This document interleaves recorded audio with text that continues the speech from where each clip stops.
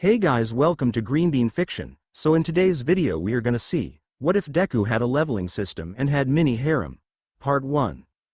Before starting, make sure to hit that like button and subscribe if you are interested in MHA fanfictions.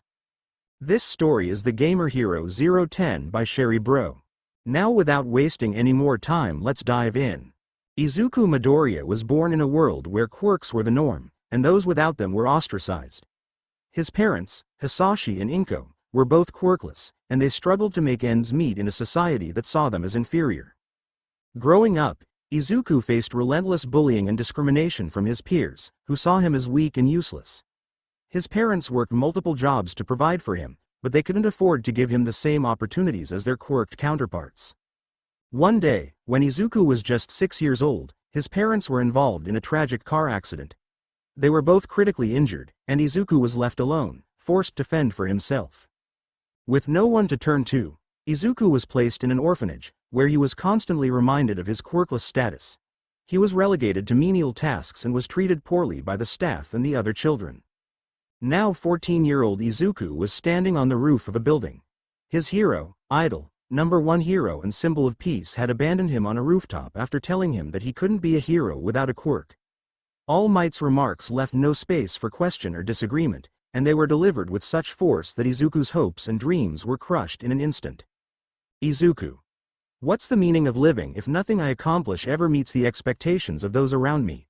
What's the purpose of trying if I'm constantly going to be treated as trash? What's the sense in going any farther if I'll never be happy, let alone satisfied with my life? He thought bitterly. Despite the harsh words and the crushing reality, a spark of determination ignited within Izuku. He wiped his eyes and took a deep breath. Izuku. I'll prove them wrong, he whispered to himself. I'll become a hero, no matter what it takes. As he walked home, his thoughts swirled in a storm of self-doubt and despair. He didn't notice when Katsuki Bakugo, his childhood friend turned bully, approached him from behind. Katsuki. Hey, Deku. Katsuki's voice was laced with scorn, yanking Izuku out of his daze. Izuku turned to face him, trying to mask his inner turmoil. Izuku. Kei-ka-chan, he stammered. Katsuki. I heard what the Great All Might told you, he sneered, his eyes gleaming with cruel amusement. Did you think you could be a hero without a quirk? That's the stupidest thing I've ever heard. Izuku's fists clenched at his sides, his knuckles turning white. He knew Katsuki would relish in his pain, but it still hurt to hear the words aloud. Izuku. I just wanted to try, he muttered, looking down. Katsuki stepped closer, his expression fierce. Katsuki. Try? That's all you ever do, Deku. Try and fail. You're useless without a quirk, and you know it. Izuku's eyes filled with tears, but he blinked them back, refusing to let Katsuki see him break. Izuku. Maybe I don't have a quirk, but I can still help people. I can still make a difference, he said, his voice trembling but resolute. Katsuki laughed harshly. Katsuki. Help people? With what? Your endless crying. Face it, Deku, you're nothing. You're always going to be nothing. Izuku. At least unlike you, I know what it means to truly struggle. One day, I'll be a hero, and I'll do it without bullying others or relying on brute strength. I'll be a hero with my heart and my mind, something you can never understand, he snapped at a blonde. Katsuki's eyes widened, and his face twisted with rage. Katsuki. What did you say? He growled, his voice low and dangerous. Izuku. You heard me, Kachan, he said, stepping closer, his fear melting away in the face of his resolve. A real hero doesn't need a quirk to save people. They need compassion and determination. That's what makes a true hero. The words struck a nerve deep within Katsuki. His fury erupted like a volcano, his fists crackling with explosive energy. Katsuki. Shut up, Deku. You don't know anything. Before Izuku could react, Katsuki's palm shot forward, releasing a massive explosion. The force of it was overwhelming, and Izuku felt the impact hit him square in the chest. Pain exploded through his body, and he was thrown backward, the sheer force of the blast creating a gaping hole in his chest. Izuku crumpled to the ground, gasping for air, his vision blurring as the agony surged through him. Blood pooled around him, and he could feel his consciousness slipping away. Katsuki stood over him, breathing heavily, his face a mask of shock and horror at what he had done. Katsuki. Deku. I didn't mean, he started, but his words faltered as he looked at the grievous injury he had inflicted. The world around Izuku began to fade, but even in his fading moments, his eyes remained locked onto Katsuki's.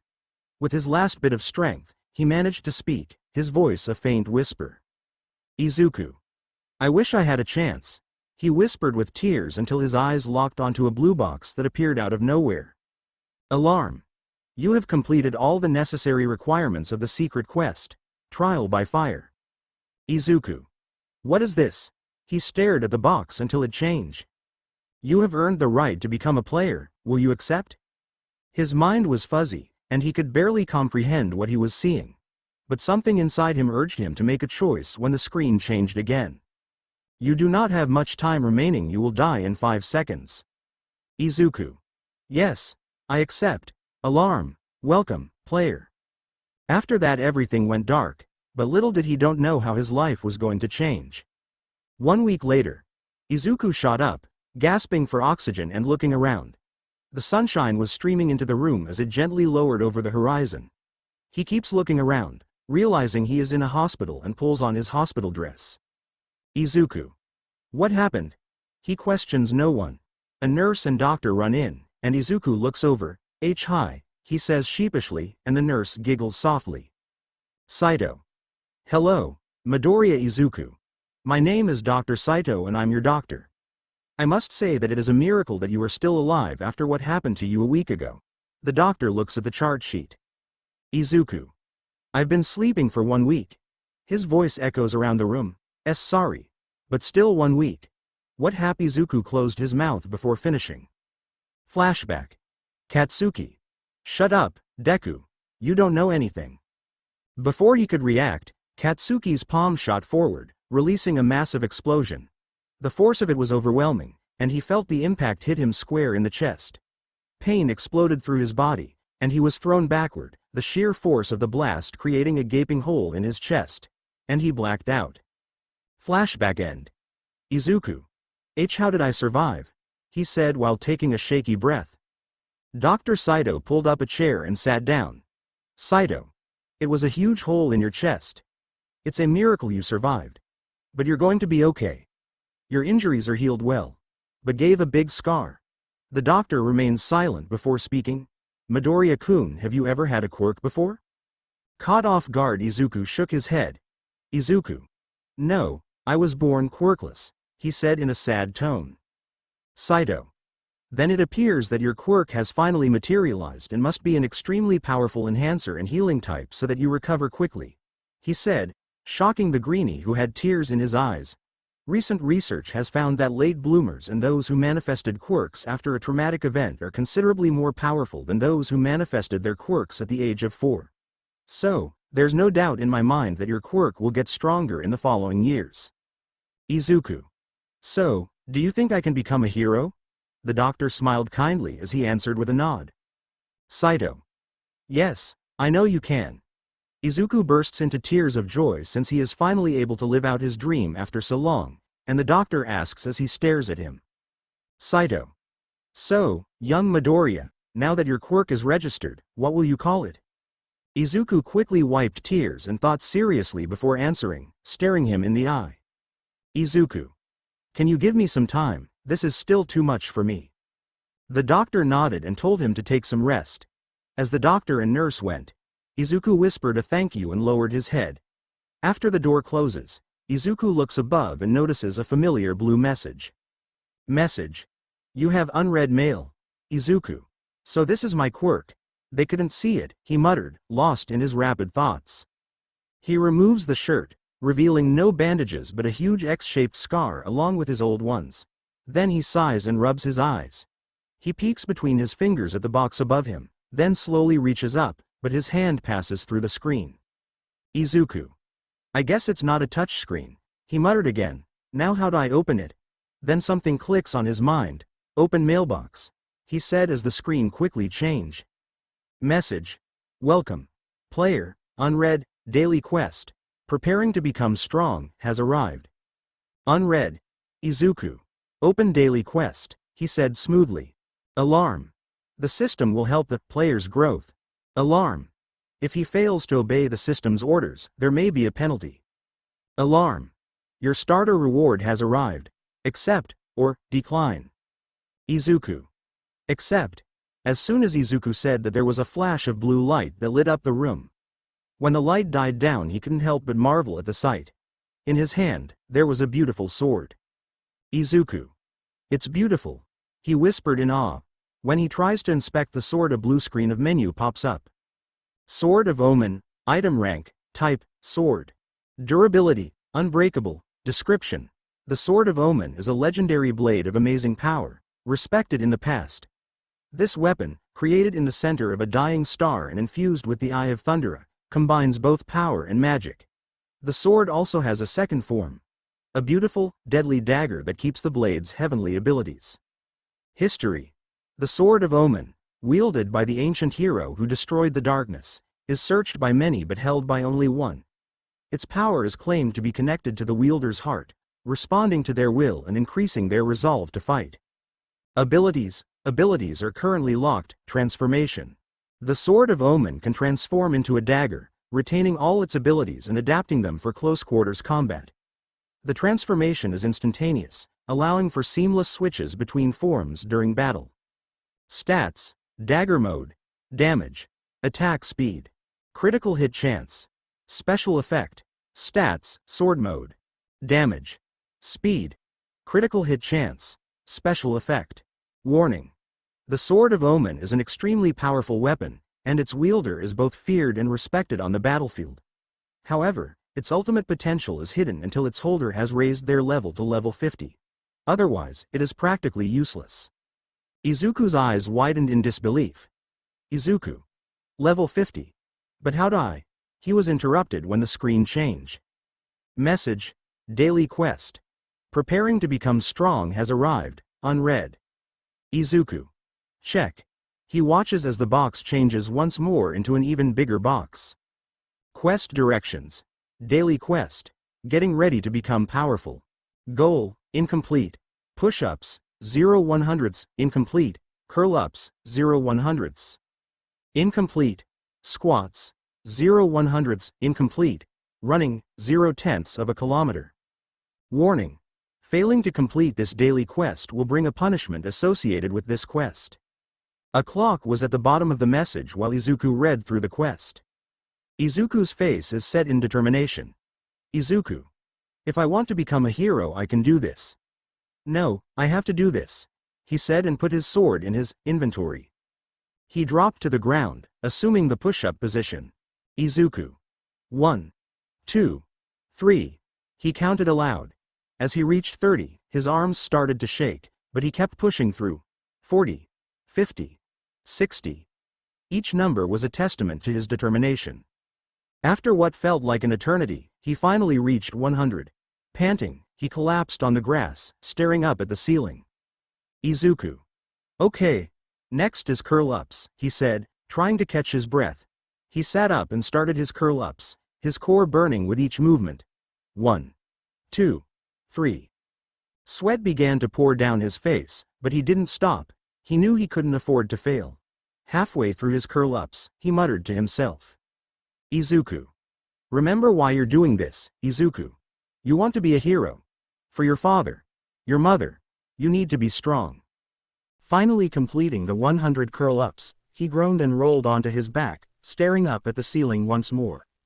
Izuku. No time to rest, he reminded himself. He stood up shakily and began his squats, counting each one.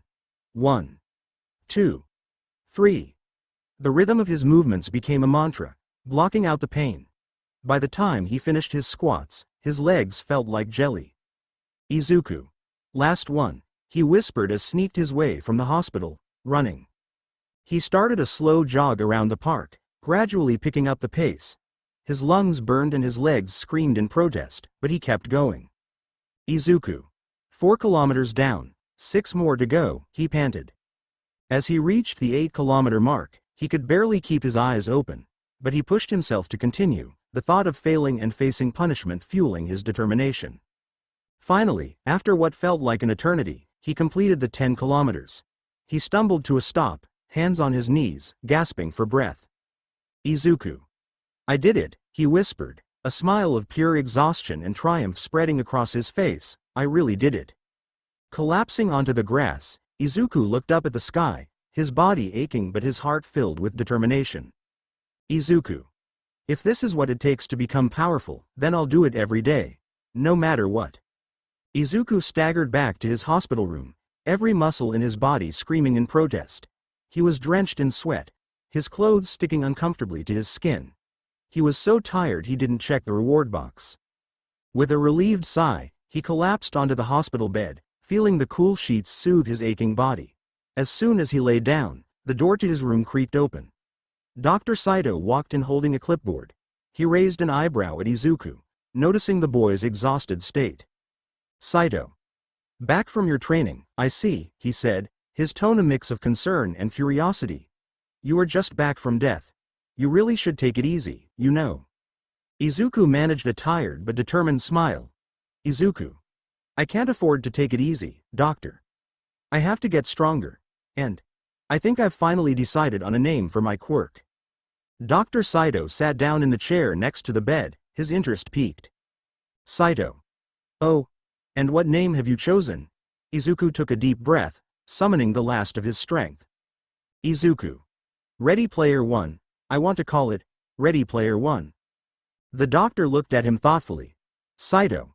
That's an interesting choice. Why that name? Izuku's eyes lit up with passion, despite his fatigue. Izuku. Because it is like a game. A game where I have to complete quests to level up and get stronger. Each day is a new challenge, a new quest that brings me closer to becoming the hero I want to be.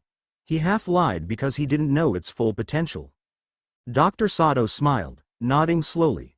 Saito. I see. It's quite fitting, considering how hard you've worked today. Izuku nodded vigorously. Izuku. Exactly.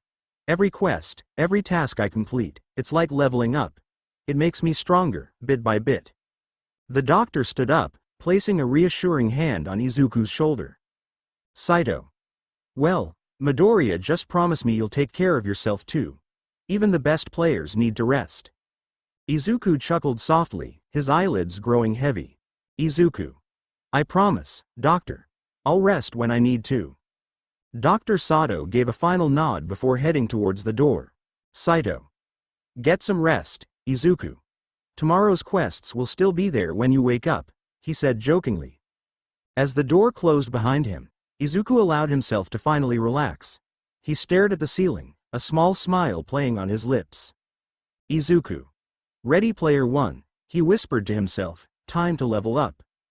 And with that, he drifted off into a well-earned sleep, dreaming of the hero he was determined to become. A few days later, two nurses were talking near a window while enjoying their break. Nurse 1. So, did you notice the kid they brought whose quirk appeared recently? She said, drinking her coffee slowly. Nurse 2. Yes, he has been running every day since he recovered. She turned to see Izuku pass by them. Nurse 1. Is that okay for him to do? Nurse 2. If it's light exercise, it's okay. Izuku came to a stop, supporting himself on his knees and panting, with a slight smirk on his face regardless of his huffing and sweating. Alarm. Running 10 kilometers. Complete, 10/10ths of a kilometer. Izuku. No one else can see the messages or alarms. That's good. He decided to mess around with his quirk before he went back to school. I wonder what will happen if I don't complete daily quests. He said before shrug. Who knows? In front of him, his daily quest opens completely, showing that he completed everything. Quest rewards. Choose your reward. You may choose one of the rewards below.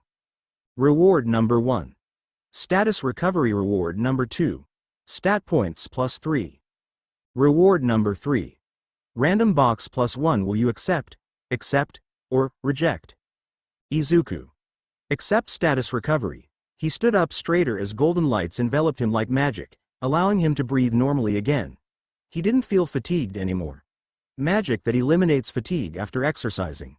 Seems like cheating, he whispers to himself while chuckling, before sitting down on the bench. Izuku extends his hand as the box appears within it. He could boost any of the character's stats at will, as long as he got stat points. Some stats are changed. Status. Name. Izuku Midoriya. Level. 1 class. None alias. None HP. 200 megapixels. 150. Strength. 16 vitality. 10 agility. 10 intelligence. 10. Sense. 10 fatigue. 0 remaining points. 3 Izuku. I gain strength as my stats grow. Of course, greater levels would do the same. A soft sigh escaped from his mouth as he spent all points in strength. My life has become a video game. He thinks before pulling up his skills and inventory sheets as he sits back against the bench, checking the boxes. This is crazy. Izuku dresses in what he receives as daily quest rewards. He wasn't sure why, but the doctor hadn't discharged him yet. He didn't mind, but he needed to try something out. Izuku. Can I leave for today? He asks the receptionist. He yawned while rubbing his hair. Receptionist. That's okay, but where are you going? She asks without looking up. Izuku. I need to go see a friend. I have to get my homework. He lies easily and she lets him go. Izuku quickly makes his way to a subway station near the hospital and arrives at the door. He looks down the stairs before pulling a golden key from his inventory system. Izuku. Let's see what this does. The random box from that morning gave him a key that instructed him where to go. Dungeon key, item rank, common, type, key, description. A key that allows you to create an instant dungeon. You may use this in the third entrance of XX location XX. Izuku. A key that unlocks an instant dungeon. Yeah, this feels like a game. He swallows calmly. I guess I should give it a try. If this is what my quirk wants, then I'm way behind in training. Izuku mutters to himself as others walk by, ignoring him as they normally do. He holds out the key and exhales. Izuku. No more running away, no more being weak. The key lights up, and the sound of electricity fills the area around him. Blue light flows from the bottom of the stairs, creating what appears to be a doorway. Izuku goes downstairs and passes through the entrance. Alarm! You have entered the instant dungeon. Izuku took a deep breath before hearing what sounded like cracking. He turns around to look at the blue doorway beginning to transform into a wall, and a new message appears. Alarm! You cannot leave the dungeon. Either kill the boss or use the return crystal. Izuku's heart raced. Izuku. There's no turning back now, he murmured to himself. I have to kill the boss and complete this dungeon to get out. A loud howl echoes from the depths of the passageway, and Izuku shakes his head before rising straighter. He walks forward, fists clenched at his side. The flickering lights above him and the shattered sidewalk gave the subway station a menacing atmosphere. Izuku. All right, Izuku, he muttered to himself. You faced worse. It's just an abandoned subway station. Izuku looks around and notices grass spreading between the cracks. As Izuku approached a turning point, all of the store gates were closed and locked in place. Suddenly, a hissing growl comes from the left. Izuku's eyes concentrate on it as a red-furred beast jumps at him, preparing to rip his head off. Izuku jumps backward, avoiding the creature as it skids across the floor. Izuku. A wolf, he thinks as he lowers his stance, staring until a name appears over the beast's head. Steel Fang Okami. The beast had red fur and what appeared to be a metal lower jaw. Izuku. Ah, that's why it's called Steel Fang, he says, clenching his fist and dragging his leg back. I've never fought in my life, always beaten up, but this time I will fight. Izuku jumps to the side as the wolf attempts to attack him. The wolf attacks again, forcing Izuku to move his head to the left as the metal jaws slam shut where his head is. He jumps backward, cartwheels away, flips, and crashes on his head with his back against the metal wall. Izuku felt the world was upside down. He tilts his head slightly. Izuku. Huh. He pushes himself off the floor and effortlessly performs a perfect handstand. My body is lighter than before. Izuku pushes himself off the floor with his hands before standing up and landing on 2 feet. He stood face to face with the beast as it was getting ready for another attack. He pulls his fist back. Izuku. I nearly lost my life a few days ago. I am not dying right now. Not till I achieve my goals. he said as he smashed his fist into the wolf's metal jaw. The wolf's jaw slammed shut, and its body was thrown backward against the metal gates, crushing them through. He stumbles back slightly, raising his hand. Seeing a soft green glow around his hand, he does nothing but a small smirk was on his face. Just as I expected. If I improve my stats, I'll be powerful, too. I will be able to get into the UA high now, after 10 pathetic years of being a quirkless kid. A growl knocks him out of his thoughts, forcing him to look down. He watches the wolf walk out of the damaged shopfront. Not yet, it is still stronger than I am. Zero, he thought angrily as the wolf charged towards him. Izuku rushes forward, meeting the wolf and punching the beast as many times as possible without being captured in its teeth. Seeing his attacks not working, he leaps back again. Izuku. It's not working. I don't have a weapon to. His thoughts were interrupted when he had to jump away, but not before receiving a claw mark on his thigh from the beast. Said beast crashed to the metal gate, creating a hole. Inventory. He shouted as the blue screen appeared next to him. The wolf claws itself out of the metal hole. Izuku scans the weapons page, noticing 2 sword icons. His hand rapidly reaches into the screen, grabs the second one's handle, and pulls the weapon out. Izuku. My second reward from the other day. If I can't wield the Sword of Omen yet, I'll use an ordinary one. He spoke as a simple blade appeared from the screen. Steel blade. Item rank common. Type. Sword. Attack. 10. Izuku didn't have time to check his numbers when the wolf attacked him. He swings in a forward motion, chopping the beast in half with the animal's forward momentum. Its body lands behind him, splattering blood across the walls. Exclamation mark. Alarm. You have defeated the Steel Fang Okami. Exclamation mark. Alarm. You leveled up. Izuku exhales, holding the sword in front of him. An unknown sound causes him to look down the hallway, where 2 more names appear next to each other. Red eyes scan the darkness that surrounds the beast he just killed. Izuku. You want me dead, so come and get me. He yelled and pulled the blade up, only to find that the sharp end of the sword was stuck in the floor. I didn't swing that hard, did I? He grabs and pulls with both hands as he hears the steel fangs coming towards him. Oh, come on, he shouted as the wolves came close and jumped at him. Izuku shouts in rage as he rips the sword from the stone and cuts into the air in a matter of seconds. The first beast was just cut on the side. The second one tightened the blade in its sharp teeth. Izuku swallows the spit. The beast was looking directly at him. Izuku immediately brings his knee up, hitting the creature's chest and sending it into the air. Izuku removes the blade from the wolf's mouth and cuts it in half. The first wolf stares at its partner before focusing on Izuku, who stands up straight. Izuku. You monsters are a bunch of weaklings. Even Katsuki could probably take care of you, he remarked, seeing the beast lower itself and disappear into the shadows. Only red eyes remained before it vanished too. Izuku pulls up his stat sheet, seeing that each state level has increased by 1. He also unlocks the skills faction. Status. Name. Izuku Midoriya. Level. 2. Alias. None. HP. 200/205. MP.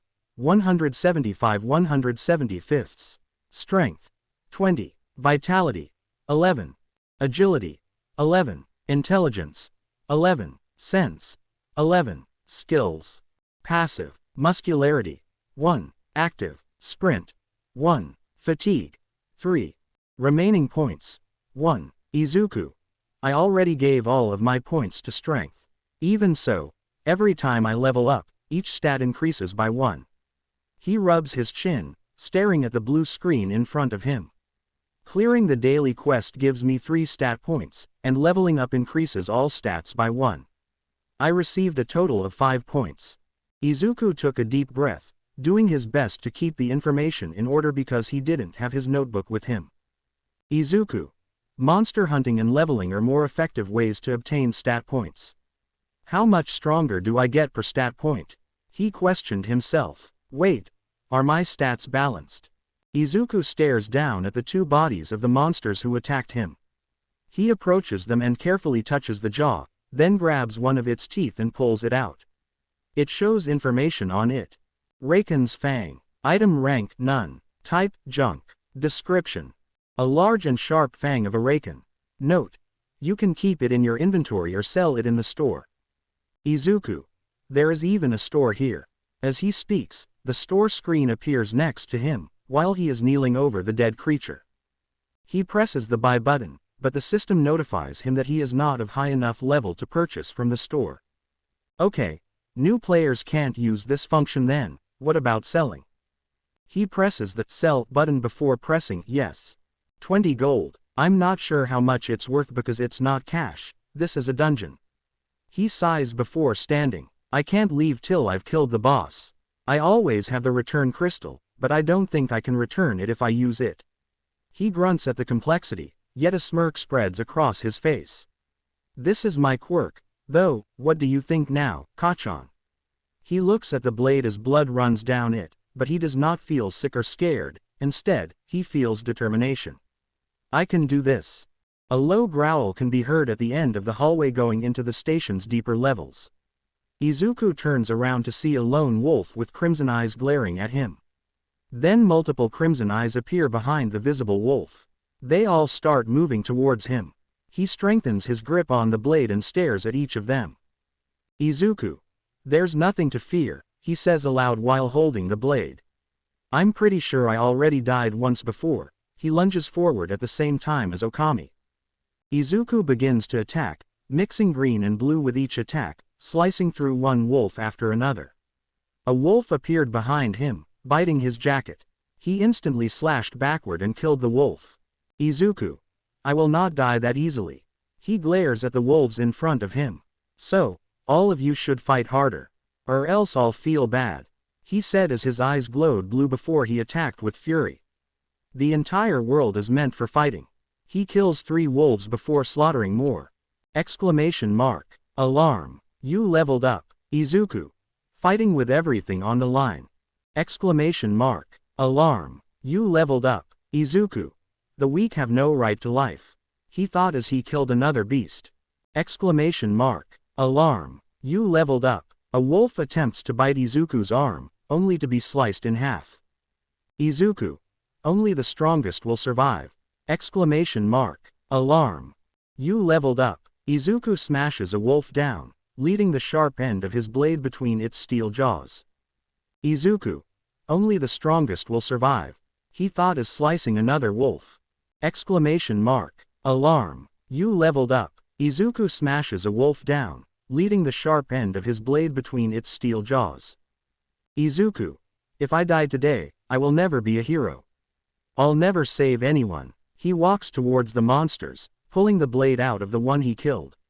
I am not going to keep my head down like a weakling anymore. He swings the sword in front of him before gripping the handle with 2 hands. If I can get stronger, I will follow these rules to get there. He yells and dashes forward, sword back, ready to attack. A few moments later. Exclamation mark. Alarm. You leveled up. The hallway was filled with the corpses of the beasts he had killed. Blood sprayed on the walls and ceiling. As he moved closer to the station, blood sprayed across his neck and face. He steps into the wide space where the gates are. He twists his head to see a wall of darkness and crimson eyes. Waiting for his blood, Izuku turns to face them, breathing out calmly. Exclamation mark. Alarm. You have unlocked a new skill, Koken. Koken. Skill type power-up skill. Description. The Koken is a powerful power-up technique that temporarily increases the user's powers, doubling their stats for a limited time. Abilities. Stat boost. When activated, Koken doubles the user's stats, including strength, speed, agility, and endurance, making them significantly more powerful and resilient. Enhanced combat. The sudden rise in power strengthens the user's combat abilities, allowing them to unleash destructive blows and with lightning-fast speed dominate opponents. Stats boost. Strength. X2. Speed. X2. Agility. X2. Endurance. X2. Mana, stamina consumption. 200. Warning.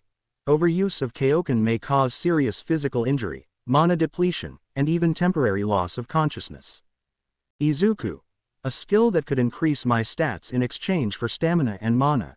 Yeah, I will use this technique as a last resort. he said as he closed the menu and opened inventory. 34 wolf fangs, 2 worn daggers, traveler's clothes, and Hearthstone Aka the return crystal. He mutters as he looks at his inventory. That was more than I expected. Hearthstone, he said as the stone appeared in his hand with a blue glow. Should I just go back? Izuku analyzes the stone before placing it back in the inventory. Izuku. No, there's no guarantee that there will be another chance to get stronger this easily. The random box gave me the key to become stronger. There's no way I am losing the opportunity. He continues to walk over dead beast bodies, scanning the area carefully. For the first time, I can learn about my own quirk without it feeling weird or ominous. He continues his march across the station, killing any new monsters that appear. Exclamation mark. Alarm. You leveled up. The blue glow of his eyes sparkles in the darkness as he breathes out. He glances down at the monster, noticing the once orange name becoming silver. Izuku. Every time I level up, the fight against the monsters, he squeezes his teeth before chopping another wolf. It becomes a little easier. He slices up what appears to be a huge baboon and a black panther. You have slain Razor Claw Briga. You have slain Black Shadow Raisin. Izuku. The color of the name changes according to the monster's strength. White indicates it's weak, orange means strong, and red, he shivers just a little thinking about that kind of thing. Too strong. He swipes his blade in the air, getting blood off of it as he continues inspecting the beasts. The once orange wolves have turned white. It means I become stronger, a lot stronger, yet even with my current strength, I'm not sure I can beat down whatever is waiting for me down there. He looks down a foggy stairway with overgrown grass on the cement stairs. I'm getting chills. Izuku. Maybe my senses have improved, but I can tell how powerful the monster below is. He examines his status sheet. My level doesn't seem to be rising anymore. Status. Name. Izuku Midoriya. Level. 15. Class. None. Alias. None. HP. 1111/05. MP. 200/200. Strength. 35. Vitality. 24. Agility. 24. Intelligence. 24. Sense. 24. Skills. Passive. Muscularity. 1. Active. Sprint. 1. Koken. Max. Fatigue. 30. Remaining points. 7. Izuku. In addition, if I continue battling irrationally, my sword will eventually break down. He quickly accepts his decision and walks the steps into the darkness that awaits him. It takes some time, and he mutters to himself as the silence surrounds his steps. These staircases seem longer than the others. Once he reached the bottom, he noticed the flooded region and overgrown grass everywhere. Is this really a subway station? He reached the bottom without noticing a creature until his eyes shifted to a presence on his left. He draws his blade up just in time as something hits it hard. Izuku. Fast. Izuku pushes against it while the steel clashing makes a shrieking sound. Then his body is whipped across the platform, colliding with a pillar, shattering and denting it. Gah. He coughs out blood while strongly holding the sword. He lands on his buttocks and catches his breath. A few inches above his head, there was fractured concrete and a hole. He swiftly brings up his blade to prepare for another blow, only to discover that it has broken. Izuku looks at it with disbelief. Izuku. I thought I leveled up more. He stands up and stares at a huge snake. While hissing, a name appears above its shovel-shaped head. Venonazura. The sapphire serpent. The gigantic blue snake curls back, towering over the green-haired boy. Izuku. You must be the boss, but your name's still orange. The snake's jaw widens, with fangs showing. Each fang appeared to contain metal as they shined in the faint light. Izuku turns the broken sword in his palm and grips it so that the blade points backward like a dagger. Izuku swiftly looks at the snake, whose scales appear hardened. Izuku. A sword cannot pierce those, and punches are also useless. His mind runs for the solution to solve this situation, but the snake takes the offensive. He jumps to the left before assaulting the snake's side, but all he hears is clanks. I need a fast attack with power behind it. He shouts at himself as the blade fails to cut anything. At the same time, I need to weaken this guy's defense. He glances up and sees the snake's bright red eyes and silver teeth from above. The enormous body glides in front of him, and he swiftly turns to face its head. How can I deal with these thick scales? The snake moves quickly, forcing Izuku to dodge faster until the bottom of the snake's body whips forward, which Izuku blocks with his shattered blade. He pressed his forearm against the flat side of the edge to provide stability. Izuku. I might die if it hits me straight. He grits his teeth harder, attempting to stop the ongoing attack, until the snake sweeps its tail upwards, shifting Izuku's block. The snake moves as quickly as a viper, ramming its body into him, causing pain. The snake eventually pauses, and he lands on his hands and knees, groaning. Izuku. I thought I became a little stronger. But I am still lacking. He looks at the ground. How much stronger do I have to get? He grabs his sword properly, just as the snake's mouth and head are inches away. To escape from my past is the weakest. His blade collided with the snake's metal fang, breaking both and causing sparks. The snake continued his assault until his tail struck Izuku in the back, sending him face first into the concrete wall, making cracks spread throughout the wall. Izuku stumbled, his vision blurred. The impact echoed throughout the structure, causing cracks to spread over its surface. His body screamed in agony, but he could not afford to rest. He forced himself up from his knees, his shaking fingers bracing against the broken wall. As Izuku forced himself to stand, memories flooded his thoughts, each one a scar pierced into his soul. He remembered the accident that killed his parents when he was 6 years old, leaving him alone in a world that was bound to break him. He remembered all the taunting, insults, and mockery from his fellow students who mocked him for being quirkless, for being different. The words were still echoing in his mind. You'll never be a hero. You're just a useless Deku. He gripped his fist, his knuckles white with exertion. His thoughts turned to All Might, the symbol of peace, who had earlier told him to give up on his goal of becoming a hero. His words were hurt more than an injury, a betrayal from the person he admired beyond all others. Then there was Bakugo, his childhood friend and tormentor. Bakugo had always been stronger, the best, and he had made Izuku aware of this. He remembered Bakugo nearly killing him, aggressively using his explosive quirk. Izuku. Whatever the opponent does, pure strength will overwhelm you, and fear will make your knees collapse and toes dig into the ground. I was ignored because I was weak. He didn't notice that his eyes were ice blue rather than the usual bright green, and a faint red aura surrounded him. He sprints forward, and the snake follows him with his mouth open and fangs ready. Izuku dodged and slashed the snake's abdomen. He lands before tearing the scales further, and the snake strikes past him. He jumps as the snake's head reaches him. He dodges left again, but this time the snake turns its head and snaps at his hand, forcing him to lose the sword. Izuku. I am not afraid of you. He growls loudly before leaping. The red aura grows bigger as a menu pops up. Skill activated. Koken. He is wrapping his arms around the snake's neck, just behind its head. Veins show through his skin as he squeezes around the snake's neck, grasping and burying his fingers against the scales. The scales tear under each of his fingers as he squeezes the snake tighter, and the sound of scales snapping causes Izuku to crush the snake even more. Izuku. I put all my points into strength. The snake rises into the air, attempting to throw Izuku off its body, but he remains stable. The snake's body hits Izuku into the ceiling, causing him to bleed from the head, yet he refuses to let it go. Izuku.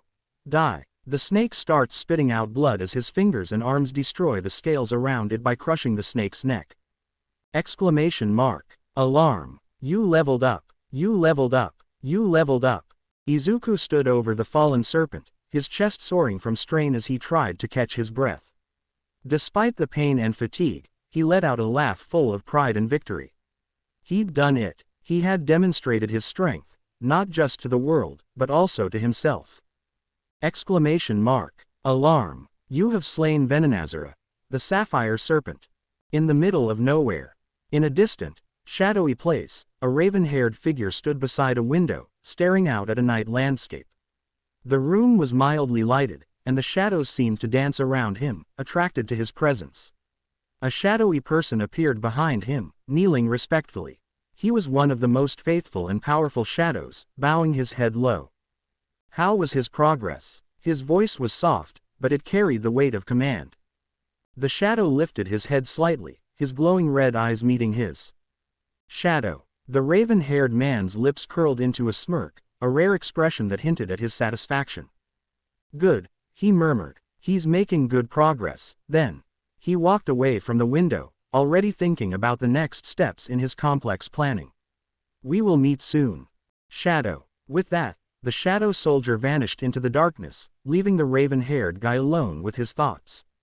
He had been watching Izuku for some time, impressed by the young hero's potential and the difficulties he had encountered. Their paths were bound to cross, and he was curious to see how Izuku would handle the trials that were ahead. As he stood in the dark light, a sense of purpose filled the space.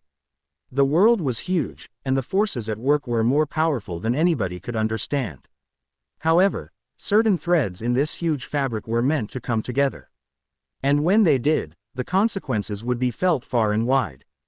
Then his smile widened into a grin, his determination fueled by the hope of what lay ahead. Soon, Izuku Midoriya, soon, we shall see what you are truly capable of, he said as his eyes glowed blue. Izuku was still in his hospital room, performing sit-ups because he had nothing better to do than his daily quest. His hair covers his eyes, and his hands lay on the back of his head. After killing the boss, he got a new dagger from the boss as well as his stats raised. Status. Name. Izuku Midoriya. Level. 18. Class. None. Alias. None. HP. 2520 2520ths. MP. 375 375ths. Strength. 48. Vitality. 28. Agility. 28. Intelligence. 28. Sense. 28. Skills. Passive. Muscularity. 2. Active. Sprint. 2. Koken. Max. Fatigue. 3. Remaining points. 13. The once tiny, frail-looking green-haired boy now resembled a work of art. Each muscle was defined and appeared to be cut specifically for his physique. Sweat rolls down his abdomen. He stands up and shifts the slide-out bed beneath the main hospital bed before beginning his push-ups. A constantly growing puddle of sweat forms beneath his torso. The baby fat that used to puff up his cheeks was gone, as were his weak-ass noodle arms, as Katsuki would say. Today is the day he will be discharged from the hospital. As he was doing push-ups, his thoughts were reflecting his past.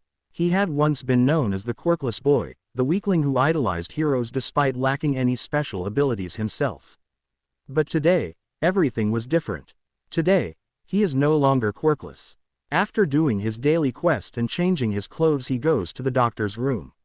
Shortly later, Izuku is handed a slip from the doctor to excuse him for being absent from classes. After leaving the hospital, his journey took him back to a small, modest apartment on the outskirts of the city, the place he had called home for years. This apartment, left to him by his late father, had been his sanctuary after a series of hardships. His parents had died in a tragic accident when he was only 6, leaving him to fend for himself.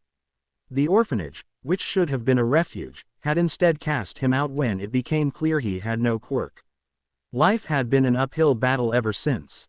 Unlocking the door, Izuku stepped inside. The apartment was tidy, a testament to his diligence and independence. He had learned to take care of himself out of necessity, but it had also shaped him into the resilient person he is today. He placed the doctor's slip on the small table in the living room and sighed. The room was filled with memories, both bitter and sweet.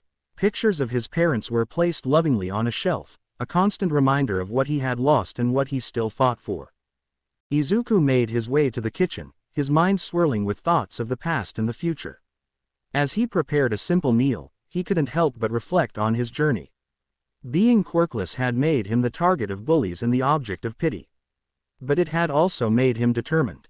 With the meal ready, he sat down at the small dining table. He ate slowly, savoring the food and the moment.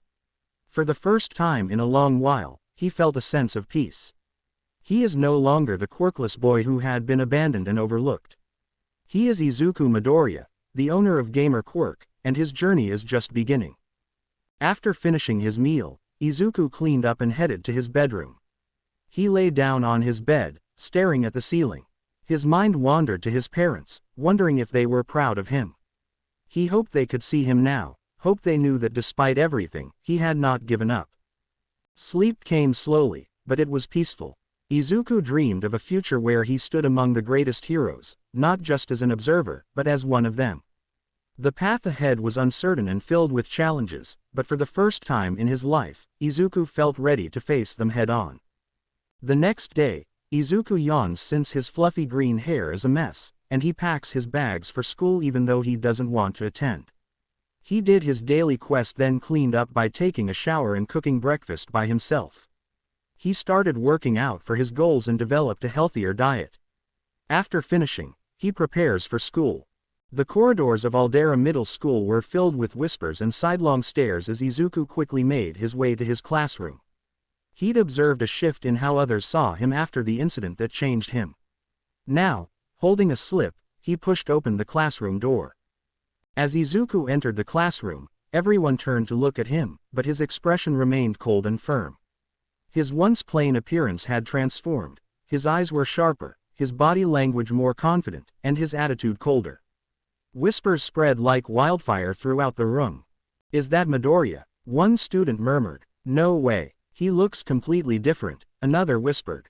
Izuku walked slowly to the front, where a pig in the name of being teacher was sitting at the teacher's desk. He handed him the slip without speaking. "Pig, what is this?" he asked, still taken aback by his changed look. "Izuku, it's the excuse the Quirk specialist told me to offer you for being late," he said coldly, making everyone flinch. Then they bombarded him with questions. "Do you actually have a quirk? What's your quirk? What does it do? Is it strong? Is that cool?" The teacher raised her hands, trying to quiet the students. "Pig, settle down, everyone. Let's give him a chance to explain." He turned to Izuku, his eyes narrowing slightly. "I think we would all like to hear about your quirk since you didn't have one before." "Izuku, I'm not going to tell you the name of my quirk," he said, his gaze swept across the room, his eyes cold and hard. "But I can tell you this, it's strong. And if any of you try to stop me from becoming a hero, I'll make your life hell." A shocked silence followed his words. For years, Izuku had been the target of their bullying, the quirkless boy they all looked down on. Now, he stood before them, not as a victim, but as someone to be reckoned with. Some of his classmates shifted uncomfortably, feeling a shiver run down their spines at the brutality of his words. A few boys who had been quick to ask questions wisely fell silent, sensing the change in his demeanor. On the other hand, some girls couldn't help but blush at his newfound confidence and attractiveness. The pig regained his composure and said, "Pig, thank you, Midoriya. Let's all get back to our work." Izuku took his seat, ignoring the comments and stares. As he sat down, his classmates continued to talk among themselves, giving sneaky stares in his direction. "Did you see how cold he was?" one boy whispered to his friend. "Yeah, it's like he's a completely different person," the friend replied. "I never thought I'd see the day Midoriya would talk to us like that," another student added, shaking her head in disbelief. Some of the girls in the class were blushing, stealing shy glances at Izuku's new, confident appearance. "He looks kind of cool now," one of them giggled, nudging her friend. "I know, right, who knew he had it in him?" her friend replied, her cheeks tinged with pink. Among those reactions, Bakugo sat at his desk, an eruption of emotions storming inside him. He tightened his hands, his jaw tight with a combination of rage, relief, and shock. Anger because Izuku had somehow acquired a powerful quirk and dared to look down on him. Relief because, despite everything, Izuku had survived his deadly blast a few days earlier. He was shocked by Izuku's new appearance and manner, which was a far cry from the shy, quirkless Deku he had always known. As Izuku sat down, Katsuki couldn't contain his thoughts any longer. He leaned forward, his voice low but intense. "Katsuki, you think you're hot shit now, Deku? Just because you finally got a quirk?" Izuku's gaze flickered to Katsuki, his eyes were cold mixed with determination. "Izuku, I'm not here to prove anything to you, Kachan," he replied evenly. "I've always aimed to be a hero. And now, I have the power to make it happen." Katsuki gritted his teeth and tightened his hands even further. His mind was in confusion, so he did not answer immediately. Meanwhile, conversations kept going around them. Some students supported Izuku's courage, while others exchanged uncomfortable gazes, unsure how to react to the unexpected shift in status within the classroom. "Did you see how serious he was?" whispered a girl with wide eyes. "Yeah, I've never seen him like this before," her friend replied, blushing slightly. "He looks so different now." A boy across the room leaned over to his friend, his voice barely audible. "Do you think his quirk is really that powerful? He didn't even tell us what it is." "Who cares what it is?" another boy muttered. "I just know I don't want to be on his bad side anymore." The bell rang, which indicated the beginning of class. The pig began his lecture, but the atmosphere remained tense. A few hours later, finally, the bell which indicates the start of break rang, and students began to leave the classroom. Izuku moved slowly, his face wearing an expression of cold determination. He wasn't interested in stupid discussions or answering questions about his quirk, he had more important things to think about. Katsuki, however, had different plans. He observed Izuku out of the corner of his eye, his emotions angry. Unable to hold back any longer, he followed Izuku out into the corridor, his steps heavy with intent. "Katsuki. Deku." His voice was an aggressive bark that broke through the noise of students in the hallway. Izuku stopped but didn't turn around immediately. When he finally did, his green eyes were cold, devoid of the usual warmth they once held. "Izuku. What do you want, catch on?" he asked, his voice icy. Katsuki closed the distance between them in a few quick steps. He grabbed Izuku's collar and pulled him near without warning. "Katsuki. What the hell is your quirk, Deku?" he demanded, his voice a low growl. "You think you can just show up with some fancy new power and act all high and mighty?" Izuku's expression remained neutral. In one rapid, smooth action, he grabbed Katsuki by the throat and threw him against the wall with such force that several students gasped. The steely expression in Izuku's eyes deepened as he leaned in, his grip tightening. "Izuku. Why do you care, Katsuki?" His voice was a dangerous whisper, dripping with menace. "Why do you care about what quirk I have now? Does it bother you that the useless Deku you tried to kill is standing here, stronger than ever?" Katsuki's eyes widened in shock, a flicker of fear flashing across his face. He struggled against Izuku's grip, but the strength behind it was unyielding. "Katsuki. You bastard," he choked out, his voice strained. Izuku's grip tightened even further, his face a mask of cold fury. "Izuku. You're the one who tried to kill me and ran away, remember?" he continued, his voice cold and furious. "Why should I tell you anything? You never cared about me before. Why start now?" The hallway had become deathly silent, with students frozen in place as they watched the argument occur. The sheer intensity of Izuku's words and actions left them speechless, wondering if he was telling the truth or not. Katsuki's mind raced, and his emotions were a wild maelstrom. The rage and frustration he felt were countered by an unexpected sense of regret. Despite his evident confidence, he couldn't argue Izuku's comments. He had treated Izuku with hatred for years, never acknowledging his worth. And now, faced with this new, powerful Izuku, he wasn't sure how to respond. Izuku finally let go, allowing Katsuki to breathe and collapse against the wall. He stepped back, his expression darkening even more. "Izuku. Stay out of my way, Katsuki," he said coldly. "I'm not the same person you used to know. I've changed, and I won't let anyone stop me from becoming a hero." Katsuki coughed, rubbing his throat as he glared up at Izuku. The hallway buzzed with whispers as the students processed what they had just witnessed. Some were in awe of Izuku's strength, while others felt a newfound respect for him. Izuku goes to his usual place calmly eating, ignoring their whispers. At lunchtime, a group of girls approached his desk. Their giggles and questioning looks indicated that they were attracted by his change. "Hey, Midoriya," one of the girls said, twirling a strand of hair around her finger. "We were just wondering, what's it like to suddenly have a quirk?" Izuku looked up from his notebook, his expression still guarded. "Ishiku. It's different," he said simply. The girl pressed on, her eyes sparkling with interest. "Can you show us what it does?"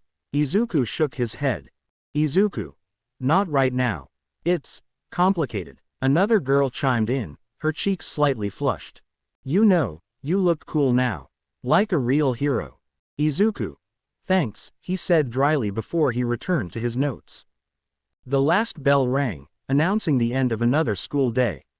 Students began to gather their belongings and talked energetically about their weekend plans.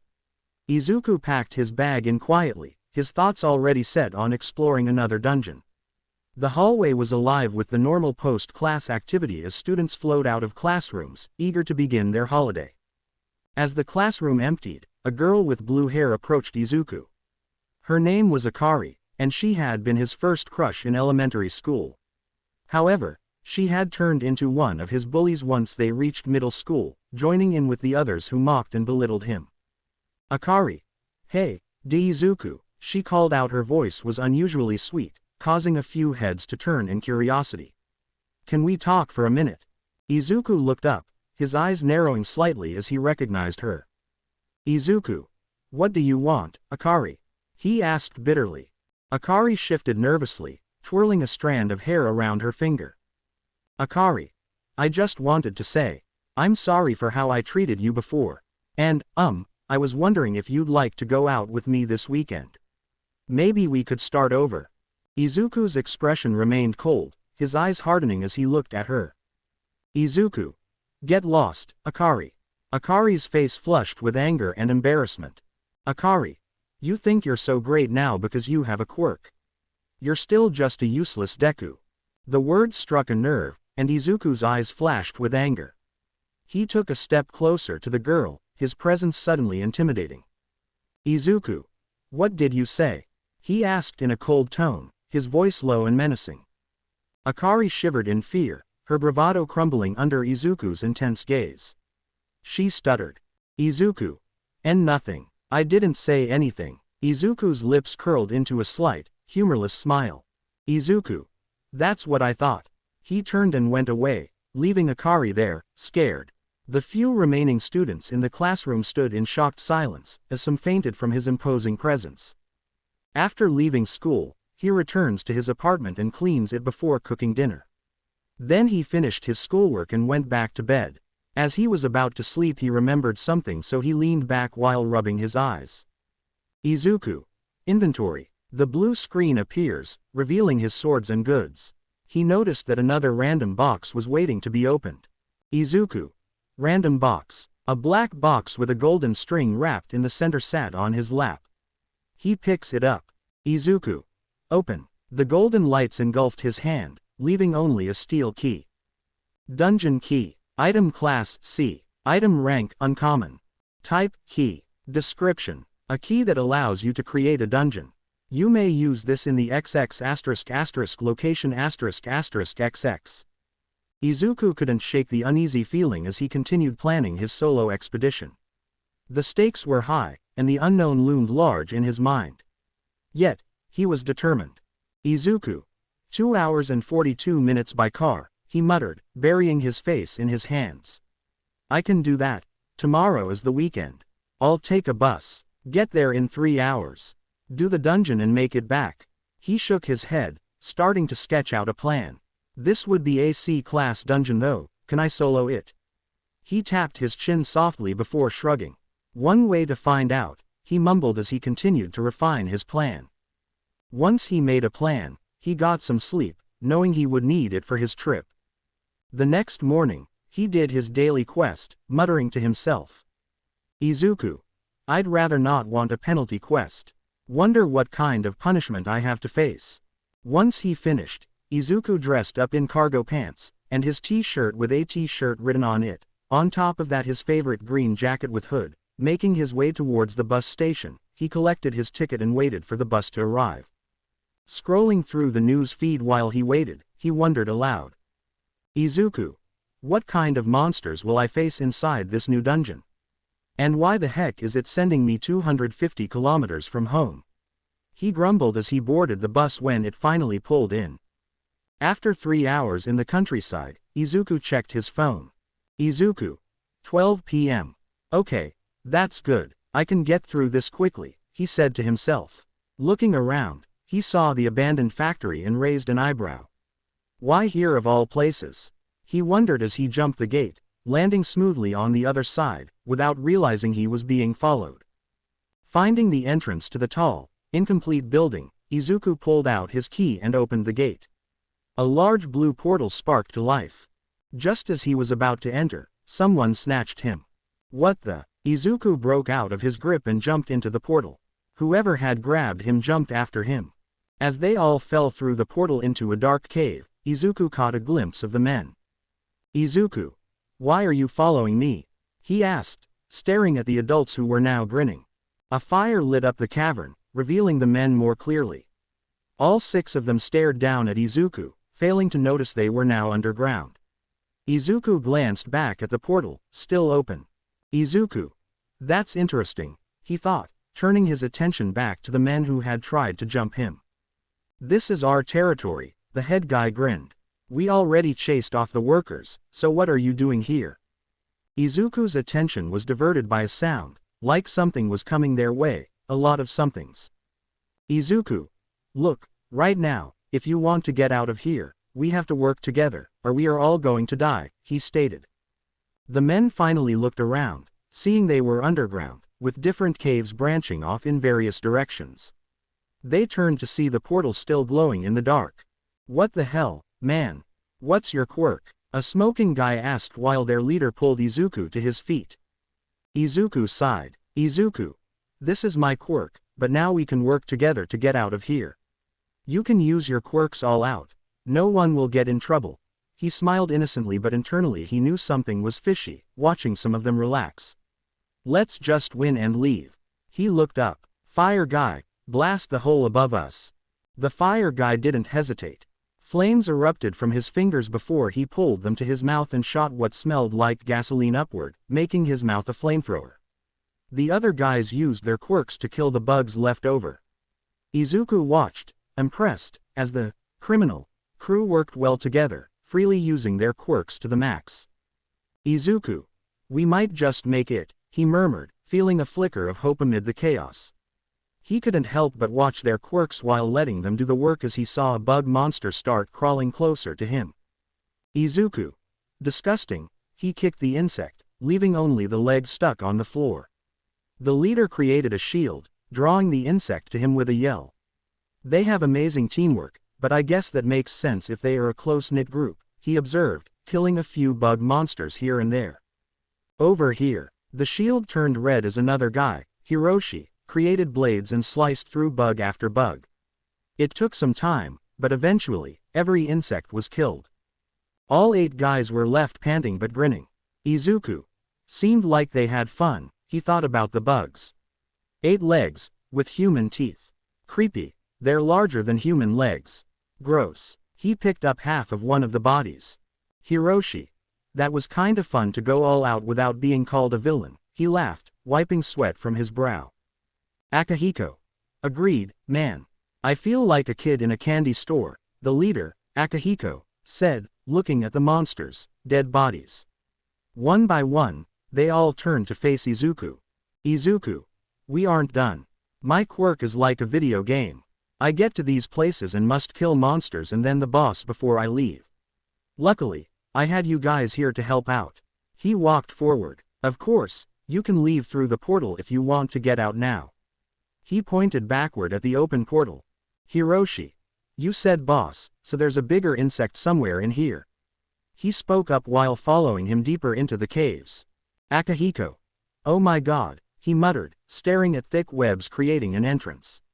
Some insects they saw earlier were wrapped tightly in threads. The boys stared back at Izuku, who just shrugged. Izuku. It's the boss room probably. So, we should be quiet just in case it's not active, he said, walking ahead of the guys. After a few more minutes of walking, they came across a room filled with glittering treasure. He blinked owlishly at them. The station dungeon didn't have anything like this. Wow, this is amazing. One of the guys, Yuta, exclaimed, kneeling down to pick up a handful of gold coins. Kenji.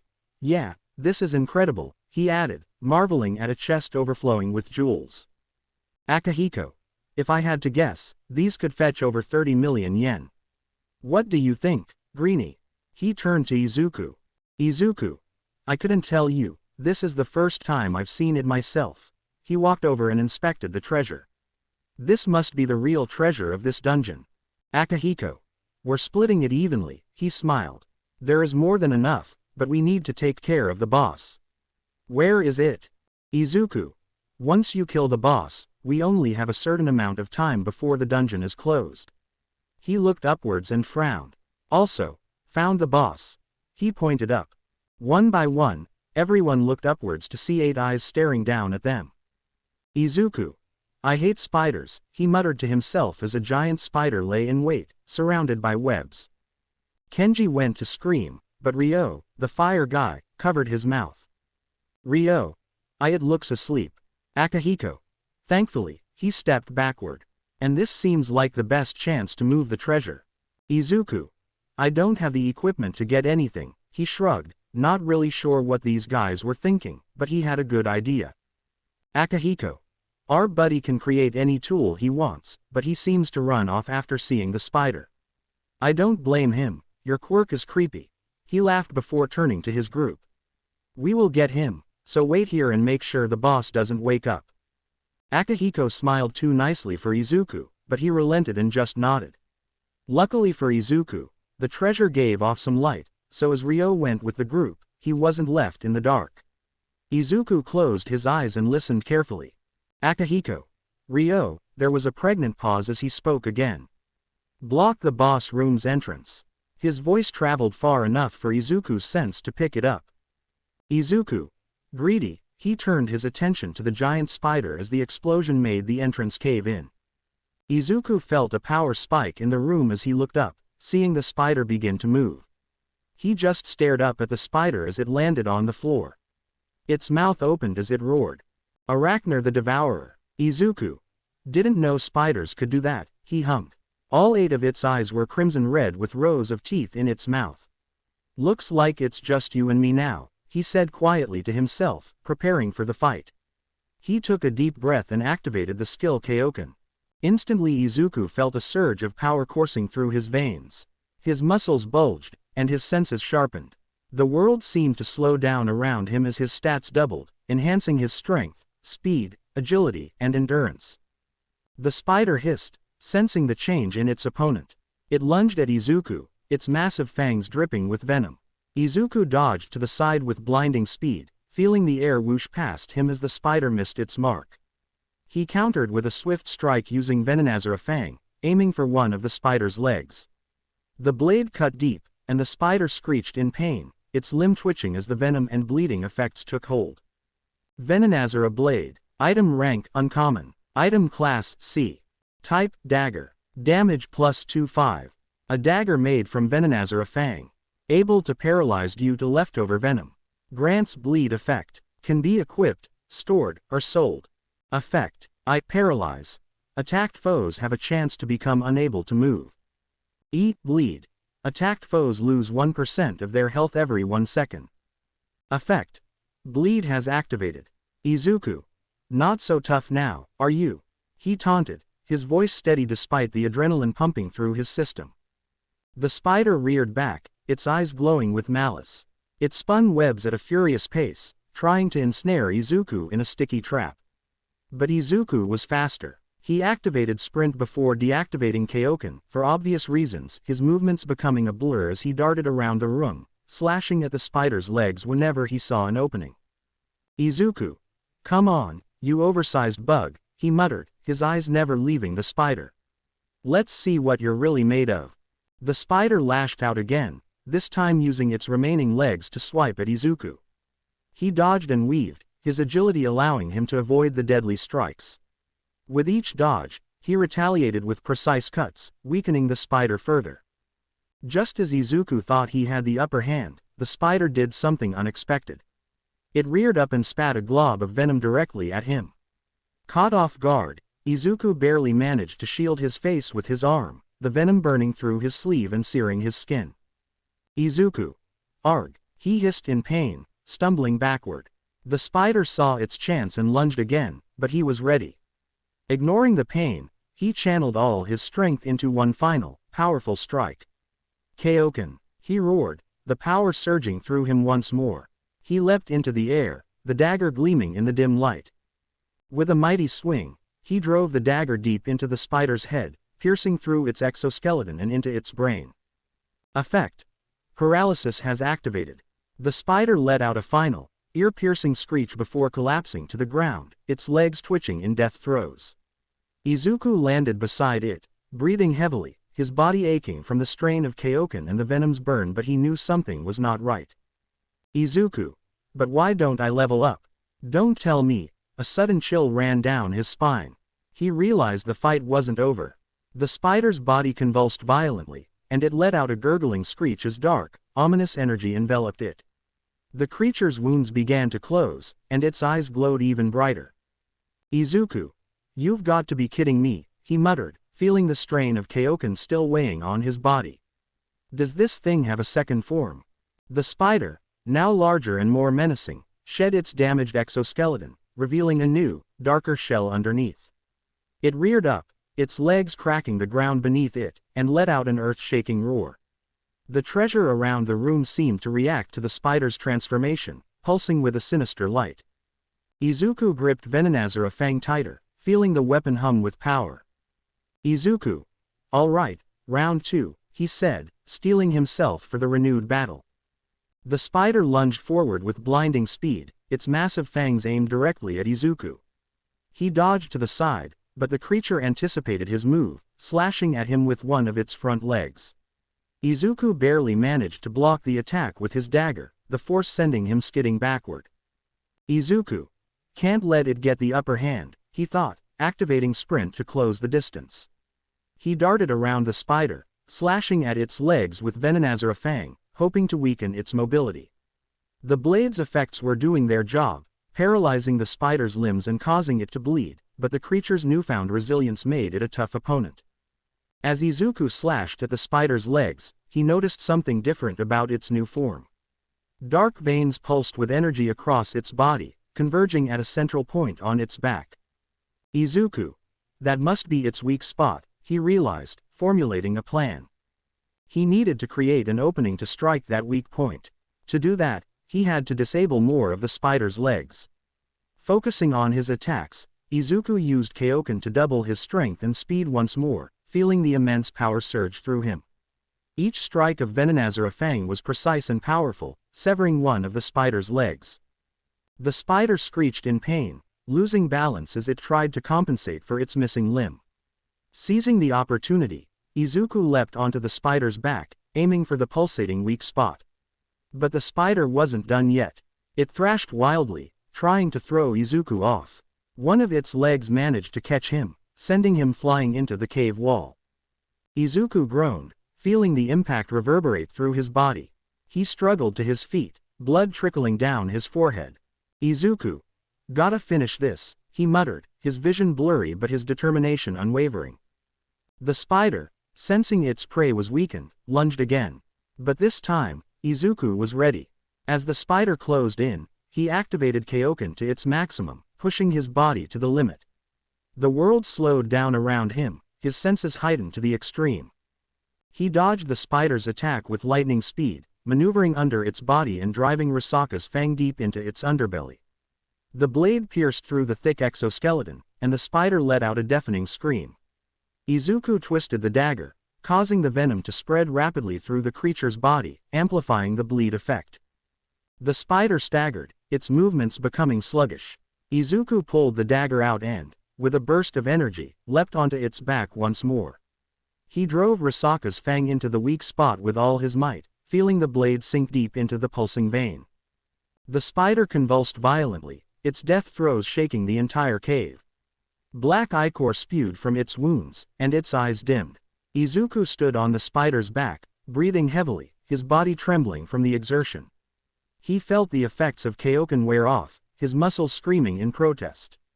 Just as he thought the fight was over, the spider let out a guttural roar, its body surging with dark energy one last time. Izuku. Just how strong is this thing? He muttered, realizing the spider still had some fight left. He knew he needed something more powerful to finish it off for good. Fortunately, at times like this the system is always on his side. New skill unlocked. Kamehameha. Kamehameha. Skill type energy attack. Description. The Kamehameha is an energy attack that channels the user's mana into a concentrated beam of immense power. Known for its destructive force and versatility, the Kamehameha is one of the most iconic and formidable skill in existence. History. The Kamehameha was developed by a great martial artist and is passed down via strict training and discipline. It represents mastery of one's energy and shows the wielder's will and strength. Abilities. Concentrated energy beam. The Kamehameha releases a powerful beam of mana, capable of causing massive damage to targets and structures. The intensity and size of the beam can be adjusted based on the user's mana reserve. Range and versatility. The technique can be fired as a focused beam for pinpoint attacks or as a wide burst to hit multiple targets. It can also be charged for a more powerful blast or quickly fired for rapid attacks. Usage. Charge. The user gathers mana in their hands, concentrating it into a dense, glowing sphere. The charging time can vary based on the desired power level and the user's proficiency. Release. With a shout of Kamehameha, the user thrusts their hands forward, releasing the stored energy in a powerful beam directed at the target. Stats boost. Damage output. Variable, based on charge time and user control. Range. Long. Area of effect. Adjustable, from a focused beam to a wide burst. Mana consumption. High, proportional to charge and intensity. Warning. Mastering the Kamehameha requires extensive training and at least 100% of the user's mana. Overuse or incorrect carrying out can cause massive mana drain and fatigue. Izuku. Kamehameha, he whispered to himself, the name of the skill echoing in his mind. He hadn't tried, but there was no time like the present. He then checked his HP and MP, which were low. HP. 1000 2520ths. MP. 105 375ths. Fatigue. 80. Remaining points. 13. The spider, rejuvenated by the dark energy, lunged at Izuku with a newfound fury. Its crimson eyes locked onto him, venom dripping from its massive fangs. Izuku took a deep breath, focusing all his remaining energy on the technique. He brought his hands together at his side, feeling a surge of power gathering between his palms. Izuku. Ka, me, ha, me. He chanted, and the energy ball became bigger and more strong. The spider was almost upon him, but he stayed strong, waiting for the right moment. As the spider went towards him, preparing to attack, he threw his palms forward, unleashing all of his energy in a blue blinding beam of pure power. Ha! The Kamehameha wave shot forth, illuminating the entire cave with its brilliant blue light. The energy beam collided with the spider, engulfing it in an explosion of raw power. The force of the blast sent shockwaves through the cave, causing rocks and debris to rain down from the ceiling. The spider let out a final, ear-piercing scream as the Kamehameha wave tore through its body, disintegrating it from the inside out. The dark force that had once powered the beast vanished, leaving only the lifeless remains of a terrifying enemy. When the light finally faded, Izuku stood in the aftermath, panting heavily. His body ached, and he felt the toll of using such a powerful technique for the first time. But he knew it was worth it. The spider was defeated, and the dungeon's threat was finally neutralized. The dungeon boss has been slain. Izuku breathes out calmly while walking away from the dead boss, not before accepting status recovery from daily quest. You leveled up. You leveled up. You leveled up. Izuku. Thankfully, I did not take the daily request reward. Who knows what might have happened? He goes back to the beast, wondering. He stabs underneath the boss's head to see what is within. He discovers a unique kind of crystal. Maybe I could sell these. They are one of a kind. He rubs his cheek, causing more blood on himself. He leans against the chest as the entrance explodes from outside. Oh, I forgot these *** holes. He thought before checking his stats. Status. Name. Izuku Midoriya. Level. 21. Class. None. Alias. None. HP. 2650 2650ths. MP. 400 400ths. Strength. 51. Vitality. 31. Agility. 31. Intelligence. 31. Sense. 31. Skills. Passive. Muscularity. 2. Active. Sprint. 2. Koken. Max. Kamehameha. Max. Fatigue. 0. Remaining points. 16. The 8 men Izuku had been inside walked into the cave, their eyes widening at the sight of the dead boss and the boy they had tried to kill waiting for them. Ryo. What, this guy is still alive. He spoke up first. Akihiko. Is the boss dead? He said, his voice sharp with disbelief. The group muttered among themselves. All. What happened? Hiroshi. Did he kill it by himself? Ryo. Was that spider just a big stupid bug? Akihiko. It seems I underestimated you, Greenie. He chuckled as he observed Izuku, who stood without a weapon. Kenji. What do we do now, sir? He asked his leader. Akihiko. We kill him, he smirked. No hard feelings, Greenie, but we get paid for this, and as a bonus, we are going to take this treasure. Izuku lowered his head slightly. Izuku. Someone wants to kill me. He kept back his smirk and raised his head with an empty expression. So you are all contract killers. The group grinned at Izuku's question. Each had their own tool or weapon ready. The leader had a shield at the ready. Izuku. What a quirk to waste on someone like you, he thought before a notification popped up. An emergency quest has been issued. Emergency quest. Kill the enemies. There are entities nearby that intend to murder the player. Slay them and ensure your safety. If this quest is not completed, a penalty will be issued as a result. Enemies required to be killed. 6. Enemies killed. 0. Izuku's eyes went wide, reading each message 3 times. Izuku. What is this? He felt his body fill with dread. The quirk suddenly. His thought was cut off by the flame quirk user attack that hit him square in the chest. Quest info. Emergency quest. Kill the enemies. There are entities nearby that intend to murder the player, slay them, and ensure your safety. If this quest is not completed, your heart will stop. Enemies required to be killed. 6. Enemies killed. 0. He was blasted backward to the opposite side of the boss room. Akihiko. Let's pick up the treasure and get out of here. If this place closes, we might be trapped. He spoke as Izuku lay spread on the broken rocks, his green eyes empty. Izuku. Why? His mind shut down before kickstarting. Why did I forget that? This world focuses on the survival of the fittest more than anything else. His hand clenched around the damaged rocks surrounding him. My thinking was wrong until now. He thought back to getting his ass kicked every day for 7 years. Every day, I walked into and out of school covered in burns and scars. No one ever helped. He slowly sat up. I mistook these dungeons as a safe place.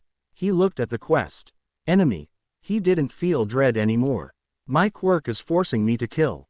If this quest is not completed, your heart will stop. Izuku. Kill if you don't want to be killed. He felt some blood rolling down his face from his forehead.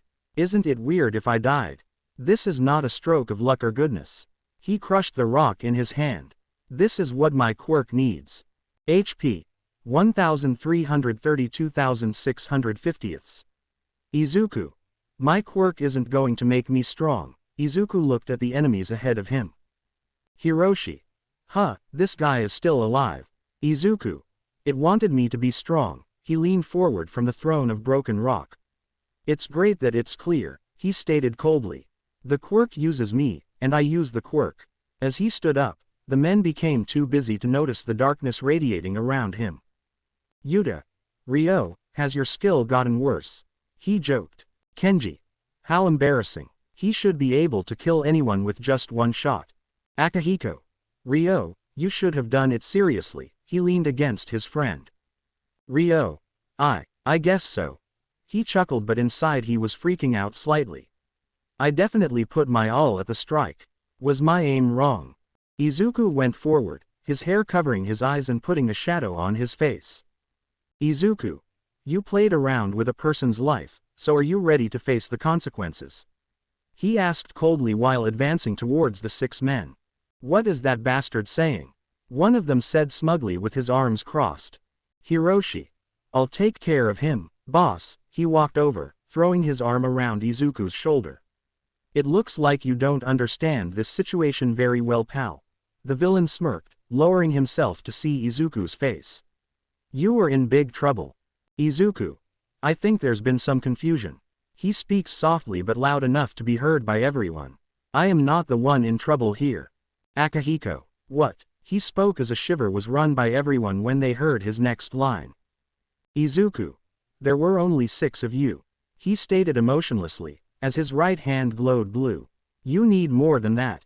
Before anyone could say anything, he flicked his wrist forward, spraying blood across the floor in front of him. Hiroshi. Ah, only this came from the villain whose throat was just slit as his head rolled on the ground. Izuku's dagger had blood across the tip of the blade. Izuku. 1, he counted off. Enemies required to be killed. 5. Enemies killed. 1. Kenji. H. Hiroshi. Yuta. That bastard, when did he? The gang screamed as Izuku walked forward, dagger at his side and pointing downward. Akihiko. Where did he get the knife? Izuku gripped the handle tighter. Izuku. I ended up killing a person. Blood kept rolling off his chin and over his shoulder and neck. A human, although I can say that the Quirk orders me, it doesn't change the fact that I killed someone. He looked down at the dead man next to his feet. If I don't kill, I will be killed. I can't run away anymore. He pointed the tip of the blade toward the group. Only the strong will survive. Izuku's entire life had been sheltered in his home. He would break from the slightest touch. Katsuki and his friends tried their best to break his body and spirit. Katsuki broke his body, but he got back up. All Might was the one that broke his spirit, yet he was still standing. He was almost killed by Katsuki, yet here he was. Inside his head, his old self had died in an explosion 2 weeks ago. He was no longer a weakling to be messed with. His eyes burned blue as he glared coldly at the enemies before him. Akihiko. I don't know what he just did, but don't let your guard down. He attempted to remain strong, but the bunch of criminals could see the shadows behind Izuku. Ryo. Give him one more blow, he ordered as Ryo created a big fire in his hand and charged. Izuku was in the blast's path for a second, then vanished in a blur. Izuku. Your quirk is annoying. Ryo's eyes widened as he stared into cold blue eyes before feeling 20 different cuts across his body.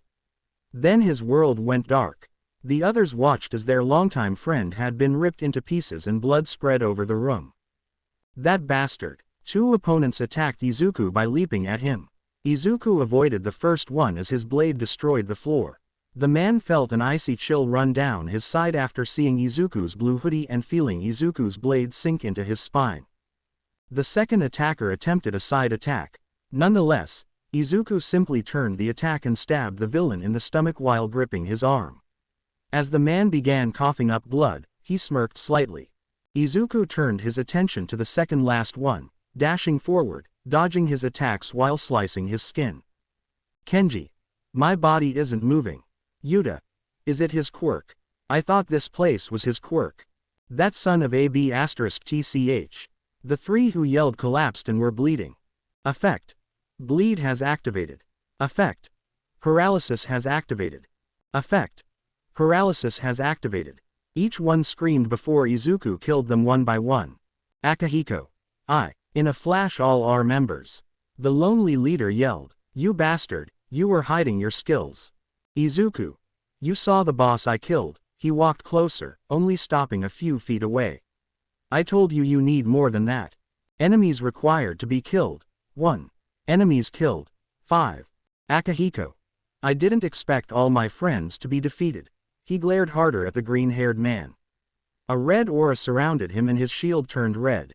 I will kill you, and take their revenge. He charged forward, intent on killing Izuku, only to freeze up as a hand was in front of his face. Izuku. Akihiko, you're fierce and strong, he stated in a cold and icy tone. But there's one thing you don't know.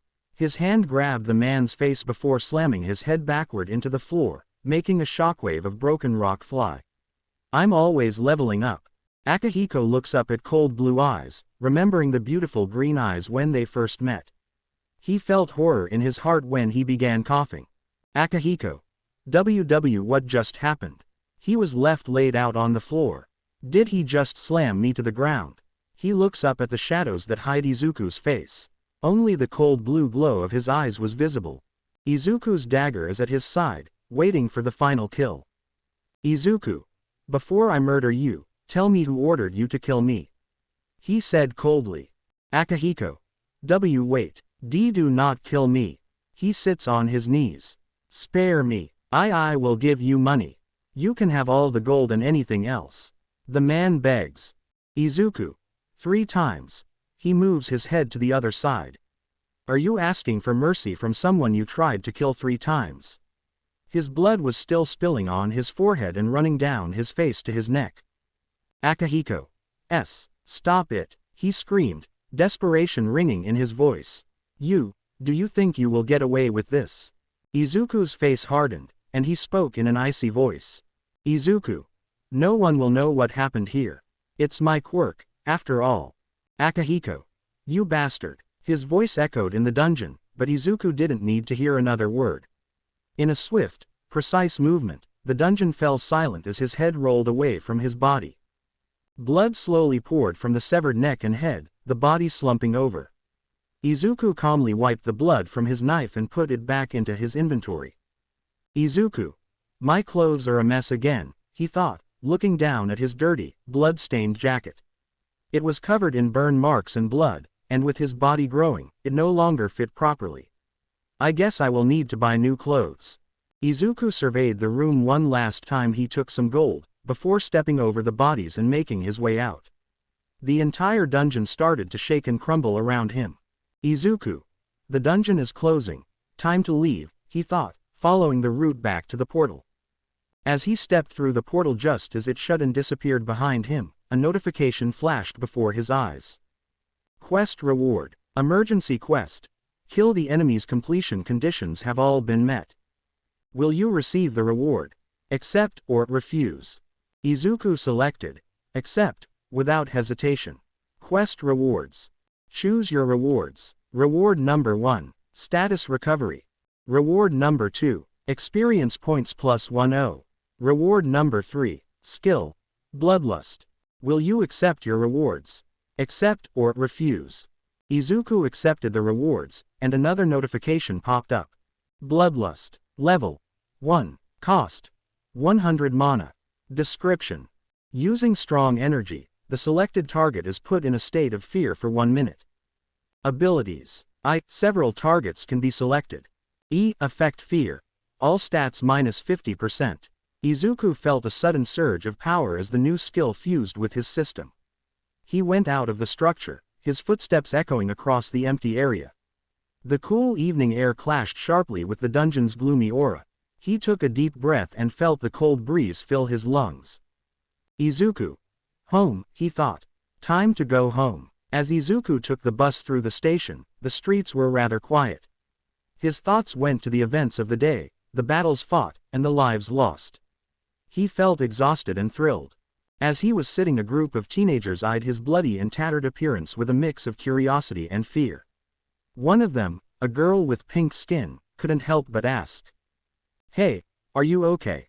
Do you need help? Izuku glanced at her, his expression unreadable. Izuku. I'm fine, he replied tersely, closing the conversation. The group exchanged worried glances but didn't pursue further.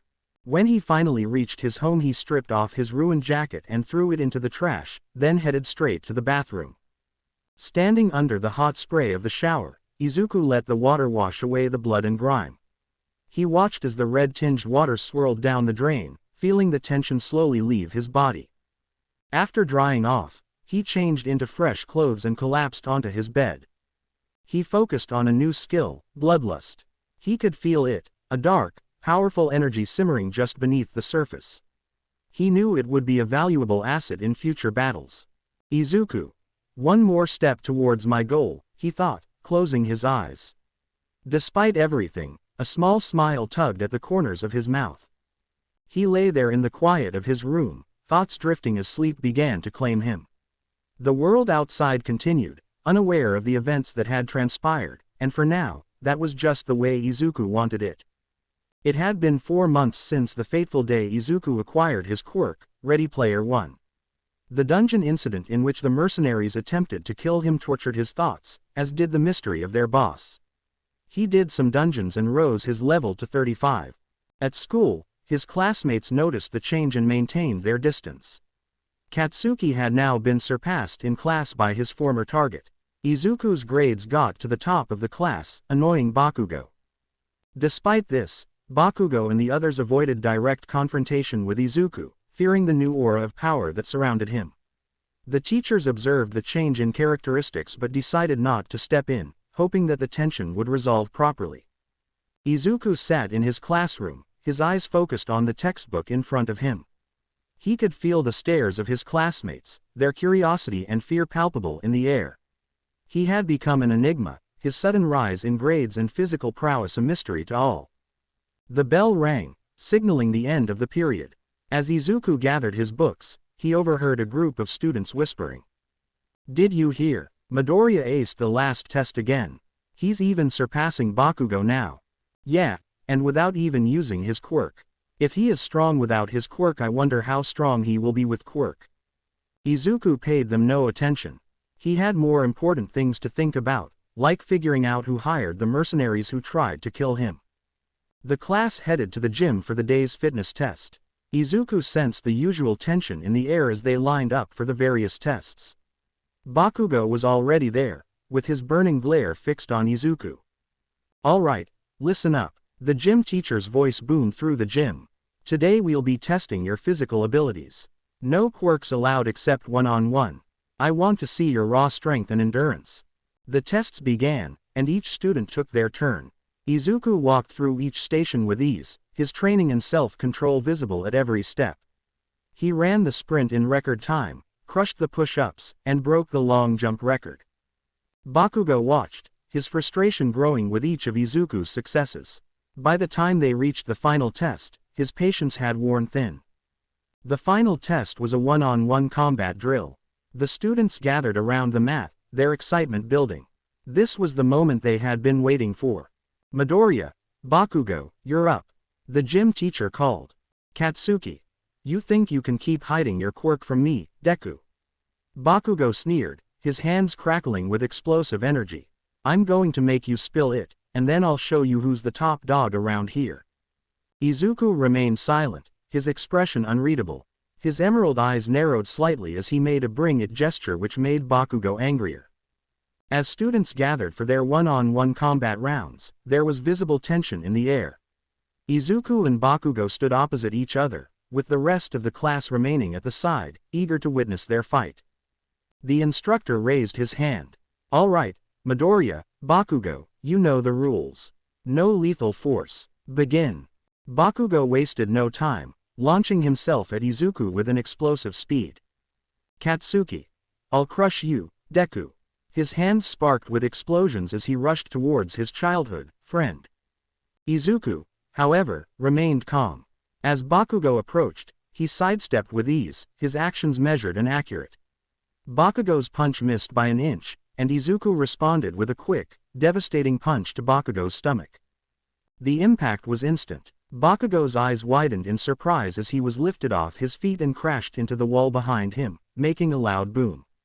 The impact cracked the wall, resulting in a spider web pattern. Bakugo sank to the floor, gasping for oxygen and showing disbelief. The room fell silent, the only sound being Bakugo's labored breathing. Izuku stood in the center, his posture relaxed but his eyes hard as steel. "Izuku, you wanted to know my quirk, Katsuki. It's called hard work, something you should try sometime." Bakugo struggled to his feet, his legs trembling. "Katsuki. This isn't over, Deku. I'll find out what you're hiding." Izuku turned away, uninterested in continuing the exchange. "Izuku. Believe what you want, Katsuki. Just remember, no matter how much you rage and scream, it won't change the fact that I beat you fair and square." Bakugo lay on the mat, his breath coming in ragged gasps. His mind raced, trying to process what had just happened. He had always been the strongest, the best. How could Deku, the quirkless loser, have beaten him so easily? Izuku turned away, leaving Bakugo to his thoughts. As he walked off the mat, the gym teacher approached him. "Impressive, Midoriya, he said. You've shown incredible improvement. Izuku. Thank you, sir, he replied with zero emotion. Bakugo struggled to his feet, his eyes burning with a mix of anger and humiliation. Katsuki. This isn't over, Deku, he growled. I'll find out what your quirk is, and I'll prove that I'm still the best. Izuku glanced back at him, his expression unreadable. Izuku. Good luck with that, he said before walking away. After leaving the school he was on his daily run when he felt someone's eyes on him. He was in the middle of the woods. No one should be out here but him. He kept up his pace. Izuku. I have 6 months till UA. I haven't been back in a dungeon. He rolled his neck and slowed down when he reached the middle of a field. The presence of someone strong was still there. He slowly stretched out, keeping his eyes on the tree line. Someone's out there. Okay. This looks like a good spot. He pulled out a wooden key. He held it out and opened a large portal. Let's see if he follows. He walked inside, disappearing from the assassin's sight. The assassin jumped from his perch, walking towards the portal. A ghost of a smile appeared on his face. Is he a warper? He waited outside the gate for a while before finally letting his curiosity get the best of him. He walked through the gate and into a dark cave. Now, this is why everyone's scent disappeared at the factory site.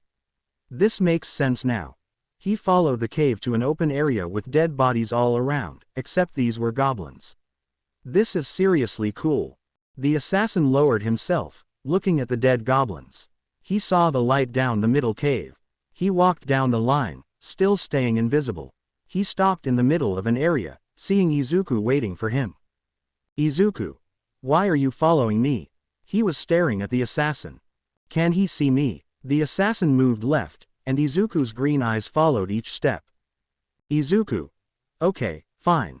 I know you have been following me for a few weeks now. Why? His blade was behind his back, hidden from the assassin's view. It's not invisibility, he thought. It's like he's trying to erase his presence. Man, you're interesting, a calm tone sounded off before the man showed himself. He was in a black suit while spinning a knife in his hands. His lips turned up slightly into a small grin. I tracked you all the way down from the factory. Both men stood across from each other. So, where are we? The man in the suit asked, looking around. Izuku. This is not good. He thought while checking his appearance.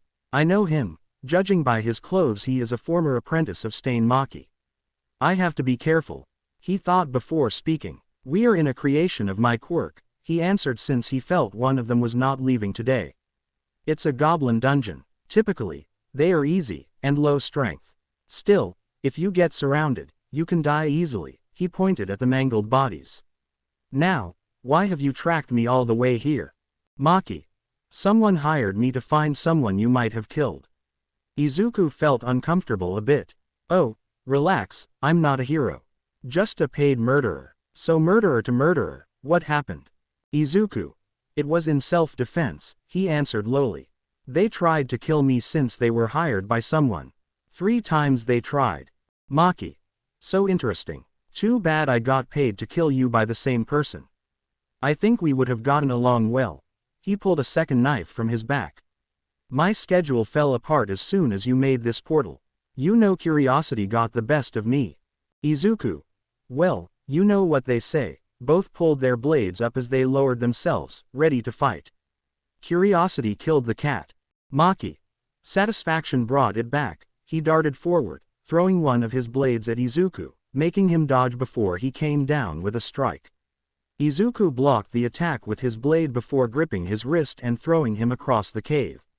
Wow, pretty fast. He looked at Izuku who was looking with a lack of interest, holding his dagger in front of him.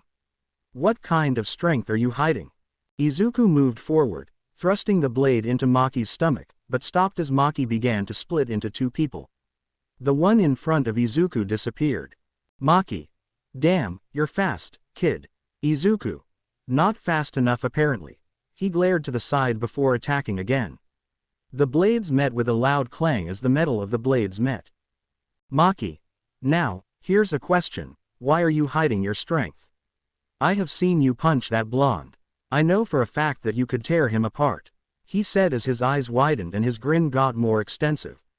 Why not terrify him? He took the first knife he tossed and dual-wielded them. Let me teach you something that I had to learn from experience. Izuku. Since we are asking questions, why are you doing this? Why are you trying to kill me? He questioned, watching Maki's movements, and his eyes started blue as he stared at Masao's psychotic grin. Like this, Maki. Oh, that's a scary face you have, Midoriya. Lighten up, it's not like I'm doing this for fun. The person you killed in your last little dungeon had an older brother and his boss paid me enough. Now I cannot just refuse the poor man, he explained teasingly. Silence fell over the dungeon as the two men waited to attack. The assassin moved first, faster than previously, but Izuku countered Maki's dagger with his own. They glared at each other, as their daggers sent sparks flying to the side. Maki. It's pitiful that you will die alongside these goblins. He pushed against the Izuku's dagger. Izuku.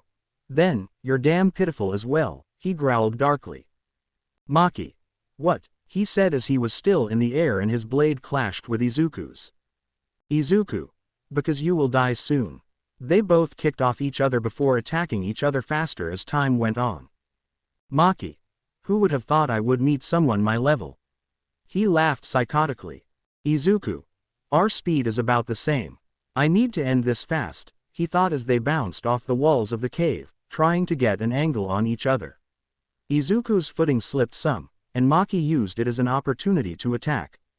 Izuku felt every slice and cut Maki inflicted on him as he crossed his arms to protect his vitals. Izuku slid backward before panting. Maki. You're pretty durable, He frowned slightly, seeing his target still standing. Izuku. Sorry, but can you lower your killing intent, please? He had a hand on his thigh as he was staring at the floor. Quest info. Emergency quest. Kill the enemy. There is an entity nearby that intends to kill you, slay him, and ensure your safety. If this quest is not completed, your heart will stop. Enemies required to be killed. 1. Enemies killed. 0. Izuku. My quirk is sensitive to killing intent. He lifted his head as Maki saw a darker blue burn from the boy's eyes. It activated on its own again. Maki. Allow me to show you something fun. He used his quirk and seemed to vanish like before. Izuku was quickly on guard as he listened and watched. He pulled his blade up, protecting his left side as the daggers met again. Maki. You blocked the attack despite me using my quirk. He laughed freely. Your sense is pretty great. He laughed more. My quirk is stealth. I erase my shape, smell, sound, and even aura. Only I have this quirk. That being said, no one else knows that I have this quirk because no one has ever survived after seeing it. He said as a blade went through Izuku's ankle heel, forcing him to kneel. The tendons in your feet are destroyed, he said as he reappeared in front of Izuku. It would heal quickly if you were immediately healed, but typical healing quirks would never work over long periods. He started to disappear again. Can you even withstand my attacks with that frail body of yours? You won't be able to reach the speeds you used to have, at least. How many minutes until your wounds heal? Your leg. Izuku. You, he interrupted, still kneeling, talk too much. Status recovery. His body lit up with green and golden lights. His wounds were stitched back together, leaving only tears in his clothes. Maki. He healed instantly. He stared with wide eyes. What the hell is his quirk? Izuku. Relying on your quirk alone definitely has its limitations. I gotta think of a solution. He scolded himself. Maki. A trick, the villain watched from above. Or perhaps fake confidence. He moved. He's dangerous. Izuku looked upwards, feeling his heart steel itself. Izuku.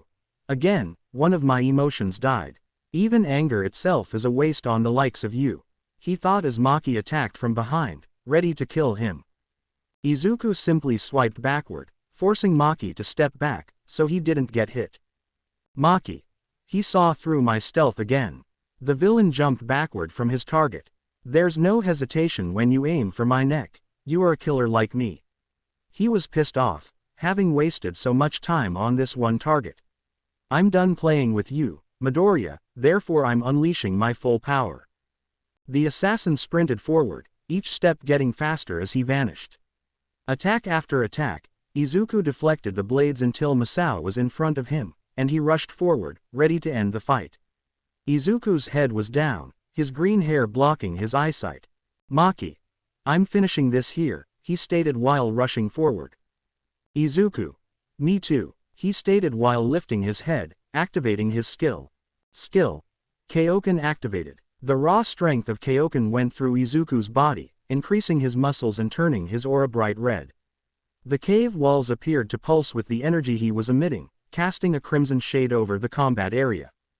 Maki changed his stance as he sensed the sudden change in deadly force. His normal confidence faded, replaced by an instant of fear and dread. Izuku's speed increased exponentially, his form becoming a blur of motion.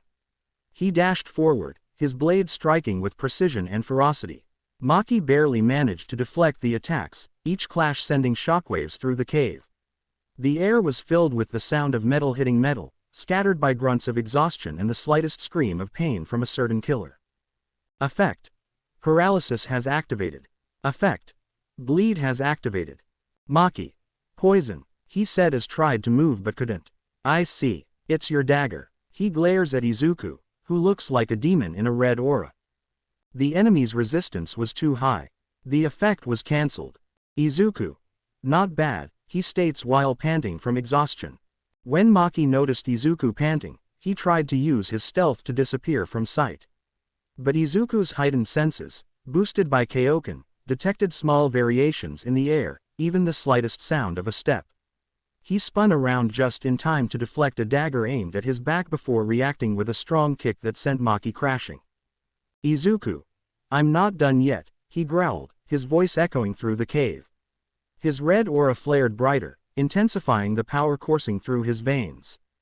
Maki, despite his agility and stealth, struggled to keep up with Izuku's continuous attacks. He vanished again, but Izuku predicted his next move and caught him in mid-attack with a bone-crushing blow. Maki gasped, his wind knocked out as he came crashing against the cave wall. Desperation flickered in Maki's eyes as he tried to recover, his body battered and bruised.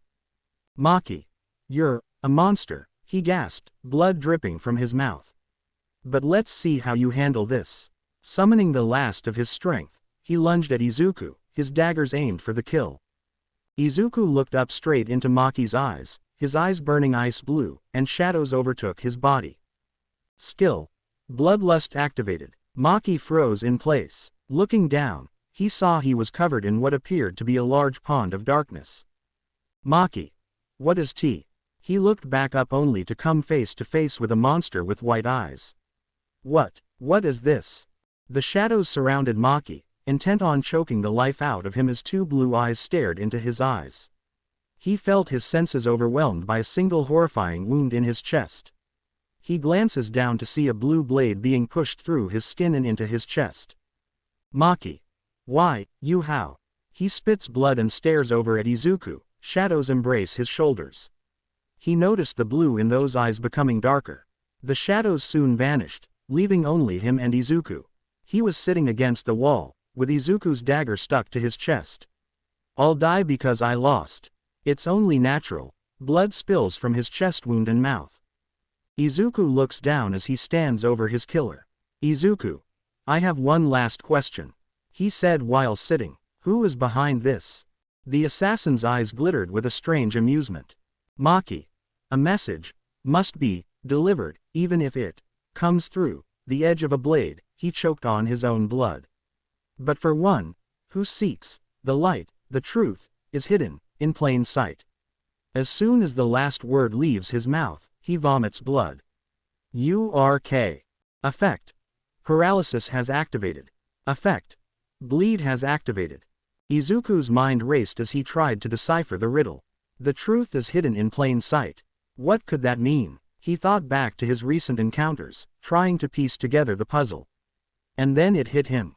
"Izuku. The principal of my school," he whispered, his eyes widening in realization. It made sense. Izuku remembered the principal's cold eyes behind his warm smile and the way he had often turned a blind eye to the bullying that he suffered. And now due to his quirk, it seemed he saw Izuku as a threat, perhaps fearing exposure of past neglect or worse. The assassin's eyes flashed with a mixture of surprise and approval. Maki. Clever, boy, he said. But knowing the truth won't save you. Izuku's jaw tightened. Izuku. We'll see about that, he said. The assassin laughed again, but there was a hint of resignation in his voice. Maki. You have no idea what you're getting into, he said weakly. But you will get stronger. Izuku. How strong do you think? Maki. Your shadow is connected to darkness, he said as his head fell forward again, losing his strength.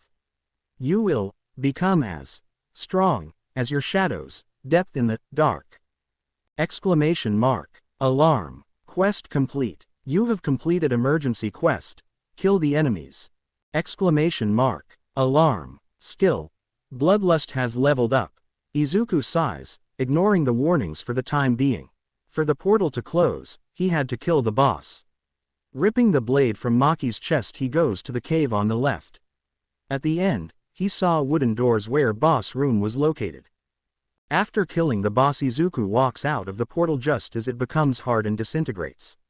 He sits down in the grass where he begins the dungeon before lying down just as the menu pops up. Exclamation mark. Alarm. You leveled up. Exclamation mark. Alarm. The player has reached the required level. Izuku. Required level, he thought while reading. Exclamation mark. Quest alert. A class evolution quest has arrived. Exclamation mark. Quest alert. Will you accept the quest? Accept or refuse. Izuku. A class evolution. He wonders before recalling his status sheet. Status. Name. Izuku Midoriya. Level. 40. Class. None. Alias. None. HP. 7,500 7,500ths. MP. 650 650ths. Strength. 95. Vitality. 60. Agility. 95. Intelligence. 53. Sense. 80. Skills. Passive. Muscularity. 2. Active. Bloodlust. 2. Sprint. 2. Koken. Max. Kamehameha. Max. Fatigue. 0. Remaining points. 1. Izuku. I'll deal with that rat principal later. He thought while lying on the grass. Tomorrow is the weekend, so I should prepare for this dungeon since this is an S-rank dungeon. He thought as looking at the key. Demon Castle's key. Item class S. Item rank legendary. Type key. A key that allows you to enter the dungeon. Demon Castle. You may use this in the XX*** location **XX. The next day Izuku did his daily routine and went to the location. He examines the key in his hand before gazing up at the abandoned tower. His black pants and jacket probably made him appear like a delinquent or something. He sighed and looked about. Nobody was near the tower or inside it. Izuku. That's good, I suppose. But why the hell did my Quirk always choose a location like this? He thought before shrugging. Whatever. Izuku reached forward, pulled out his key and opened the gate. A large red portal sparked to life and red electricity ignites the tower's entrance with red light. As soon as the portal opens, Izuku walks through while summoning his dagger. He wasn't sure what awaited him on the other side. On the other side, he could see inside the gate and looked around. The entrance was a space in the middle of a destroyed cityscape, with burning buildings and rivers of molten lava forming a terrible atmosphere. Smoke and ash covered the air, creating a creepy, hideous atmosphere. Izuku breathed deeply as he tightly gripped Venonazara's fang. He knew the journey ahead would be dangerous, but he was prepared. Because of his keen senses, he detected the presence of several creatures lurking in the shadows of the city ruins. Izuku. Let's dance, he whispered to himself, smirking slightly, clutching Venonazara's fang tightly. His dagger flashed dangerously in the blazing light. He took a deep breath and went into the inferno. The air was heavy with heat and a smell of sulfur. Izuku advanced slowly, his senses on high alert. His sensing skill revealed several dangerous presences hiding in the shadows. He didn't have long to wait until the first wave of minions struck. From the flaming debris came a pack of hellhounds, their eyes flashing red and their bodies engulfed in flames. They scowled and roared, lunging at him with terrible assault.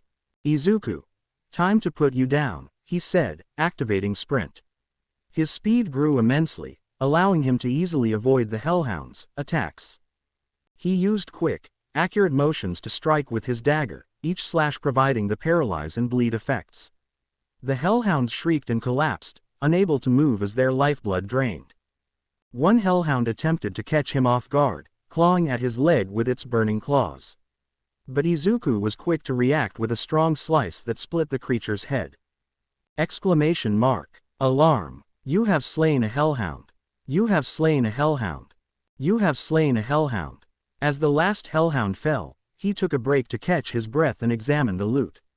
He discovered several minor health potions and a piece of enchanted armor that provided some fire resistance. He sold the items from his inventory and earned 10,000 gold coins from the Hellhound's loot. Izuku. Only the beginning, he thought while scanning the flaming landscape ahead. Izuku went through the city, encountering more terrifying enemies. The next obstacle came in the form of demonic archers positioned on shattered buildings. Their arrows, filled with hellfire, were bombarded with down on him as he crossed the dangerous streets. He activated Bloodlust, generating fear in the archers. Several of them froze in panic, and their stats were drastically reduced. He used sprint to cross the gap between them, leaping from rubble to rubble.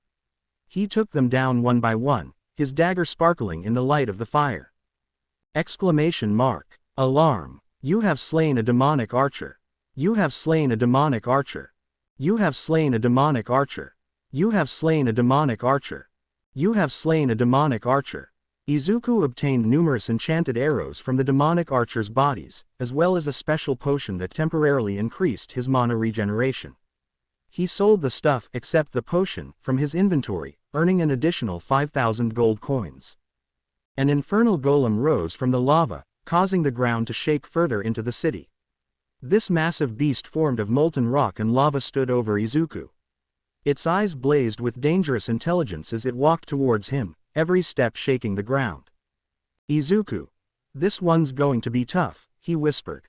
He ignited Koken and felt a surge of power that doubled his strength, speed, and agility. The pressure was immense, but he knew he had to deal with it. The golem swung a big fist at Izuku, but he avoided it with increased speed. He stabbed at the golem's joints, his blade barely piercing the creature's stone shell. The bleed effect proved useless against a stone and fire beast, but the paralyze effect limited its movement. Effect. Paralysis has activated. Izuku saw an opening and released a Kamehameha, sending a beam of powerful energy into the golem's chest. The impact left a crater in its torso, and the beast screamed in pain before falling back. The golem reacted with a swing of its arm, knocking Izuku into a burning structure. He clamped his teeth and stood up, feeling the impact of Koken on his body. He couldn't keep doing this for long. HP. 6,000 7,500. MP. 400 650. Fatigue. 70. With a final burst of speed, Izuku charged toward the golem, aiming for the weak point in its chest. He drove his dagger deep into the crater, putting a small of his mana into the strike. The golem gave a deafening roar before disintegrating into a pile of rubble and molten rock. You have slain an infernal golem. You have received 1,000,000 gold. Exclamation mark. Alarm. You leveled up. You leveled up. You leveled up. Izuku found a large mana potion and a rare enchanted amulet among the infernal golem's remnants, which enhanced his overall attack power. He kept the potion in his inventory and sold everything in 5,000 gold coins, pleased with the large amount of loot. Then he drinks the potion and restores his HP and MP. HP. 8,000 8,000. MP. 700 700. Fatigue. 80. Moving deeper into the city, Izuku came across a group of Inferno Knights. These armored warriors, their bodies covered in dark steel and covered in flame, were an overwhelming mission. Each wielded a massive blade, which sparkled with the heat of their infernal power. Izuku. More company, he mumbled, activating both sprint and bloodlust. The wave of fear swept through every part of the Inferno Knights, creating hesitation and confusion. He took advantage of their temporary distraction by dashing in with his dagger. His strikes were swift and accurate, aiming for the joints and holes in the knight's armor. The paralyzing effect impeded their movements, and the bleeding effect damaged them even more. Despite their intimidating look, they fell one by one to his ongoing attack. You have slain an Inferno Knight. You have slain an Inferno Knight. You have slain an Inferno Knight. You have slain an Inferno Knight. You have slain an Inferno Knight. You have slain an Inferno Knight. You have slain an Inferno Knight. Several armor components were recovered from the defeated Inferno Knights. He sells the stuff from his inventory for 8,000 gold. Izuku's journey across the destroyed city had been difficult, but he knew the worst was about to come. As he approached the city center, the air became cooler, a strange chill piercing through the heat of the fires. This was the lair of the S-rank beast, the guardian of the city. The dragon lay wrapped, its scales glowing. As Izuku approached, the creature's eyes opened and a low growl came from its throat. Velcro. The Infernal. The name was in blood red, which was fitting. The dragon's bright red eyes meet Izuku's burning blue look as they face off. Without further hesitation, he immediately launched himself forward with sprint, his speed increasing dramatically as he closed the distance between him and the dragon. The mana consumption was low, but the boost in speed was important. He needed every advantage he could get. He reached the dragon in an instant and cut its tough scales with Venonazara's fang. The blade certainly did not leave a scratch. It rushed around and swiped at him with a huge claw. Izuku leapt back just in time, feeling the rush of air from the dragon's powerful strike. Izuku. So strong, he thought, gritting his teeth. I have to be faster. He activated Koken, feeling the surge of energy flood his body. His muscles bulged, his senses sharpened, and his power doubled. The strain on his body was immense, but the boost was worth it. With newfound strength, he dashed forward again, aiming for the dragon's underbelly. His blade cut cleanly, but Velcro's skin was like titanium. The venom and bleeding effects of Venonazara's fang did not work as expected. The dragon was extremely durable. It gave out a roar and responded with an eruption of flames. Izuku rolled to the side, just escaping the burning flames. He could feel the heat mark his clothes, but he didn't let it stop him. He gathered more mana and launched the Kamehameha. A dazzling ray of energy emitted from his palms aimed squarely at the dragon's chest. The impact was huge, knocking the dragon back a few steps, but it recovered quickly. The dragon's scales shined with the heat of the blast, yet it remained unharmed. Izuku. This isn't working, he realized. I need to find a weakness. Velcro jumped forward and opened its jaws. Izuku avoided, but the dragon's tail spun around, striking him in the side and knocking him into the building wall. Pain ran through his body, yet he forced himself to stand. HP. 3,008 thousandths. MP. 207 hundredths. Fatigue. 60. Izuku. I can't give up now, he told himself. I have to keep fighting. He reactivated sprint, using the speed to keep one step ahead of the dragon's strikes. He slashed the dragon's joints, underbelly, and wings, but its skin was invincible. The huge beast appeared to be unfazed by his dagger's paralysis and bleeding effects.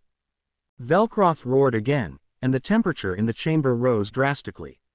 The dragon's mouth blazed an orange-crimson, unleashing a torrent of flames that enveloped the cavern. Izuku dashed out of the way, feeling the heat singe his clothes and burn his skin. He narrowly avoided the worst of it, but the sheer power of the attack left him stunned. Izuku. This dragon's fire is more powerful than anything I've ever seen, he thought. I have to be smarter, and use every skill I have. He activated Bloodlust, but Velcro dismissed the fear's effect. Unfazed Izuku charged in, aiming for the dragon's eyes. He dodged Velcro's huge claw and rushed up, stabbing at the creature's face. His blade hit against the dragon's eye, drawing blood and causing Velcro to howl in pain and fury. The dragon raged wildly, throwing Izuku around and slamming him into the ground. He gritted his teeth and forced himself to stand, despite the pain coursing through his body. Velcro charged at him, and Izuku just rolled out of his way. Izuku. I can't keep this up much longer, he thought while checking the status sheet. I need to finish this, now. HP. 2,008 thousandths. MP. 207 hundredths. Fatigue. 60. He activated Koken again, pushing his body to its highest level. The pressure was enormous, yet the power rush gave him the strength he needed. He rushed forward, dodging Velcro's hits at lightning-fast pace. He sliced at the dragon's legs, aiming for the joints and trying to cripple the beast. But Velcro's skin was too tough. The dragon roared and released another torrent of flames, forcing Izuku to run away. He used sprint to keep his distance and avoid the dragon's continuous strikes. Velcro the Infernal uses a skill, Blast Burn. Velcro punches the ground with such force that the entire ground turns into molten lava, sending molten debris toward Izuku, who was unable to avoid it.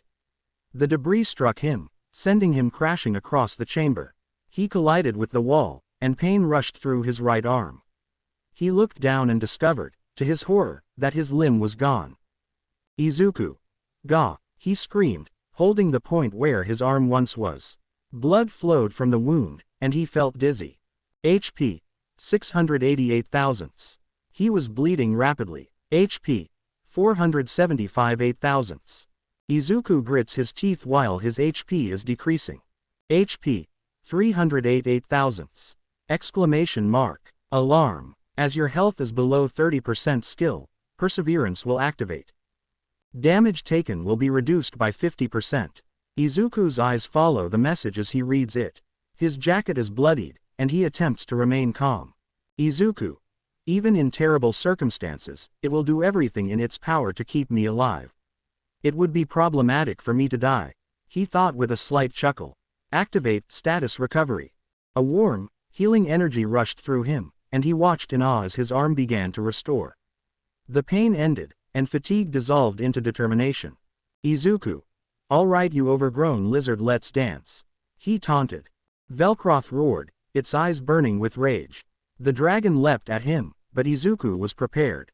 He activated Koken again and felt the same rush of strength. He dodged the dragon's claws and stabbed its eyes, temporarily blinding it. Velcro screamed in pain, and Izuku took advantage of the opportunity. He gathered some mana and unleashed a massive Kamehameha, aiming straight at the dragon's chest. The beam of energy went forward and impacted Velcro with incredible force. The impact was enough to crack the dragon's scales, and Velcro let forth a thunderous roar of pain. Izuku refused to give up, pushing all of his effort into the onslaught. Finally, with one last furious push, the beam pierced the dragon's defenses. The massive beast crashed backward, its chest burning from the strike. Velcro's eyes burned with stubborn rage. The dragon's skin was scratched and burned, but it appeared more angry than weak. Izuku realized he needed a different plan. Pure force would not be enough to destroy such a powerful beast. Velcro roared, unleashing another torrent of fire. Izuku sprinted to the side, narrowly escaping the inferno. He activated Koken once again, feeling the pressure on his body but knowing he needed more power. He ran forward, striking at the dragon's legs and underbelly, but his blade barely scratched its tough scales. Izuku. I need to find a weak spot, he thought, his mind racing. He looked at the dragon's body for any signs of weakness. Then he noticed it. A small, lightly glowing area on Velcro's chest, where his previous attack had cracked the scales. That's it, he realized. I need to hit that spot with everything I've got. Velcro lunged at him, jaws biting. Izuku dodged and rushed around the dragon, attempting to position himself for a direct attack at its weakest place. The dragon's tail spun around, and he barely managed to jump over it before rolling to his feet and accelerating himself forward. With an eruption of energy, he activated Koken to its full potential. The strain was painful, but he ignored it. He had to finish this right now. He gathered all of his remaining mana and charged a Kamehameha. Izuku. Take this, he shouted, releasing the beam of energy directly at the glowing spot on Velcro's chest. The beam struck accurately, hitting the weak place with incredible force. Velcro roared in pain as the impact destroyed the damaged scales. The dragon stumbled backward, its steps getting slower. Izuku didn't give up. He sprinted forward with sprint, closing the gap and slicing the exposed flesh with Venonazara's fang. The dagger's venom eventually took hold, and the dragon's movements slowed even further. Blood flowed from the wound, but Velcro was far from defeated. Velcro roared again, fire blazing the corners of its mouth. The dragon was preparing for another devastating strike, and Izuku knew he needed to act quickly. He activated sprint again and charged forward, dodging the dragon's strikes with quick movements. He approached the dragon's chest and inserted Venonazara's fang into the open wound. Velcro roared in pain as the blade sank deep. Izuku twisted the dagger and felt the venom enter the dragon's flesh. The beast's motions became slower, and its roars more pathetic. But Velcro wasn't finished yet. With one last desperate attempt, the dragon tried to unleash a huge burst of fire. But Izuku was faster. He channeled all of his remaining strength and mana into one final Kamehameha. Izuku. Die. The energy beam shot from his palms at point-blank range, striking the dragon's wound with devastating force. The combined power of the attack and the venom from the dagger eventually penetrated Velcro's defenses. The dragon gave one last, miserable roar before collapsing to the ground, its body motionless. Izuku fell to his knees, exhausted and in pain, but victorious. He had done it. He had defeated Velcro, the Infernal. Exclamation mark. Alarm. You have slain Velcro, the Infernal.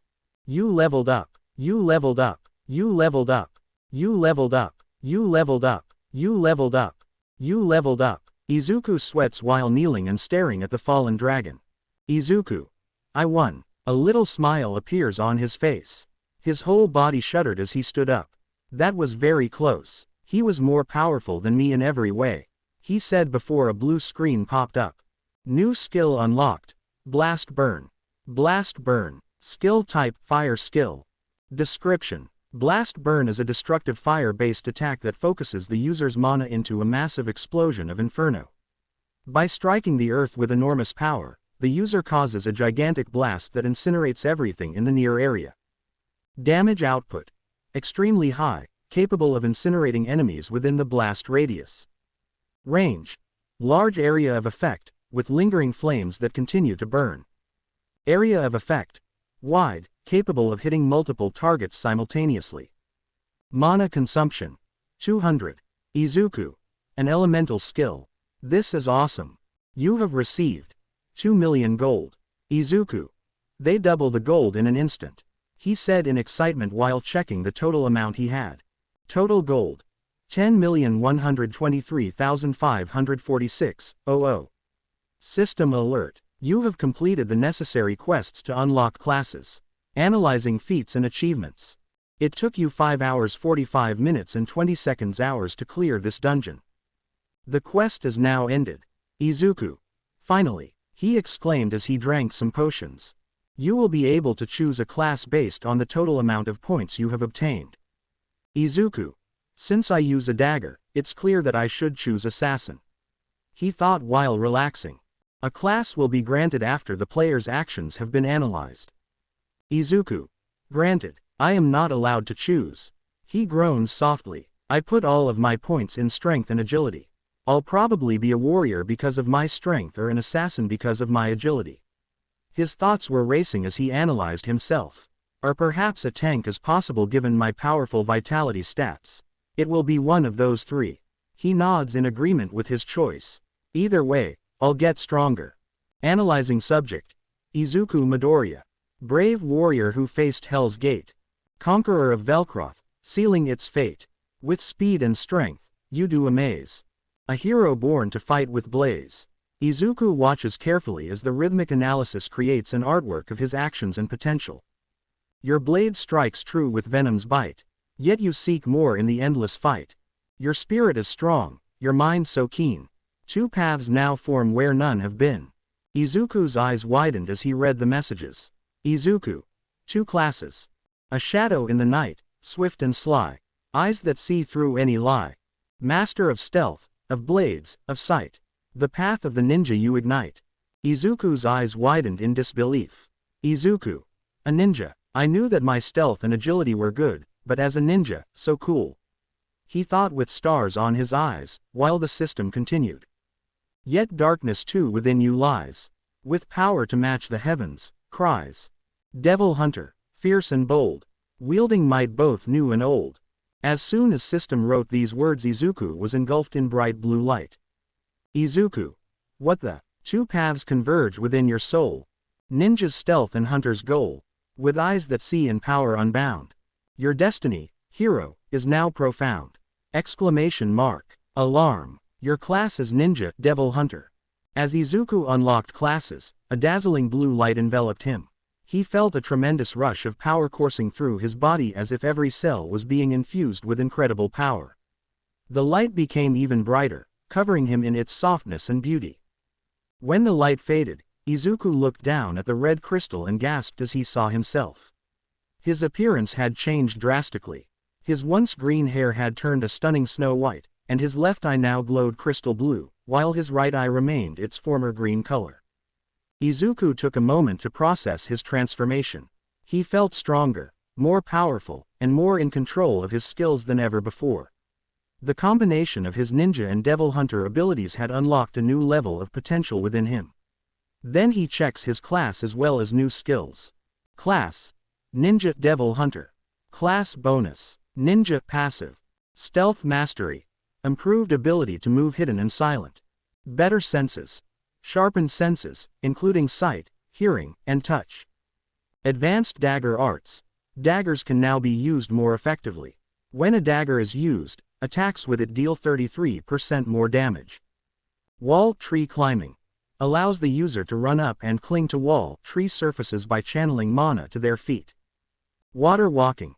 Enables the user to walk on water by distributing mana evenly across the soles of their feet. Devil Hunter Passive. Devil Endurance. Increased resistance to physical and magical damage. Enhanced Strength. Greater physical power. Fast regeneration. Faster recovery from injuries. Sword Mastery. Improves sword skill, allowing you to use more agile and powerful combat techniques. Gun Mastery. Grants the ability to handle firearms effectively and shoot fast and accurately. Ninja Active. I. Sharingan 1 Tomo. Skill Type I Skill. Description. The 1 Tomo Sharingan is the first step of the legendary I skills. This early form gives the user improved keen abilities and a small amount of fighting improvement. While not as powerful as its advanced versions, the 1 Tomo Sharingan represents the start of the user's path to mastering this terrifying skill. While the 1 Tomo Sharingan has many advantages, it is only the beginning of the Sharingan's full potential. Continuous use and emotional development are necessary to progress the Sharingan to its more advanced stages, which offer increased power and abilities.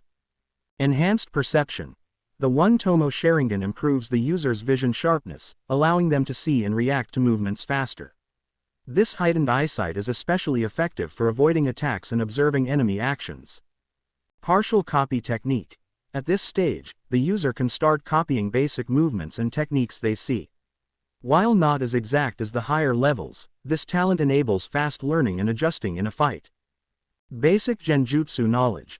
The 1 Tomo Sharingan improves the user's immunity to basic genjutsu illusion techniques, allowing them to recognize and destroy simple illusions.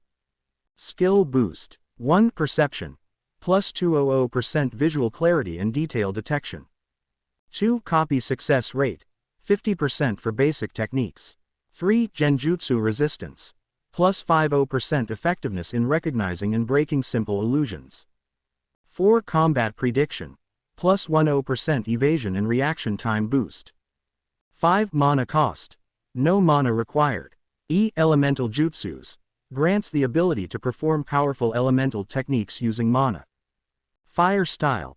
Great Fireball Jutsu. Cost. 20 mana. Water Style. Water Dragon Jutsu. Cost. 30 mana. Earth Style. Earth Wall Jutsu. Cost. 10 mana.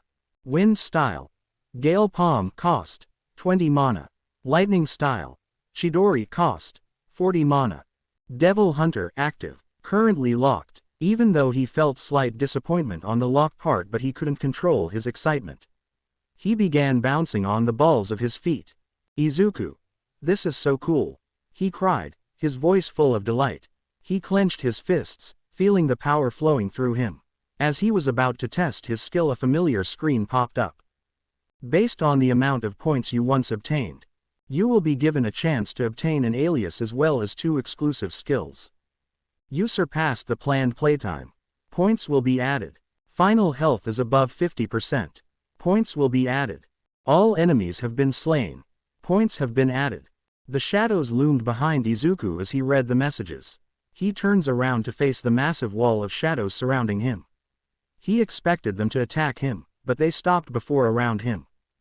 To the one who wields both light and dark, a gift of shadows, a powerful mark. Unleash the power within your soul, and let the shadows make you whole.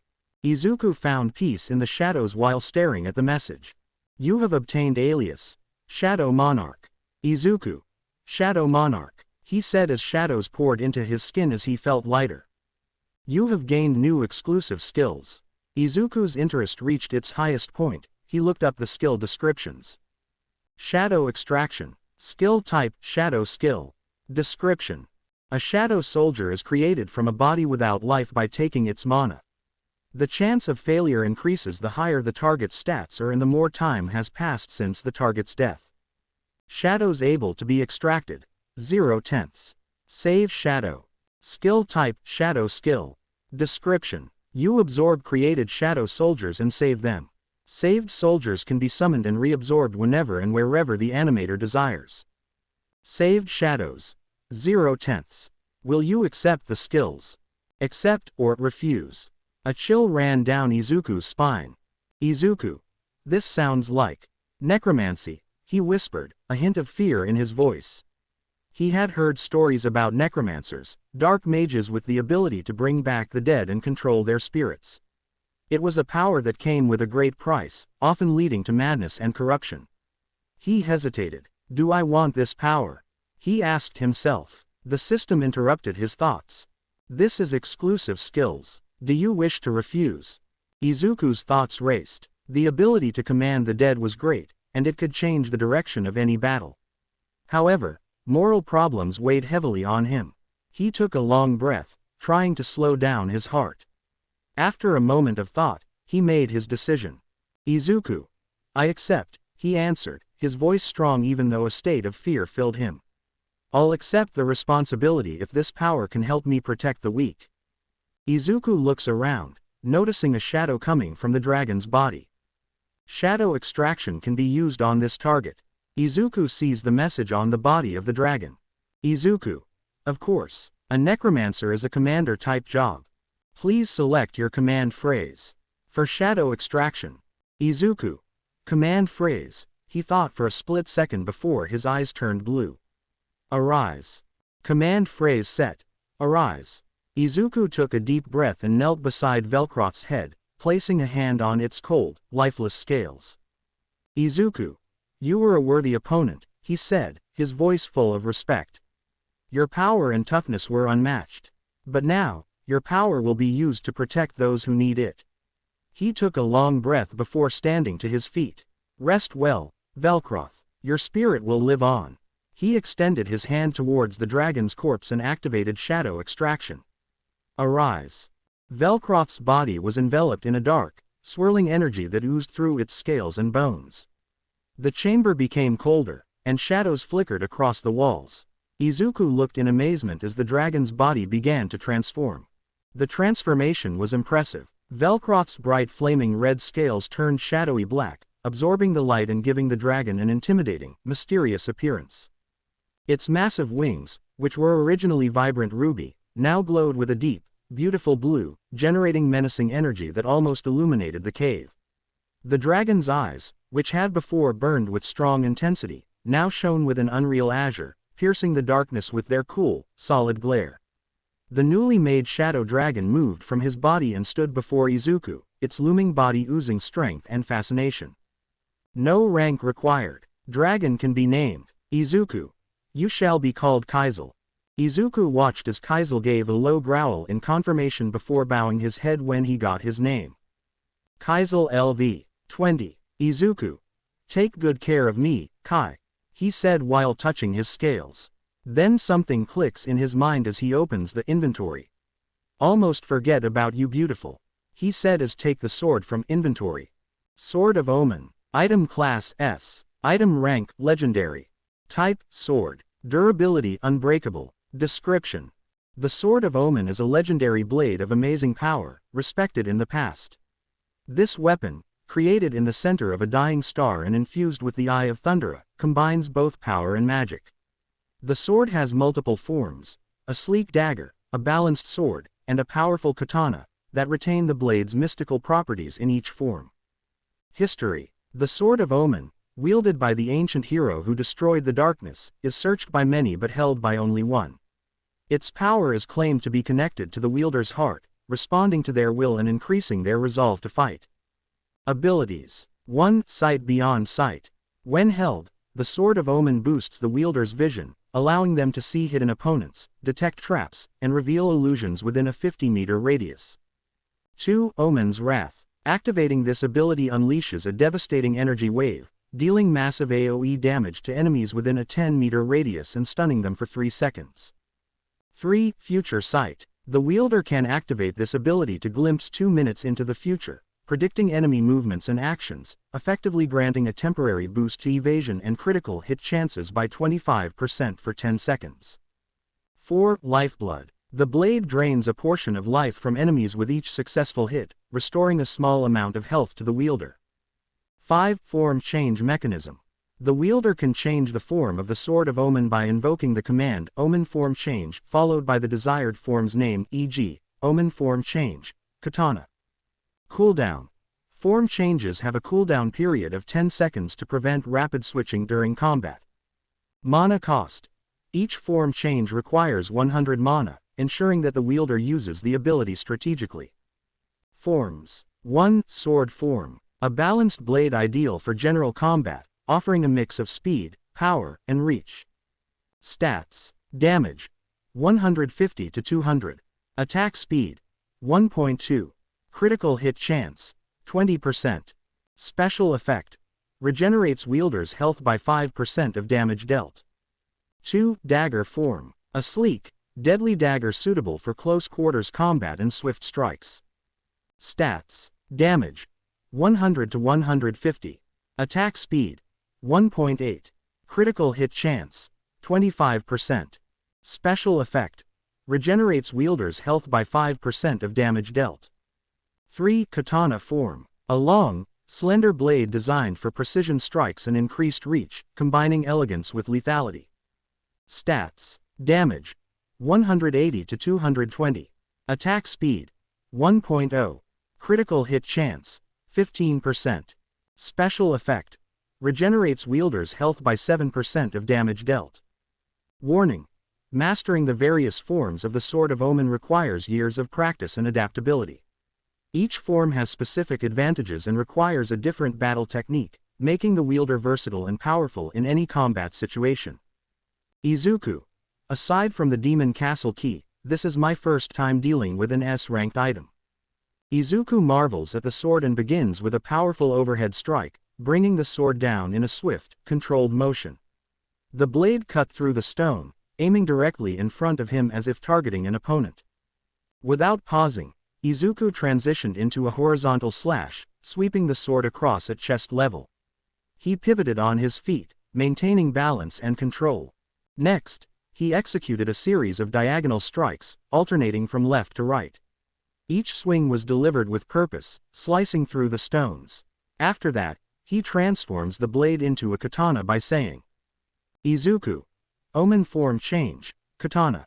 He started with basic strikes, the blade moving in swift arcs. His form was impeccable, each strike executed with deadly precision. His movements became more complex as he continued, incorporating spins and jumps. He shifted his weight effortlessly, maintaining perfect balance. Izuku spun on his heel in one fluid motion, the katana whistling through the air as he brought it down in a powerful, controlled strike. The force of the blow created a gust of wind, slicing the molten debris. But he didn't stop there. Izuku. Omen Form Change, Dagger. He started with basic slashes and thrusts, the blade moving in swift, controlled arcs. His form was perfect, each strike executed with precision. His movements became more complex as he continued, incorporating spins, flips, and acrobatic maneuvers. He shifted his weight effortlessly, maintaining perfect balance. In one fluid motion, Izuku flipped backward, the dagger flashing in the fire as he brought it down in a powerful, controlled strike. He wants to test more, but the menu screen pops up. You have completed the dungeon. The dungeon will collapse in 2 minutes. Izuku. Let's go, buddy. We have a lot of work to do. he said as put the blade in inventory and climbed up Kai's back, feeling the shadow dragon's strength and power beneath him. Kaisel arose from the earth with a strong flap of his gigantic wings, gliding effortlessly into the air. Izuku gripped hard, excitement and joy flooding over him as they soared. As they exited from the dungeon, emerged into the cool night air. The moon rose high in the sky, sending a silver glow across the area. The stars twinkled above, their light reflecting in the calm waters of the lakes and rivers below. The world was serene under the cover of night. From their position high in the sky, the world below appeared peaceful and beautiful. The scene was spread out in all directions, a jumble of forests, fields, mountains, and city. Izuku looked at the beauty of it all, feeling re-energized and motivated. "Izuku, this is amazing," he said as gently patted the dragon. "You are amazing." The dragon roared gently in acknowledgement as his mighty wings took them fast into the night. As they traveled home, Izuku thought about everything he had experienced. The battles, the hardships, and the decisions he made. He knew that his quest wasn't complete, but he felt more ready than ever to face whatever lay ahead, and a certain pig had to talk. Status. Name: Izuku Midoriya. Level: 51. Class: Ninja Devil Hunter. Alias: Shadow Monarch. HP: 11,211,200. MP: 1550-1550. Strength: 140. Vitality: 95. Agility: 120. Intelligence: 73. Sense: 97. Skills: Passive: Save Shadow. Max: Stealth Mastery: 1. Better Senses: 1. Wall Tree Climbing: 1. Water Walking: 1. Advanced Dagger Arts: 1. Gun Mastery: 1. Sword Mastery: 1. Muscularity: 2. Active: Shadow Extraction: Max. Elemental Jutsus: Max. Bloodlust: 2. Sprint: 2. Koken: Max. Kamehameha: Max. Blast Burn: Max. Sharingan: 1. Fatigue: 0. Remaining points: 0. On Monday, the morning sun shined brightly as Izuku went through his daily routine and made his way to school. "Izuku, I should have tried that years ago," he huffs as he steps into school, headed straight for the office. Many students stare at him and whisper. Izuku was used to it since his first transformation, but his sense stat was higher, so he soon understood what they were saying. "Who is that? I have no idea. Is someone transferring in? He's hot." Izuku rolls his eyes while muttering something about B*TCHES and making his way toward the office. As he approached the principal's office, he knew he had to deal with the principal, but he needed to be smart about it. He couldn't allow anger to influence his thinking. He took a deep breath and knocked on the door. "Come in," a gruff voice responded. Izuku went in and saw the principal seated behind his desk, who appeared surprised when he saw Izuku. "Principal, how may I help you, young man?" The principal's forced smile was in complete opposition to his typical tone. Izuku noticed the change and realized the man was already on alert. "Izuku, sir, I'd like to take the final exam early to get out of your hair. I would see it as beneficial for both of us if I had been able to graduate sooner," he said, swallowing dryly. "Principale, what's your name again?" he inquired, staring at Izuku as if trying to identify him. "Izuku. Midoriya Izuku, sir."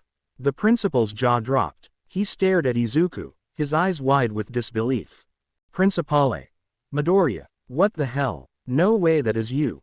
Izuku just looked at him with cold eyes. "Izuku. It's me, sir." The principal continued to stare, his mind struggling to reconcile the boy he once knew with the young man standing before him.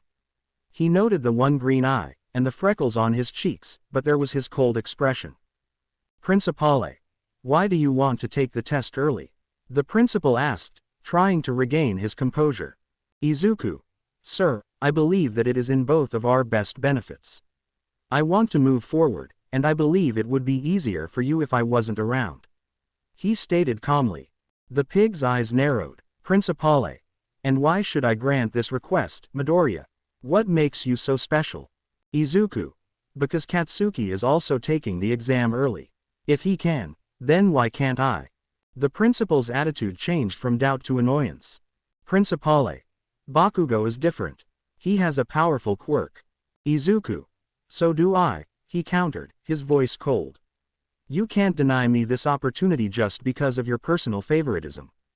The principal was back in his chair, his thoughts racing. He had underestimated Izuku's power and resolve. The boy who he had considered quirkless and weak has grown into a dangerous young man. The principal felt an aura of fear.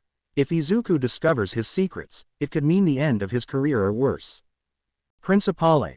Midoriya, I don't think you understand the consequences of what you're asking, he said, his voice trailing off quite a bit. Izuku remained calm, his eyes cold. Izuku. Sir, I understand perfectly. I know what you've done, and I understand why you want me gone. I'm giving you an opportunity to make things easier for both of us. The principal's eyes widened. Principale. You don't know anything. Izuku leaned forward, his voice cold. Izuku. I know enough. I know about the murderers you sent. I know your fears that I'll expose you. But I am not here to threaten you. I just want to move on with my life. The principal feels a drop of sweat run down his forehead. He needed to think quickly. If Izuku had evidence, he was in big trouble. But if he agreed to allow Izuku to take the exam early, he could give himself more time to deal with the situation. Principal. Fine, he said finally. You can take the final exam early. But don't let this discussion out. Izuku nodded. Izuku. Thank you, sir. I appreciate it. Principal. Come here after school. I'll have your test as well diploma ready. Izuku. Thank you, sir. He got up and bowed. I will see you after school, he said as he left the room, softly closing the door before a small smile formed across his lips and he relaxed. Hopefully, this is the last time I move through these doors, he said as he made his way toward his classroom. He knocked on the door softly. Sorry, I am late, he said as he opened the door, and everyone stared at his new look. He walks in and hands the teacher the late pass before taking his seat.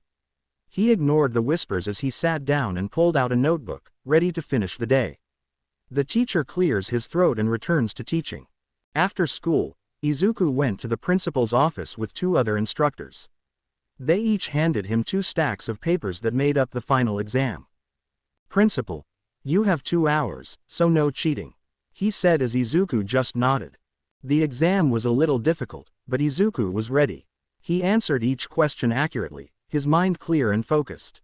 Either he truly wants him out of school, or he is smarter than he thinks.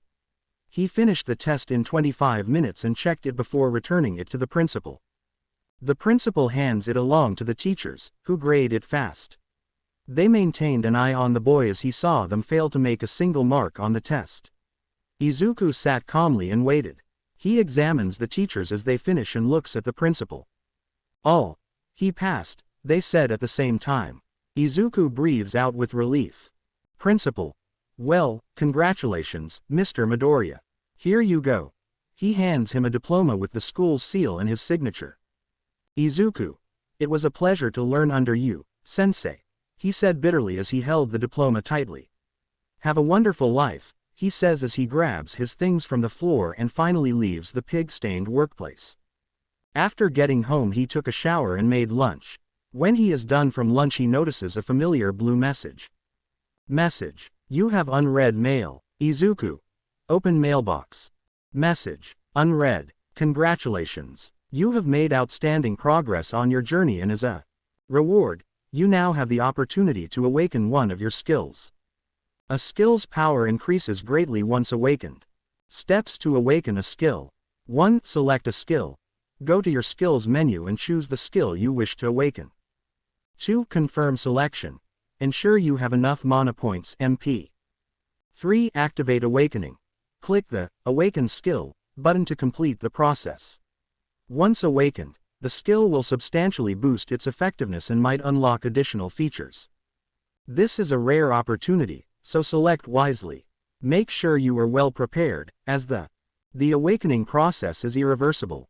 Izuku read the words with a combination of excitement and focus. He saw that awakening a skill was a special and important chance.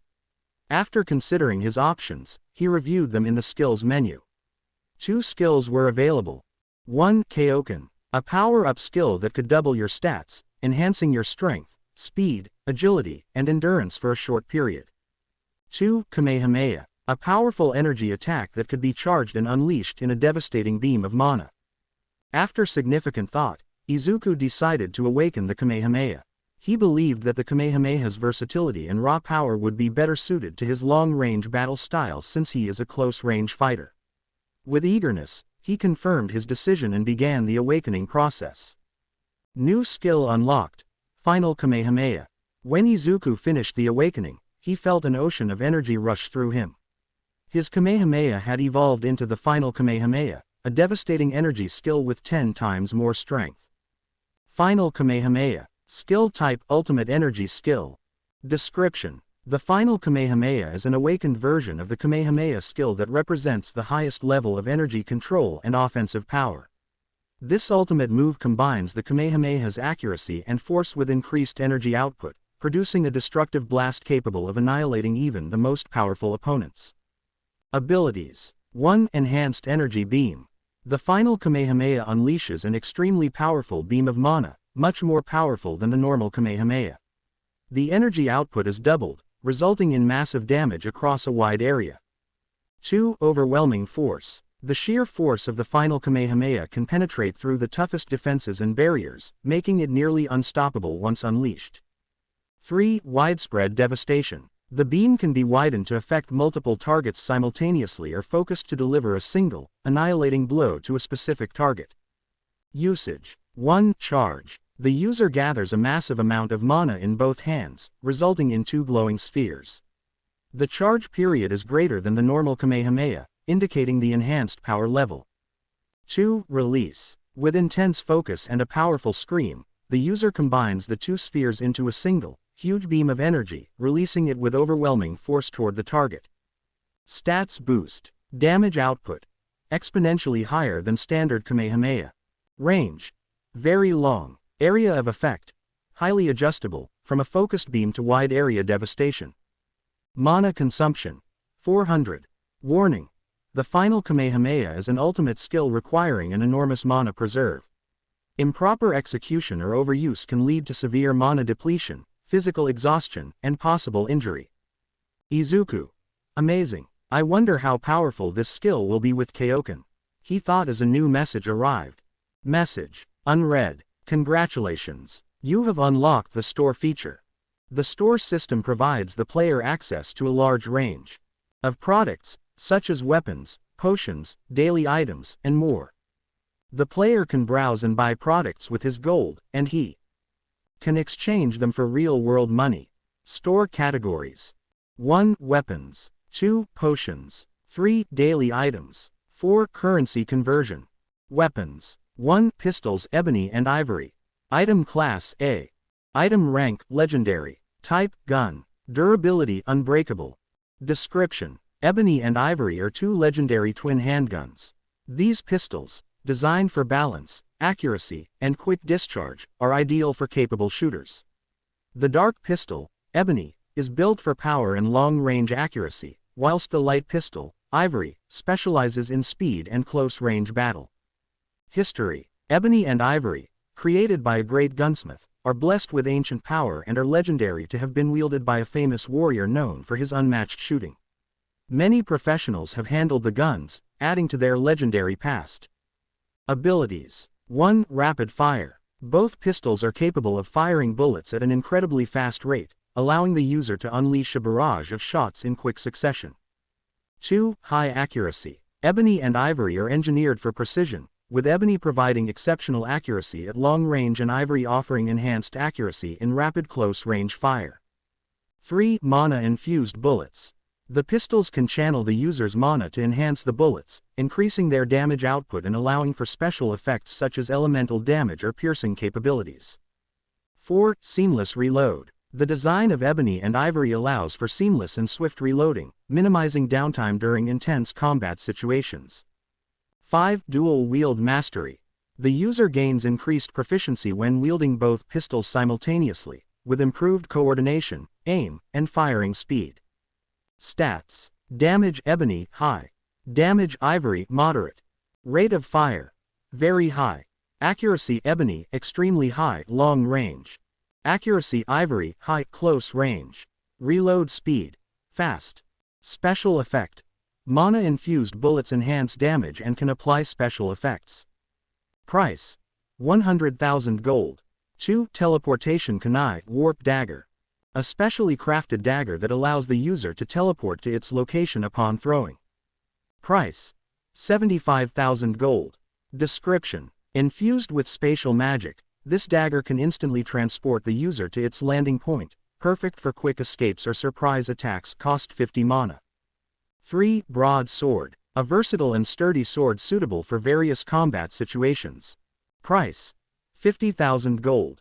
Description. This weapon offers a balance of speed and power, making it a reliable choice for many fighters. 4. Elemental staff. A staff imbued with elemental magic, capable of casting powerful spells. Price. 80,000 gold. Description. This staff allows the wielder to harness the power of the elements, adding versatility to their combat style. Potions. 1. Health potion. Restores a significant amount of health instantly. Price. 500 gold per bottle. Description. A must-have for any adventurer, this potion heals wounds and restores vitality. 2. Mana potion. Replenishes the user's mana, allowing for continued use of spells and abilities. Price. 400 gold per bottle. Description. Essential for users, this potion restores mana quickly. 3. Stamina potion. Boosts the user's stamina, reducing fatigue and increasing endurance. Price. 450 gold per bottle. Description. Ideal for prolonged battles or strenuous activities. 4. Antidote. Cures the user of any poison or harmful status effects. Price. 300 gold per bottle.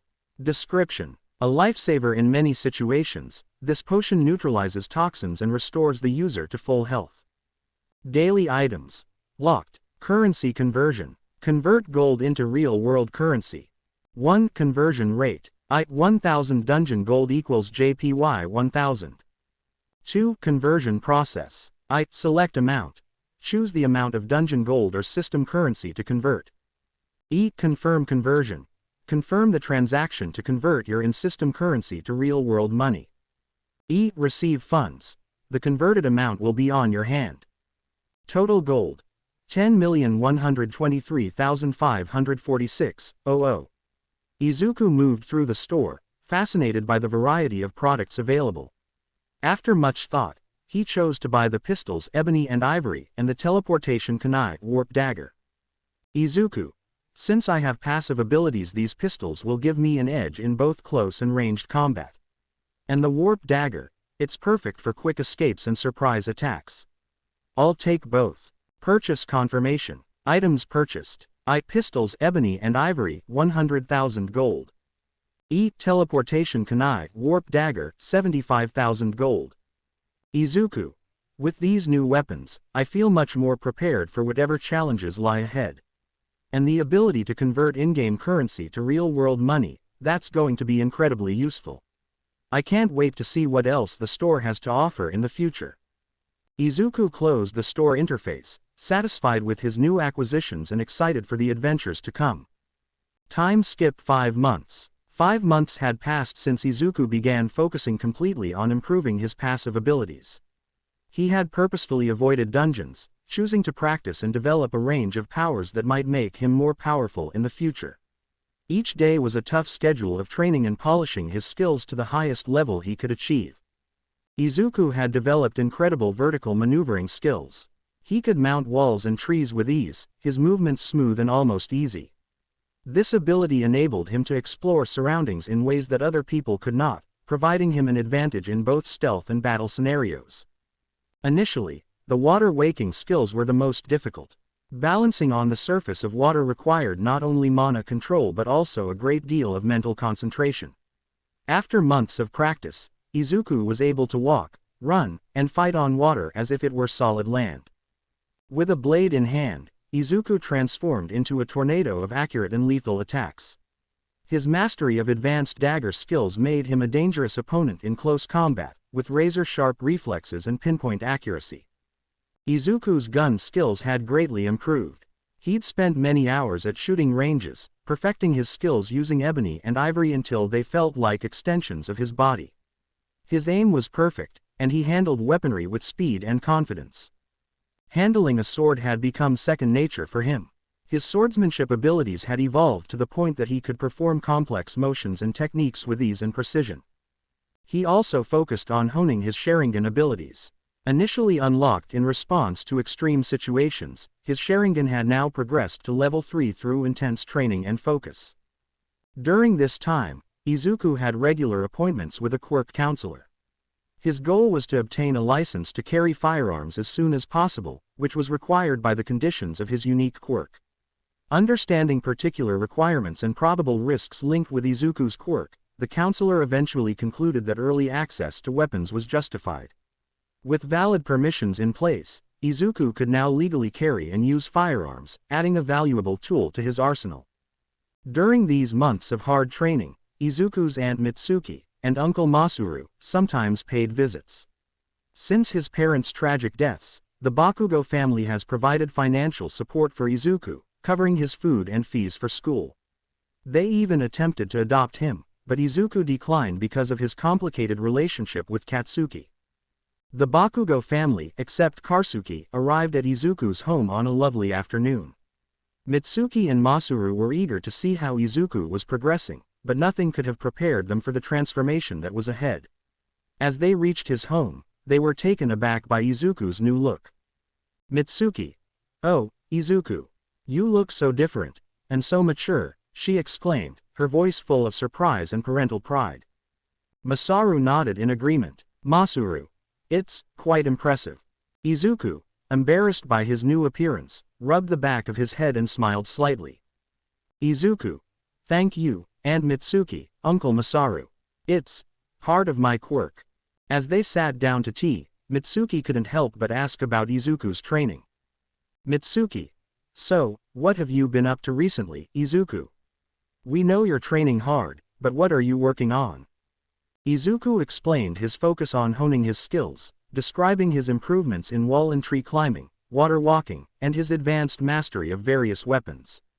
He also mentioned his sessions with the Quirk counselor and the recent permission he had received to carry firearms. Masaru looked concerned but supportive. "Masuru, you're really putting in the effort, aren't you? Just make sure you don't overdo it. Your health is just as important as your training." Izuku nodded, appreciating the concern. Izuku. "I will, Uncle Masaru. I know it's important to balance things." As the visit came to an end, Mitsuki hugged Izuku tightly. Mitsuki. "Remember, we're always here for you, Izuku. If you need anything, don't hesitate to call us." Masaru patted Izuku on the shoulder. Masuru. "Take care, son. We're proud of you." Izuku. "I will, and please don't tell Katsuki abilities. Can't show all cards at the beginning." They share a small laugh before leaving. Izuku smiled, feeling warm and grateful. The Bakugos sincerely cared about him. Present. Today was an important day for Izuku Midoriya. After months of intense training and preparation, it was finally time for the UA high school entrance exam. Izuku awoke early, his mind concentrated and his body motivated by the rigorous training regimen he had followed. Izuku began his day with his customary morning routine, which included his daily quest, a series of tasks intended to keep him disciplined and focused. He quickly changed clothing to ensure he was comfortable for the exam, then took a moment to calm his nerves.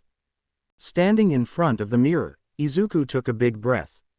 His reflection revealed a young man with white hair and one brilliant blue eye, demonstrating the remarkable powers he had developed. Today would be the peak of his hard work and determination. After a short breakfast, Izuku left his apartment and headed to UA high school. The streets were filled with other wannabe heroes, all heading in the same direction. The atmosphere was filled with excitement and tense curiosity. But this moment is ruined by certain blonde dynamite. "Katsuki. Get out of my way or I will set you on fire." He threatened Izuku. Izuku. "Good luck to you as well," he replied, undeterred by the threat, before moving to the side. Katsuki. "Tch. He snarls and walks his way inside UA. Izuku shook his head. Izuku. "Something never changes. Time to He was tripped by an uneven tile. Seriously, my sense is at 97, but I tripped, he said, as he fell, extended his hands for a front flip, but to his surprise, he was floating. Huh. Oh, it was me, a female voice said to Izuku, making him look at the female as he was upside down. I stopped you with my quirk. I'm sorry for not asking, but it'd be bad luck if you fell, right? The female teenager claimed before she put Izuku back at his 2 feet. Izuku couldn't agree more. He agrees with the female savior. Aren't you nervous? She asked. Izuku. No, I wasn't paying attention to my surroundings. But yeah, I was quite nervous, he answered, scratching the back of his head. The female teenager smiles. Let's do our best. See ya, she said excitedly before running to the examination hall. Izuku. She is a nice girl, he said, smiling. Then he walked to the examination hall as well. As the test papers were handed over, the room was filled with tension. Students wildly turned over pages, their pencils scrubbing against the paper. Time passed as questions tested the limits of their knowledge and rapid thinking. Despite the intense chaos, Izuku worked carefully, his mind breaking down each question with speed and accuracy that surpassed expectations. 30 minutes later, Izuku gently set down his pen, his test complete. Other students got glances at him, some in disbelief, some impressed, and a few jealous. Katsuki observed with a mixture of amazement and angry respect. He expected Izuku to struggle and possibly fail under the pressure of the sought exam, but here he was, finishing before record time. Mr. Ectoplasm, the teacher, raised an eyebrow as he collected the papers and scanned Izuku's answers. After an awkward period of consideration, he informed the students. Ectoplasm. Izuku Midoriya has passed. After his announcement, there was silence, broken only by whispers of disbelief and admiration. Bakugo's scowl grew as his mind raced to figure out what he had witnessed. After finishing the writing exam, Izuku found himself alone in the quiet auditorium, the air tense with expectation for the entrance of the other test takers. As the minutes passed into an hour, the hall filled with students from various schools, with each group settling into assigned places. However, fate appeared set to put Izuku to the test even more. As the final few students arrived, he realized with a terrible sense that the seating arrangement had been coordinated by the schools. Among the sea of unknown faces, one struck out. Katsuki was seated obviously near where Izuku had been seated. Katsuki. Deku, he started, his voice a low growl with a hint of envious respect, you finished the test early. Don't think that impresses me. Izuku just rolled his eyes and said, Izuku. Whatever, he said flatly, which further angered Bakugo. Before he could say something, spotlights shone on the stage. Present Mike stood there, grinning. Mike. Welcome to the live performance, everyone. Can I have a hey from the crowd? He spoke excitedly, flailing his arms around before snapping his fingers and pointing at the audience. Just to be met with silence. Mike. Keeping it mellow, cool. Izuku. I thought he looked familiar. It's the voice hero President Mike. He mutters, his old self would be fanboying right now. Mike. Now, let me explain how this terrible practical will go down. As stated on the application, today you rockin', boys and girls will participate in 20-minute mock combat in suburban settings. Better tighten up your belts, because after I drop the mic here, you'll be taken to a certain fight center. Sound good? Again, there was silence, but only because everyone was looking at their application cards. Katsuki. I understand, he said as he instantly noticed something about the cards. They're dividing us up, so we cannot work together with friends. Izuku. Yes, you're correct. My and your examinees' numbers are correct, but we were in different battle centers. He held up his card. My card says I'm in Center B while you're in Center A. Bakugo cursed under his breath. Katsuki. Damn, I was looking forward to crushing you. Izuku. Katsuki, if you think crushing me is your biggest challenge today, you're severely underestimating this exam. Focus on yourself first. For a moment, Bakugo was stunned into silence, his eyes widening slightly. The intensity in Izuku's voice left no room for argument, and he found himself momentarily at a loss for words. Mike. Now everyone can start it, he said, getting everyone's attention. Let's look at your goals. Every fighting center has one of 3 categories of fake bad guys. I hope you keep count because the number of points you receive is based on how challenging they are. Listeners, use your quirk to remove as many artificial criminals as you can to obtain the highest possible score. Ladies and gentlemen, just be sure that you keep your heroism. Non-heroic action is prohibited. Excuse me, sir, but I have a question. Everyone turned to the question as a tall boy with glasses and blue hair shot straight up from his chair and raised his hand high. Mike, hit me, the announcer said as a spotlight came down on the boy. You've specified 4 different categories of villains on the printout, not 3.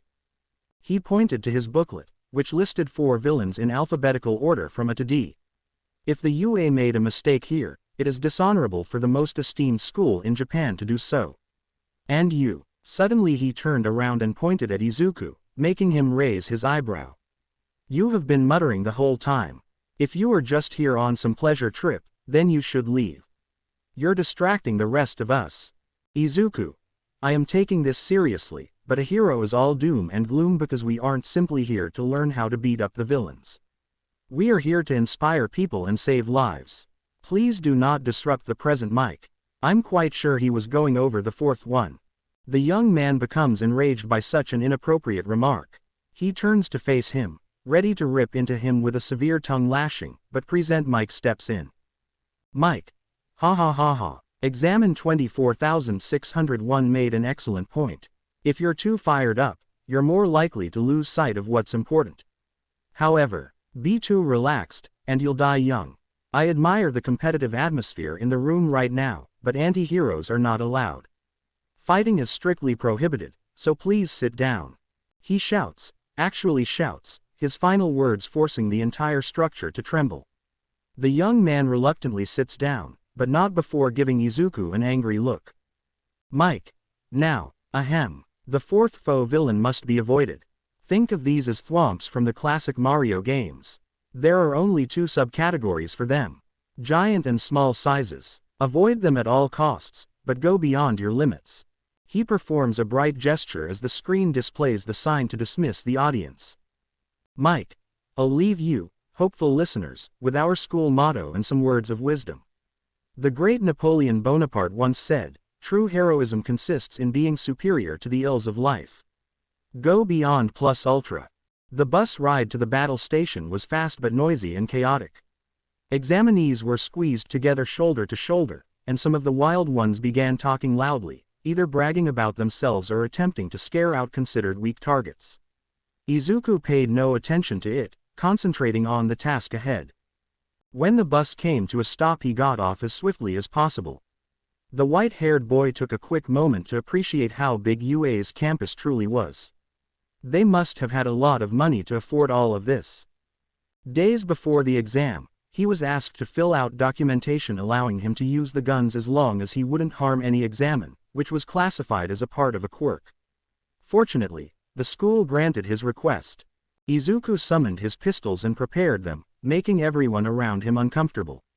Izuku then sees the nice girl he met before and walks to her before a hand stops him. Hold it right there. The hand of the tall glassed guy from the earlier stop. Izuku. That girl is attempting to focus. What are you doing here? Sabotage us. And why were you carrying guns? This is irresponsible and unheroic behavior on your part. I propose you drop this exam before causing harm to others. He warned Izuku. Izuku's eyes flashed with anger. Izuku. You are the one disturbing others. The gun is part of my quirk. The bespectacled boy's stern look wavered for a moment, taken aback by Izuku's calm yet furious reply. Still, it's dangerous. Izuku. It's approved by the school. He cut him off. Consider focusing on your own exam rather than making assumptions about others.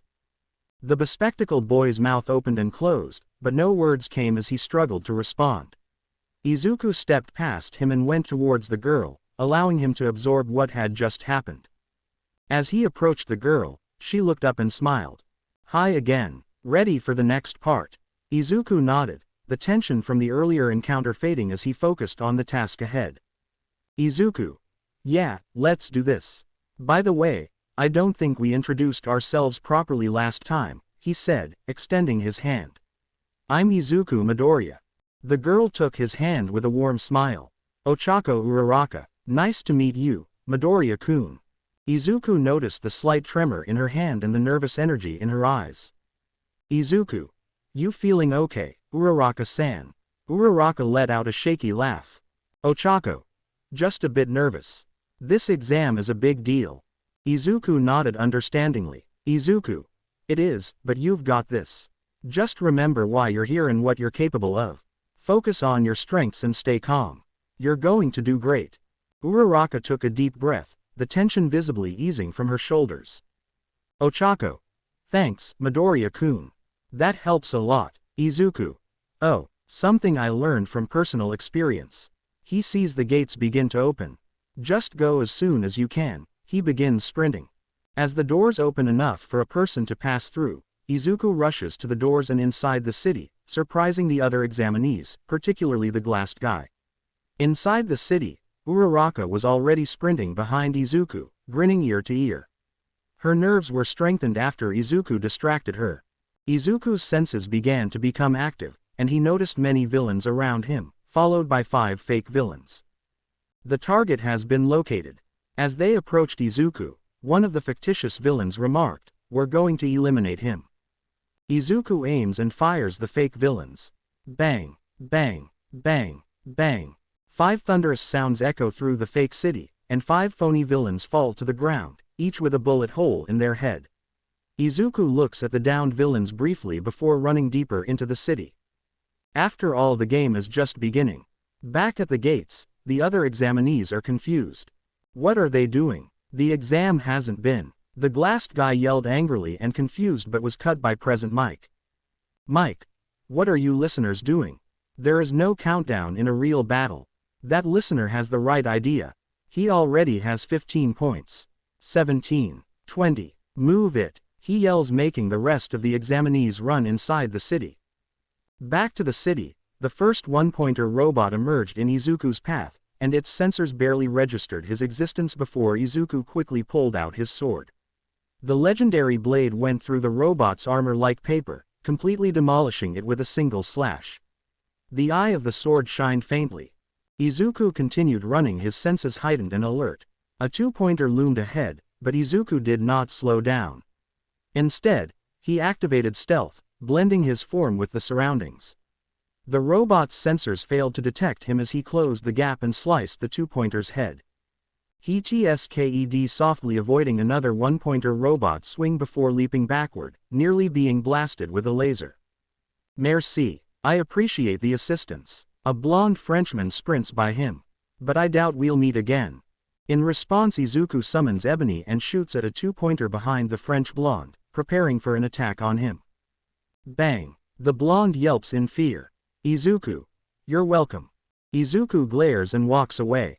He used his wall climbing skill to climb up the side of a nearby building with ease. Standing atop the tower, he examined the surroundings. He examines his environment and notices people's quirks in action. It was impressive, even amazing, to see students who had quirks their entire lives use them to turn robots into scrap metal. Izuku's senses picked up the sharp clank of metal feet on concrete. Dozens of 1-pointer robots emerged from an alley, their mechanical limbs clanging as they searched for their first target. Izuku went down from the structure, his landing quick and silent. As he landed, he drew ivory in a blur, the gun's barrel glowing a faint blue as he channeled his mana through it. With a quick pull of the trigger, Ivory unleashed a volley of mana-infused bullets. The shots were accurate and devastating, finding their mark in the heads of the 1-pointers. The upgraded bullets overpower the robots' circuitry, causing them to tremble.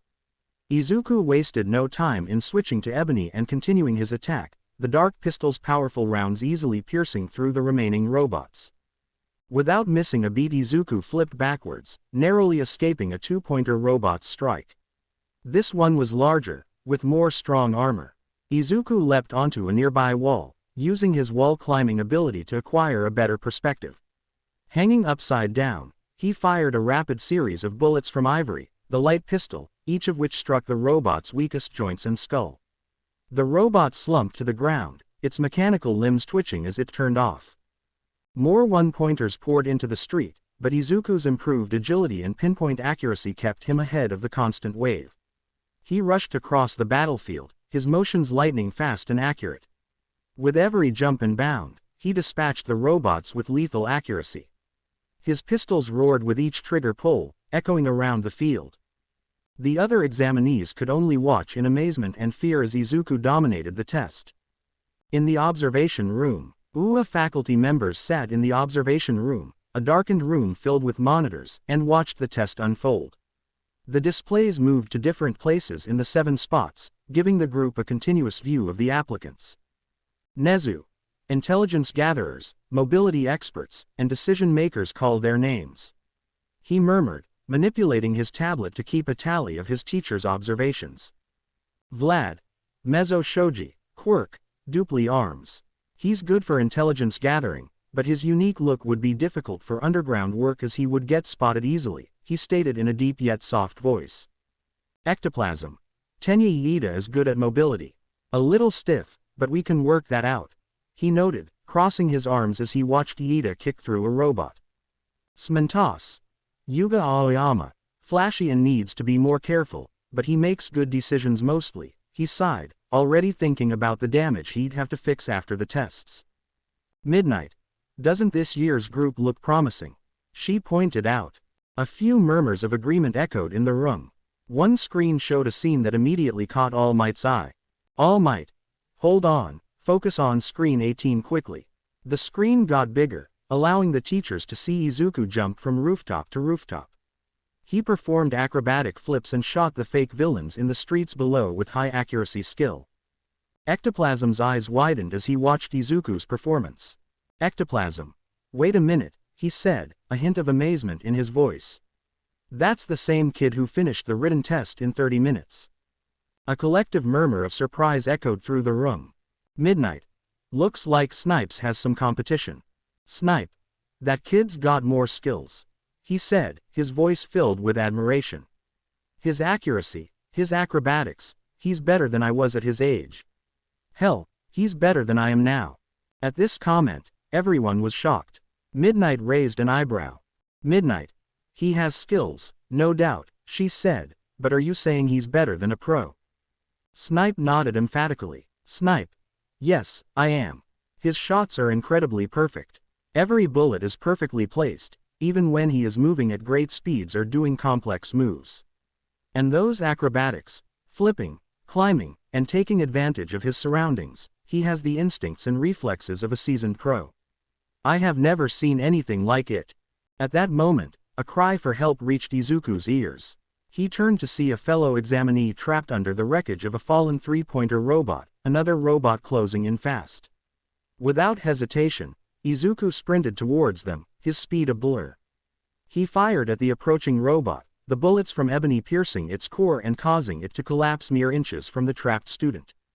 Reaching the examinee, Izuku put his pistols in inventory and used his strength to lift the heavy debris off him.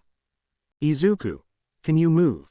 He asked. The student nodded, scrambling to his feet with a look of awe and gratitude. Thank you. Izuku simply nodded and turned back to the battlefield. He spotted another group of examinees cornered by a trio of two-pointers. With precise shots from ivory, he dismantled the robots, giving the students a chance to escape. Vlad. And he's not just focused on himself. Look at how he's saving the other examinees. That's true heroism. Nezu. Indeed, his brilliant mind is only matched by his physical ability. He symbolizes the attributes we seek in a hero: intelligence, skill, and a selfless attitude. The teachers continued to be fascinated by Izuku's display of talent, which left them in amazement. As the three-pointer robot collapsed, Izuku stood straight, his white hair glittering in the light, a silent sight to his strength and skill. Suddenly, Nezu's expression grew serious. Nezu. Let's see how they handle the real test, he said, a hint of anticipation in his voice. With a press of a button, he activated the final challenge. At Battle Station B, the earth in the field began to shake as a giant zero-pointer robot appeared, towering over the city and hurling a shadow over the examinees. The sight of the massive machine caused panic among the kids, but Izuku's eyes narrowed with the mission. Izuku. Jackpot, he exclaims, a grin stretching across his face. This was the perfect opportunity to test his new skills. He jumps from the building he was standing on and lands with a bang on the street below. The hit shocks him somewhat, but he immediately shrugs. The thrill of the fight, combined with the chance of new skills, fuels his adrenaline. As he lands, his heightened senses kick in, detecting any remaining participants who might need help in the chaos. Izuku's sharp eyes spot a familiar figure trapped under a pile of rubble, Ochako Uraraka. She had been helping others escape, but now she was in danger herself. Without hesitation, Izuku sprints towards her, dodging falling debris and weaving through the fleeing examinees. Ochako. OWW. She groans, trying to free herself from the heavy chunks of concrete pinning her down. Izuku reaches her side in an instant. Izuku. Hang on, Uraraka-san. He calls out, his voice steady and reassuring. He bends down and, with a display of his extraordinary strength, lifts the rubble off her. Gently, he scoops her up in a princess carry, causing a blush to spread across her cheeks. Ochako. Thank you, Midoriya-kun, she says softly, her embarrassment evident. Izuku sets her down in a safer spot, away from the immediate danger. His eyes gleam with excitement as he turns back to face the zero-pointer. Izuku. I've been itching to use these skills, he mutters to himself, his grin widening. Izuku unleashes two of his most powerful abilities. His body vibrates with energy as he evokes Koken. His aura flares up, turning a bright red as the air around him crackles with energy. But he's not done yet. With a focused breath, he focuses even more of his mana toward a single, devastating attack. He places his feet strongly on the ground and opens his arms wide, palms facing outward. The energy around him grows stronger, whirling like a hurricane as he gathers it in his hands. Izuku. Final, he begins, his voice a deep, resonant growl. The ground beneath him cracks and trembles under the sheer force of his power. In one swift, fluid motion, he brings his palms together. A massive surge of blue and yellow energy begins to coalesce between his palms, the air around him humming with anticipation. Kamehameha, he roars, thrusting his hands forward. The combination of Koken and final Kamehameha produces a blinding beam of dual-color energy aimed straight at the zero-pointer. The impacts are fast and devastating.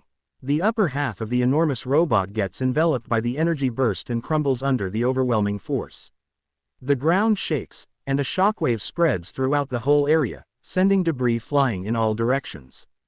The sky darkens as clouds gather, the sheer force of the attack altering the weather itself.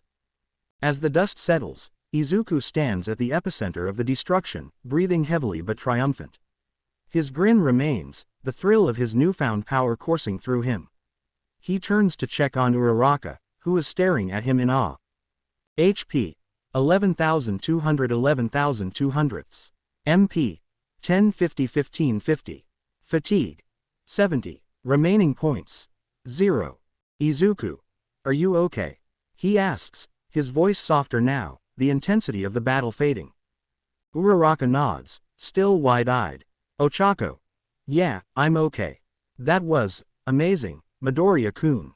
Izuku chuckles, scratching the back of his head. Izuku. Thanks, I'm just glad you're safe. At Battle Station A, meanwhile, on the other side of the exam center, Katsuki watches the display with gritted teeth. His hands clench into fists as he seethes with a mixture of anger and frustration. In his eyes the only one who is capable of this. Katsuki. Deku. He growls. Back to Battle Station B. All examinees begin to come out from their hideouts, some celebrating Izuku's win, others pleased that the immediate threat has passed. However, Izuku's joy is tempered by a burst of rage as he detects something unpleasant. Despite the chaos and danger they had just faced, none of the other examinees hurried to help Uraraka. They had scattered or hidden, focusing entirely on their survival. The realization strikes Izuku hard. A hero ought to always focus on helping others, especially during times of trouble. His fists clench at his sides, his expression hardening. Izuku. Hey, he calls out, his voice cutting through the post-battle din. What were you all doing when Uraraka-san needed help? Some of the examinees look aside shamefully, while others avoid his eyes entirely. A few make excuses, but none of them meet his eyes with honesty. Uraraka, Sensing Izuku's frustration, gently touches his arm. Ochako. It's okay, Midoriya-kun. We all react differently in emergencies. Izuku shakes his head, his disappointment palpable. Izuku. No, Uraraka-san. A hero must protect and save others. We can't just look out for ourselves.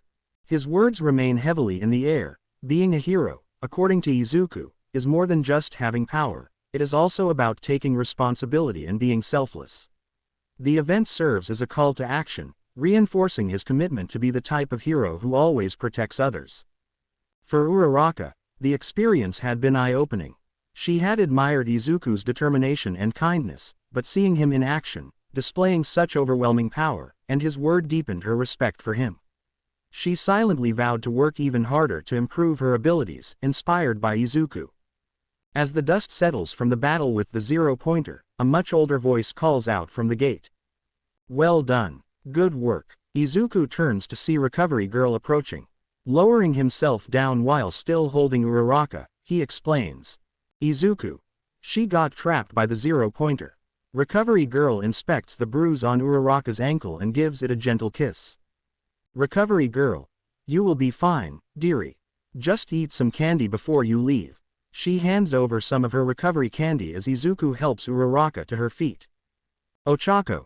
Thank you, she says softly, still a bit shaky. Recovery Girl. Is anyone else hurt? She asks, looking around and seeing no one else injured. Interesting. Guess I have to watch the tapes later, she thinks before heading off to the other exam sites. As Izuku and Uraraka walk back to the bus together, Uraraka breaks the silence. Ochako. Thank you, by the way. Izuku. No problem. It wasn't your fault. Plus, you were helping people out before you got caught, he responds, his tone casual but sincere. Ochako. Yeah, but you wasted your time on me, she says, not whining but with a slight pout. Izuku shakes his head. Izuku. No time helping someone is wasted, especially when it's someone as kind and brave as you. Uraraka blushes, feeling a mix of embarrassment and gratitude. As they sit down on the bus, she gathers her courage. Ochako. Midoriya-kun, can I ask you something? Izuku. Sure, he replies, looking at her curiously. Ochako. Can I have your number? You know, in case we need to talk about hero stuff or if you ever need help, she asks shyly, her cheeks turning a deeper shade of pink. Izuku smiles warmly. Izuku. Of course. He pulls out his phone and they exchange numbers. Ochako. Thanks, she says, feeling a bit more at ease. I'm really glad we met, Midoriya-kun. Izuku. Me too, Uraraka-san, he replies, feeling a sense of camaraderie and friendship forming. The bus starts to move, taking them back to UA High School and the next step in their journey to becoming heroes. In the observation room, the scene shifts to the observation room where the pro-heroes and faculty of UA High School are gathered, their reactions a mix of shock, awe, and contemplation. Nezu. Well, this year was very, he begins, searching for the right word to describe what they had witnessed at testing site B. All Might. Interesting, he suggested, his usual optimism tinged with a hint of concern. Vlad. Insane, he offers, still trying to process the sight of the zero-pointer's demolished legs. Power loader. Psychotic, he adds, visibly emotional after witnessing the destruction of one of his creations. The focus then shifts to Aizawa, who is studying a tablet in his hands. Aizawa. Midoriya Izuku, he murmurs, his gaze fixed on the screen displaying footage of Izuku's remarkable feat. His quirk manifested a few months ago, through forced manifestation. The other teachers turn their attention to Aizawa, their expressions varying from curiosity to shock. Midnight. Wait, he just got his quirk and can do that. She exclaims, pointing at the screen where Izuku had unleashed his devastating attack. All Might. What's his quirk? He asks, leaning in to examine the replay of students navigating the chaotic testing site. Nezu. He named it Ready Player One, he replies, flipping through files on his desk. The description is like a video game character. That's all we have. Midoriya registered it 10 months ago. The report indicates he obtained it after a point-blank range blast. All Might's eyes widen as he reads the report. All Might. Is that the same kid? He mutters, feeling a bead of sweat trickle down his cheek. Vlad. To have a student with such a powerful quirk and that level of control in such a short time. I have no doubt he will be a great hero in the future, he remarks, rubbing his neck thoughtfully. Aizawa, however, remains pragmatic. Aizawa. Well, it doesn't matter. That doesn't change the fact that if he wants to stay here, he'll have to prove himself. If he doesn't give his all during the apprehension test, then I'll expel him right there. Time skip 1 week. The day after the entrance exam, both Izuku and Uraraka spent time recovering from the physically demanding test. Izuku took it easy, practicing light exercises and reflecting on his performance. Uraraka, inspired by Izuku's determination, started a new training regimen to improve her abilities. They exchanged encouraging texts, sharing their thoughts and aspirations. Both dedicated their days to rigorous training. Izuku practiced using his quirk in various scenarios, pushing his limits to gain better control and understanding of his abilities. Uraraka continued her training regimen, incorporating new exercises to build her strength and stamina. They shared their progress and setbacks, offering support and advice. Izuku told her that he lived alone and why, which made Uraraka sad. After a week of anticipation, Izuku and Uraraka decided to open their results together at Izuku's apartment. Uraraka stood nervously in front of the door to Izuku's apartment, clutching a small bag of homemade cookies. She took a deep breath before knocking. A few moments later, the door opened to reveal Izuku, dressed casually in a t-shirt and sweatpants, his white hair contrasting sharply with his piercing blue eyes. Izuku. Hey, Uraraka-san, he greeted her with a small smile, stepping aside to let her in. Ochako. Hi, Midoriya-kun. Thanks for inviting me over, she replied, stepping inside and looking around curiously. The apartment was small but tidy, with minimal decorations and a few shelves filled with books and action figures. Izuku. Sorry if it's a bit messy, he said, scratching the back of his head. Ochako. It's fine, it looks cozy, she assured him, handing him the bag of cookies. I made these for you. Izuku. Thanks, he said, accepting the bag and placing it on the kitchen counter. Do you want something to drink? I have water, juice, or tea. Ochako. Juice would be great, she replied, following him to the kitchen. As Izuku poured her a glass of orange juice, her eyes wandered to a small photo album on the dining table. Ochako. Can I look at this? She asked, pointing to the album. Izuku. Sure, he said, handing her the glass. It's just some old photos. Uraraka sat down and opened the album, her eyes widening in surprise as she saw pictures of a younger Izuku with green hair.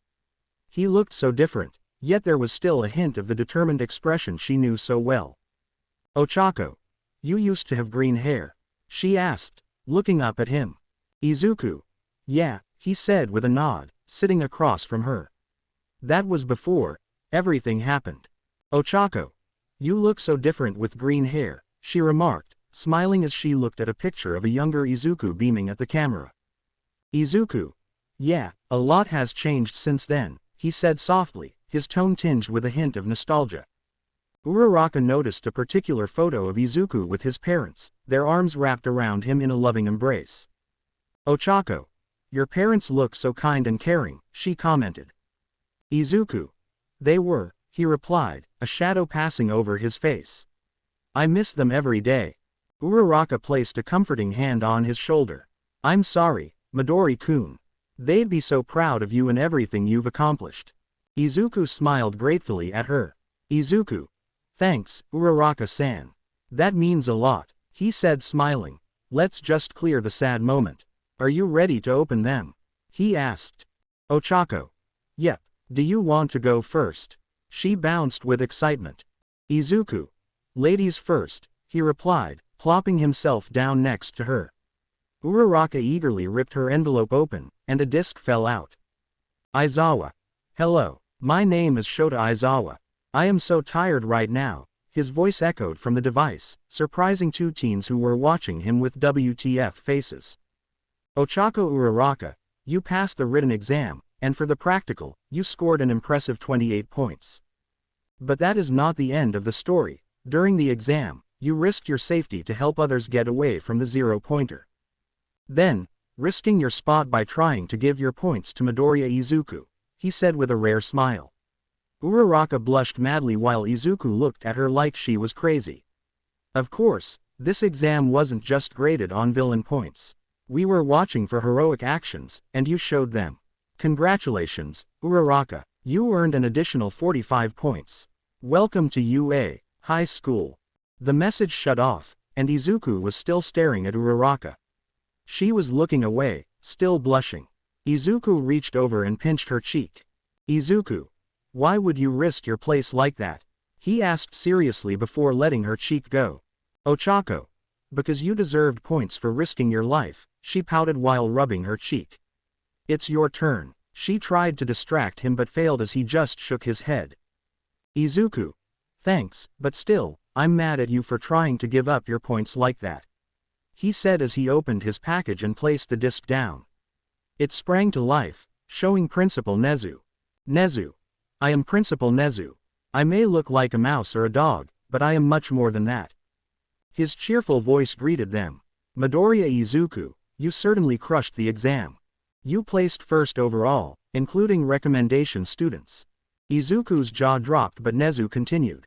For the practical, you kept a cool head and destroyed those fake villains without a single issue. You earned 150 villain points, but that is not all. Rescue points were also a factor in the exam. Instead of going for just villain points, you took your time to help your fellow examinees keep themselves from injury. Not a single person was injured in your test site.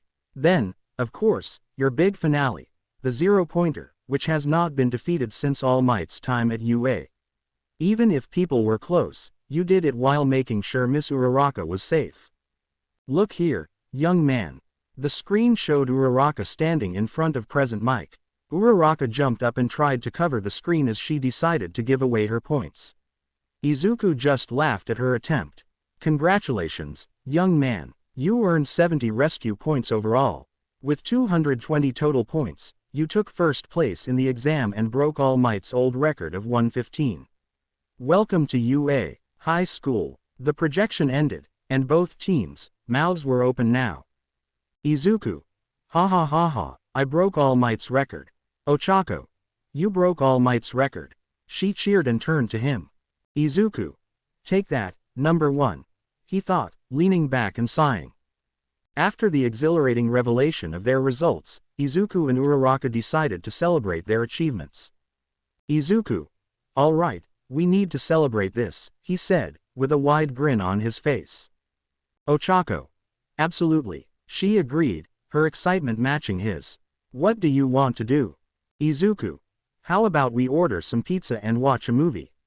He suggested. It's simple, but I think it would be a nice way to relax and enjoy the moment. Ochako. Sounds perfect, she beamed. Let's do it. Izuku quickly placed an order for a couple of pizzas while Uraraka set up the living room for their impromptu celebration. They chose a light-hearted hero-themed movie to keep the mood upbeat and fun. As the pizzas arrived, they settled on the couch with plates full of slices, the aroma filling the room. They clinked their soda cans together in a toast. Izuku. To UA High School and becoming heroes. He declared. Ochako. To UA High School and becoming heroes. She echoed, taking a big bite of her pizza. They chatted excitedly about their future in the UA, discussing their hopes, dreams, and what they wanted to achieve. They also reminisced about the exam and the intense moments they experienced. As the celebration at Izuku's house wound down, the news of the exam results was spreading quickly among the other examinees. One person in particular, Katsuki Bakugo, was not taking the news well. At the Bakugo household, Katsuki stared at his acceptance letter with a sense of pride. He had scored exceptionally well, as expected. However, when he heard that Izuku had broken All Might's record and taken first place, his mood soured instantly. Katsuki crumpled the acceptance letter in his hand, his face contorting with anger. Katsuki. Deku broke All Might's record. He muttered through gritted teeth. That damn nerd beat me. Again. His mother noticed his agitation. Mitsuki. What's wrong, Katsuki? she asked, sensing the tension in the air. Katsuki. Nothing, he snapped, but then he couldn't hold back. It's that damn Deku. He took first place in the exam and broke All Might's record. How the hell did he do that? Mitsuki raised an eyebrow, a smirk playing on her lips. Mitsuki. Well, sounds like he's not such a weakling after all. Katsuki. Don't patronize me. He barked, slamming his fist on the table. He's supposed to be nothing. He can't be better than me. Mitsuki sighed, shaking her head. Mitsuki. Katsuki, maybe it's time you realized that other people can be strong too. You don't have to be the only one at the top. Katsuki glared at her, his frustration palpable. Katsuki. I'm going to prove that I'm still the best. No damn nerd is going to take that from me. Meanwhile, back at Izuku's house, Izuku and Uraraka were still buzzing from their celebration. Ochako. I'm so excited for UA, she said, her eyes sparkling. We're going to do this, Midoriya-kun. Izuku. Yeah, we are, he replied, a confident smile on his face. Just then, Izuku's phone buzzed. He glanced at it and saw a message from an unknown number. Opening it, he read.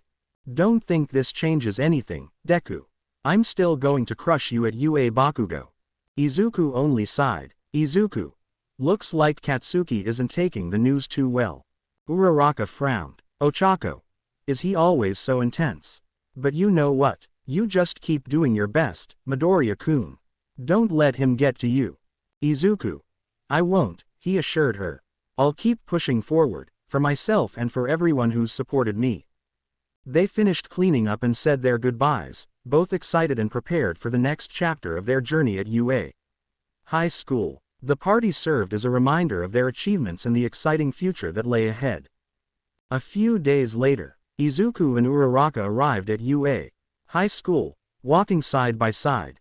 Their conversation was filled with excitement and anticipation for the day ahead. Ochako.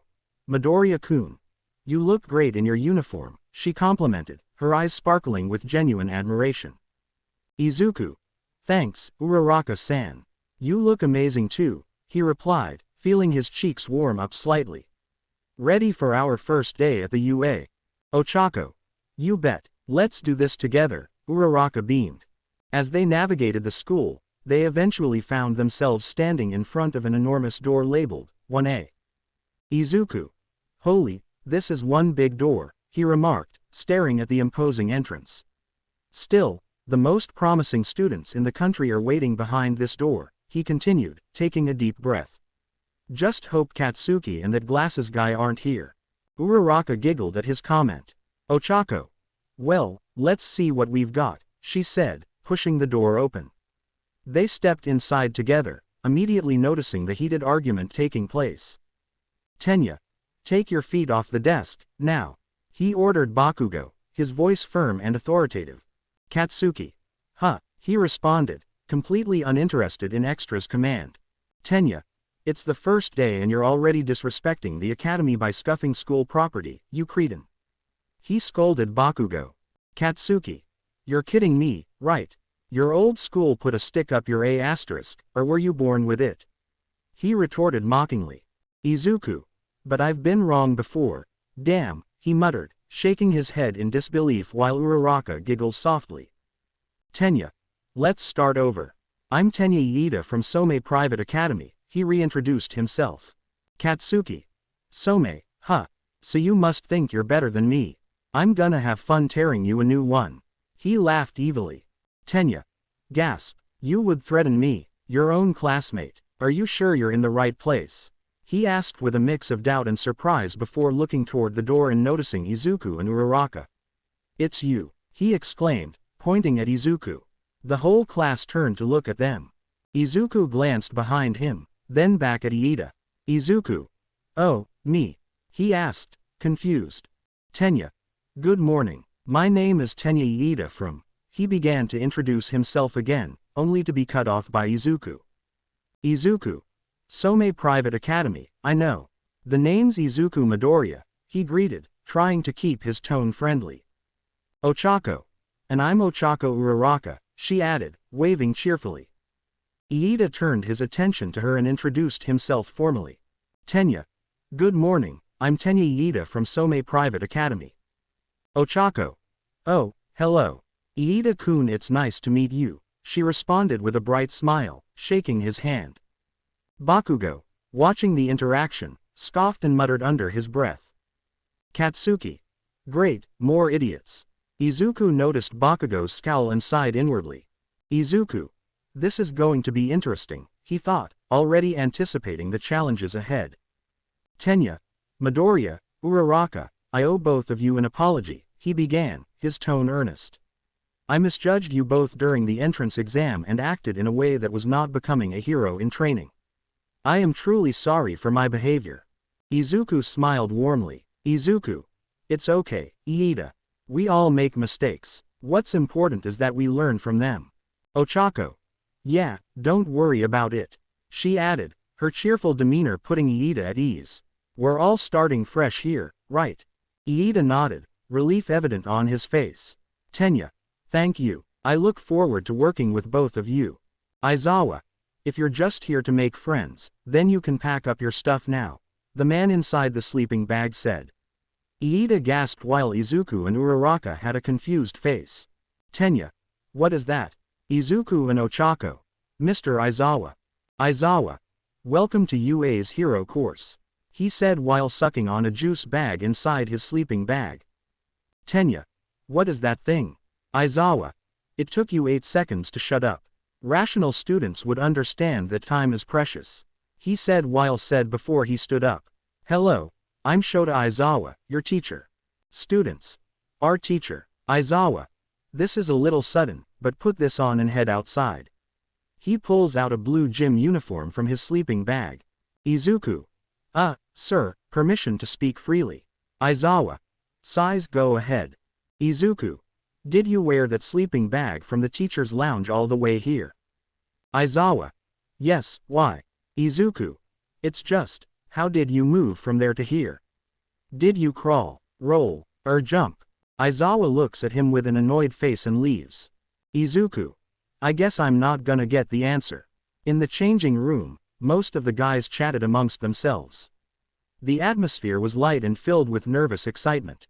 However, it took a turn when one of them noticed something. Dude, what the heck happened to your body? One of the students exclaimed, eyes wide with horror. All eyes turned to Izuku, who had yet to put his gym shirt on. The guys were staring in shock at the scars covering Izuku's body. Izuku had become used to them, but he knew they were going to attract attention. Izuku. It's from training and some accidents, he said calmly, though he felt the weight of their stares. Man, you must have been through some serious stuff, one of the students said, a mix of admiration and pity in his voice. Izuku gave a small, reassuring smile. Izuku. Yeah, but it's all part of the journey to becoming a hero. Outside at the training ground. Students. A quirk assessment test. Ochako. But orientation, we're gonna miss it. Aizawa.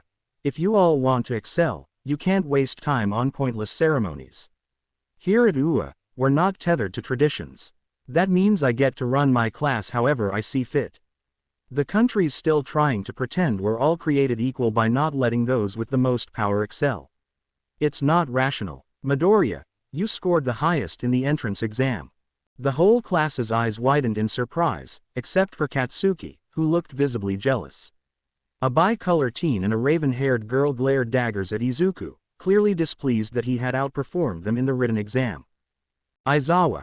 What was your best score for the softball throw while you were in middle high?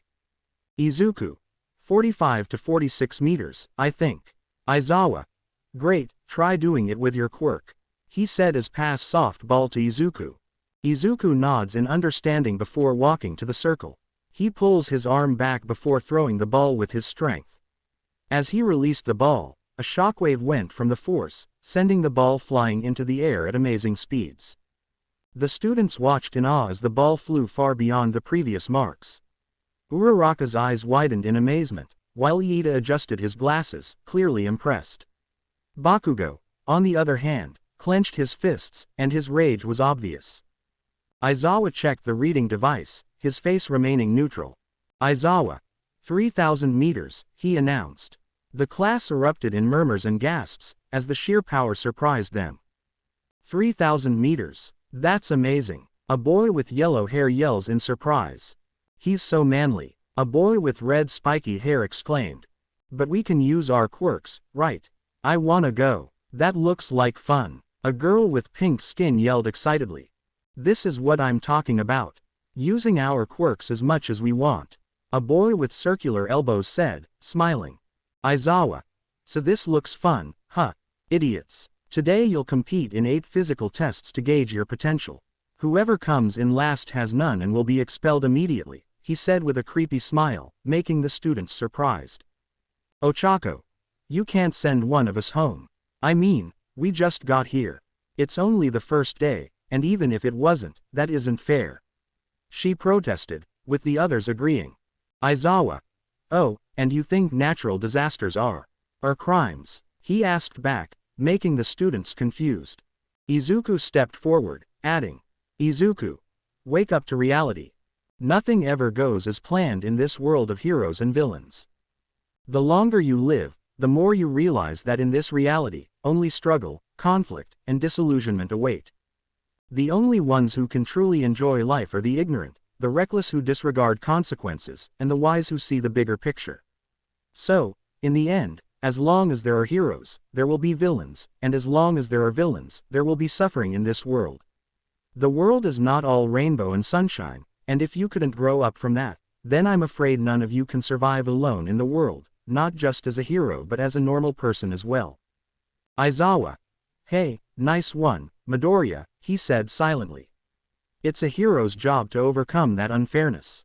So go beyond, plus ultra style. Show me it's no mistake that you're here, he said, smirking while pointing at the students who were shocked by his explanation. Tenya. I don't approve of this kind of hazing, but UA's the top hero program. I have no choice, he thought, then drank some water from his bottle. Katsuki. Time to blow these nerds away, especially the Deku over there. He dared to take away my spotlight. He'll pay, he thought, smirking while glaring at Izuku. Aizawa. Now then, we're just wasting time by talking. Let the games begin, he said, and the physical exam started. Test 150-meter dash. Runner on your mark. Ready, a camera bot said as Iida and a girl with frog features prepared to run. Go, the camera bot said, and both Iida and the frog girl ran. 3.24 seconds, the camera bot announced Iida's score. Tenya. At 50 meters, I can only get to third gear, he thought. 5.58 seconds, the camera bot announced the frog girl's score. Hiro, she said as she finished. Ochako. I'll lighten up my clothes. Oh, and my shoes too, she said as she used her quirk on her clothes and shoes. She then began to run with a boy with a tail. 5.49 seconds, the camera bot announced the boy's score. 7.15 seconds, the camera bot announced Uraraka's score. Ochako. Well, at least that's higher than in middle school, Uraraka thought, smiling. Next, a pink girl with horns and a French boy with a strange belt stepped up. Nice attempts, Mon Ami, but you're just not showing enough pizzazz. Let my power shine, the boy with the strange belt stated as he fired off his laser, propelling himself backward to the finish line, but the laser stopped, and he stopped as well, allowing the pink girl to catch up. 5.51 seconds, the camera bot announced to both the pink girl and the boy with the strange belt's scores. Aizawa. Testing the upper limits of their power helps me assess their room for growth. It becomes clear what they can and can't do their true potential, he thought as Izuku and Bakugo were next. Sometimes pros have to be creative to succeed, he thought as both Bakugo and Midoriya started their race. Izuku sprints forward as Katsuki calls out his move. Katsuki. Burst speed, he yelled as he used his explosion to propel himself to the finish line. 1 second, the camera bot announced Izuku's score, surprising Bakugo, who thought Izuku was far behind him. 4.13 seconds, the camera bot announced Bakugo's score. At that speed, the class's collective jaws dropped. The small pervert looked at him with slight fear, a yellow-haired boy with awe, and Iida with disbelief. No one in his family could even come close to Izuku's speed. Shota. He is holding back. As he narrows his eyes. Katsuki. What the, damn, him. My Quirk has more uses than anyone else in this school, he gritted his teeth. Test 2. Grip strength. Then a boy with 6 arms got a reading of 540 kilograms. Wow, you hit 540 kilograms. You're such a beast. A boy with circular elbows complimented. Yeah, like a muscly octopus, a short midget with purple ball hair commented. Crunch. Asterisk. Oops. Everyone turned to look at Izuku. One of the grip tests was in his hand. It was now mostly dust. Izuku. Guess I overdid it. How powerful is he? Test 3. Standing long jump. The students were jumping as far as they could with their quirks. The boy with the strange belt used his laser to get across. Bakugo used his explosion to get across. Uraraka zero gravities herself and floated across. The frog girl jumped all the way across. Izuku jumped and nailed it. Test 4. Repeated side step. The boy with ball hair used his hair to bounce back and forth. Izuku. Well, that's unique, he thought, looking at the bouncing boy. Test 5. Ball throw. Since Izuku already did it, he didn't participate. Bakugo prepared himself to throw, looking at Izuku with a stink eye before he screamed. Katsuki. Die, using his explosion to propel the ball into the air. Izuku. Die, Katsuki, really? He paused before remembering slaughtering the Venonazara and Velcro the first time. Never mind, I got it. He stares at Aizawa, who is turning his phone for the students to see. He gained 705.2 meters. Wow, that's far, the boy with yellow hair claimed. Yeah, that was awesome, the boy with circular elbows said with awe. Bakugo gritted his teeth at such a low score. Uraraka was next. She used her quirk on the ball and threw it. The ball climbed higher and higher until it disappeared from sight. Aizawa then showed her score, surprising everyone. All. Infinity. The students yelled, surprised at the score, if that could be considered a score. That's insane. How's that possible? The boy with yellow hair asked, surprised. Izuku. Even if she floats the ball to space, it's still only 100 kilometers, and if she floats it around the world, it's still 40,075 kilometers, not infinity, he said, confused by the measurement device's logic. Test 6. Endurance run. The students lined up at the starting line. Runner on your mark, ready, the camera bot said, and they all prepared to run. Go, the camera bot said, and they all began to run at top speed. Bakugo used his explosion, the boy with the strange belt used his laser, Iida went up to his 5th gear, and the frog girl jumped around. Everyone was using their quirks to the best of their abilities to run as far as possible. One by one, the students began to slow down. Even Bakugo started running because his hands were hurting. Iida's engine began to overheat, and he started running in a lower gear. Meanwhile, Izuku kept on running because it was his daily routine. Izuku. On your left, he said as he ran past the students, who were stunned by his stamina. The students began to run at a lower speed, but then. Izuku. On your left, he said as he kept on running faster than them, not even dropping his pace. Huh, oh, okay, on my left, the boy with yellow hair said, panting. The students were still running when Izuku was about to pass them again. Don't say it, don't you say it, the pink girl yelled, but then. Izuku. On your left, he said as he ran past them. Oh, come on, the students groaned, some of them trying to chase down Izuku, but unfortunately, Izuku was already leaving them in the dust. Aizawa looked at Izuku with awe, seeing how much stamina he had. Aizawa. Just how much can this boy run without getting tired? He thought, stunned by the answer that wasn't present. The students were resting under a tree, some looking exhausted, some looking like they were about to throw up, and some just plain old dead when Izuku approached them. Izuku. Need a medic?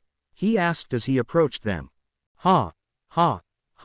I need a new set of L lungs, the boy with red spiky hair claimed. Dude, you just ran like 20 kilometers in just 30 minutes, the boy with yellow hair said, panting. Guess I got a late start, he claimed, surprising them.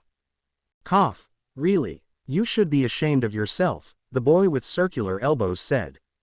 Yeah, you should take another lap, the pink girl recommended. Question mark. Did you just take it?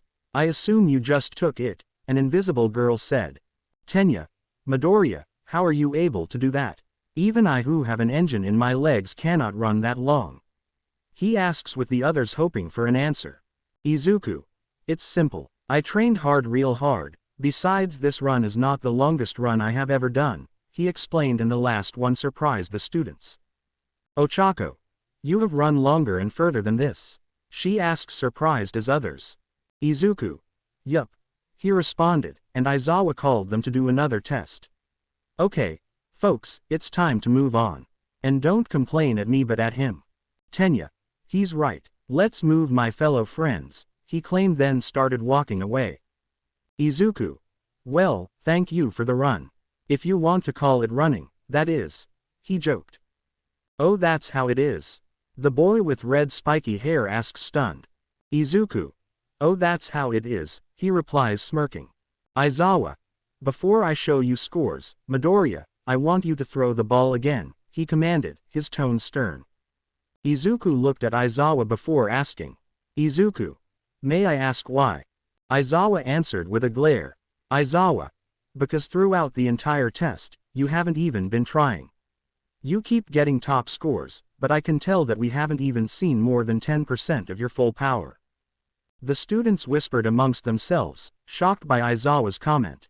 Izuku countered. Izuku. With all due respect, Eraserhead, he said, catching Aizawa by surprise since there weren't many who knew his hero name, much less recognized him. He then disappeared from his spot in a blue blur, reappearing right in Aizawa's face in less than a second, covering 30 meters effortlessly. His cold blue eyes were burning into Aizawa's ones. Izuku. You can't expect me to get fatigued by these little tests. Aizawa blinked, not expecting the sudden display of speed. However, I am confused as to why you're singling me out among the entire class. The students looked at each other in confusion. Todoroki has only been using half of his power, yet for some reason, you seem to focus solely on me when talking about full power. Aizawa's eyes widened slightly at being caught before Izuku continued. Izuku. There's nothing my eyes can't see, so it wasn't hard to see how you were focusing on me so intensely. If you are going to force me to use my full power, then the same will have to apply to Todoroki. That's not to mention the fact that I'll need a lot of space to ensure that I don't accidentally hurt someone. Todoroki glared at Izuku for dragging him into the situation before Aizawa commented. Aizawa. The reason why I'm not asking Todoroki is obvious. Even though Aizawa didn't say it, everyone knew it had to do with the scar on Todoroki's face. Izuku then said, Izuku. Oh, well then, in that case. He unzipped his jacket before pulling up his shirt to reveal scars. The girls all gasped and covered their mouths in horror at the sight. Uraraka was on the verge of crying, while Aizawa's eyes widened in shock. The guys were still disturbed by the sight even after seeing it in the changing room. He continued as he let go of his shirt. If that's not enough for you, then how about this? I was 6 years old when my parents died. About a year ago, I got my quirk. Everyone except Bakugo and Uraraka's eyes widened in shock. Bakugo, however, looked away uncomfortably. I was beaten, bullied, neglected, and abused by my teachers and peers.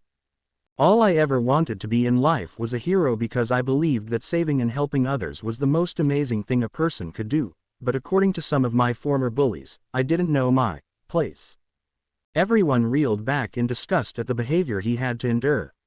If you wish to hear an example, before I got my quirk, I was told by one of my bullies, if you want to be a hero so badly, there might just be another way. Pray for a quirk in your next life, then take a swan dive off the roof of a building. Once the words left Izuku's mouth, Aizawa and the students stepped back in horror at the words they had just heard. Izuku then said, Izuku. That's not the worst part. Not too long afterward, I met a top-ranking hero, and I asked him if it was possible to become a hero even without a quirk. The hero told me that it's okay to dream, but that I had to be realistic and that he didn't think anyone without a quirk could become a hero. Aizawa clenched his fist in righteous anger. At the time, I was overcome by so much pain, despair, and hopelessness. My entire life, I was told that I was worthless and useless and that I was nothing but a burden to everyone around me. But still, I didn't lose hope. The only reason why I'm here and trying to be a hero is because of my parents' last wish. I still want to be a hero because I remember how it felt to be hurt, to be lost, to be left out in the cold, dark, unfeeling world. I want to ensure that no one ever has to feel like I had for all those years when I was quirkless. That's why I'm here. Aizawa stands there, frightened, attempting to process all he's just heard before pulling himself together and saying, Aizawa. Very well then, I won't make you retake the test. Izuku. Oh, I didn't tell you that because I didn't want to take the test. Not that I wanted anything in the first place, but because I didn't want you to expel me for not using my full power. Aizawa. Did he say all that so I wouldn't have to expel him? When Aizawa saw the scars on Izuku's body, it was enough to keep him from using his full power. Yet, after hearing Izuku's story, he wanted nothing more than to beat everyone who had previously hurt Izuku while also blaming himself for being so cruel. Izuku moves to the center of the circle, as he speaks. Izuku. You may want to stand around 10 meters back behind some cover and use soundproof earmuffs. Aizawa and the students all run behind cover, while the raven-haired girl makes soundproof earmuffs for everyone. He formed a series of hand seals, calling out, Izuku. Earth Wall Jutsu. A massive wall with thin line where at least they can see of earth erupted from the ground, forming a protective barrier around the students. Satisfied that everyone was safe, he stepped forward, channeling energy into his right hand.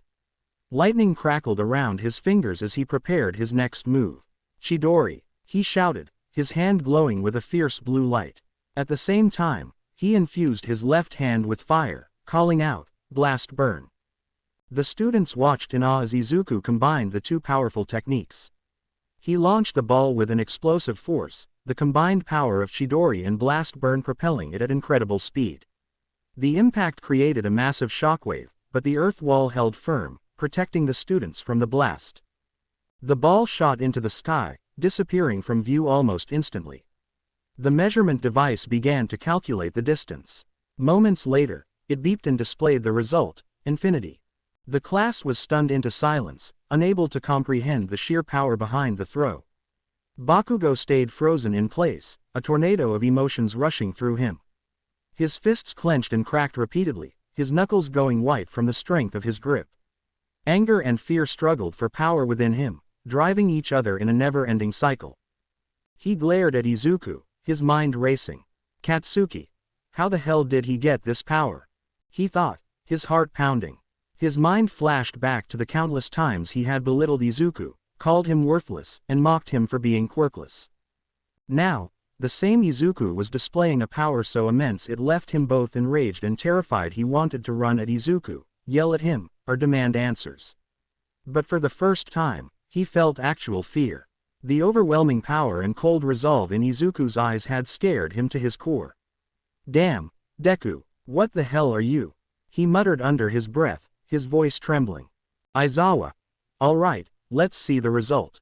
You should all have a pretty good idea of where you stand, he said as he displayed a hologram of the scores.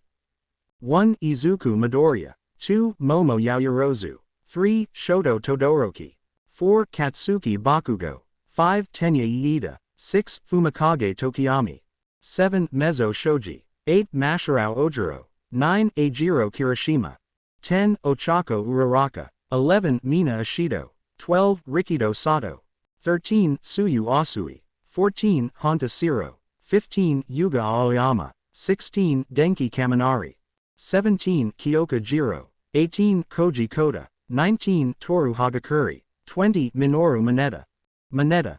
No, I can't be in last place. I haven't done anything, the short boy yelled in agony. Aizawa.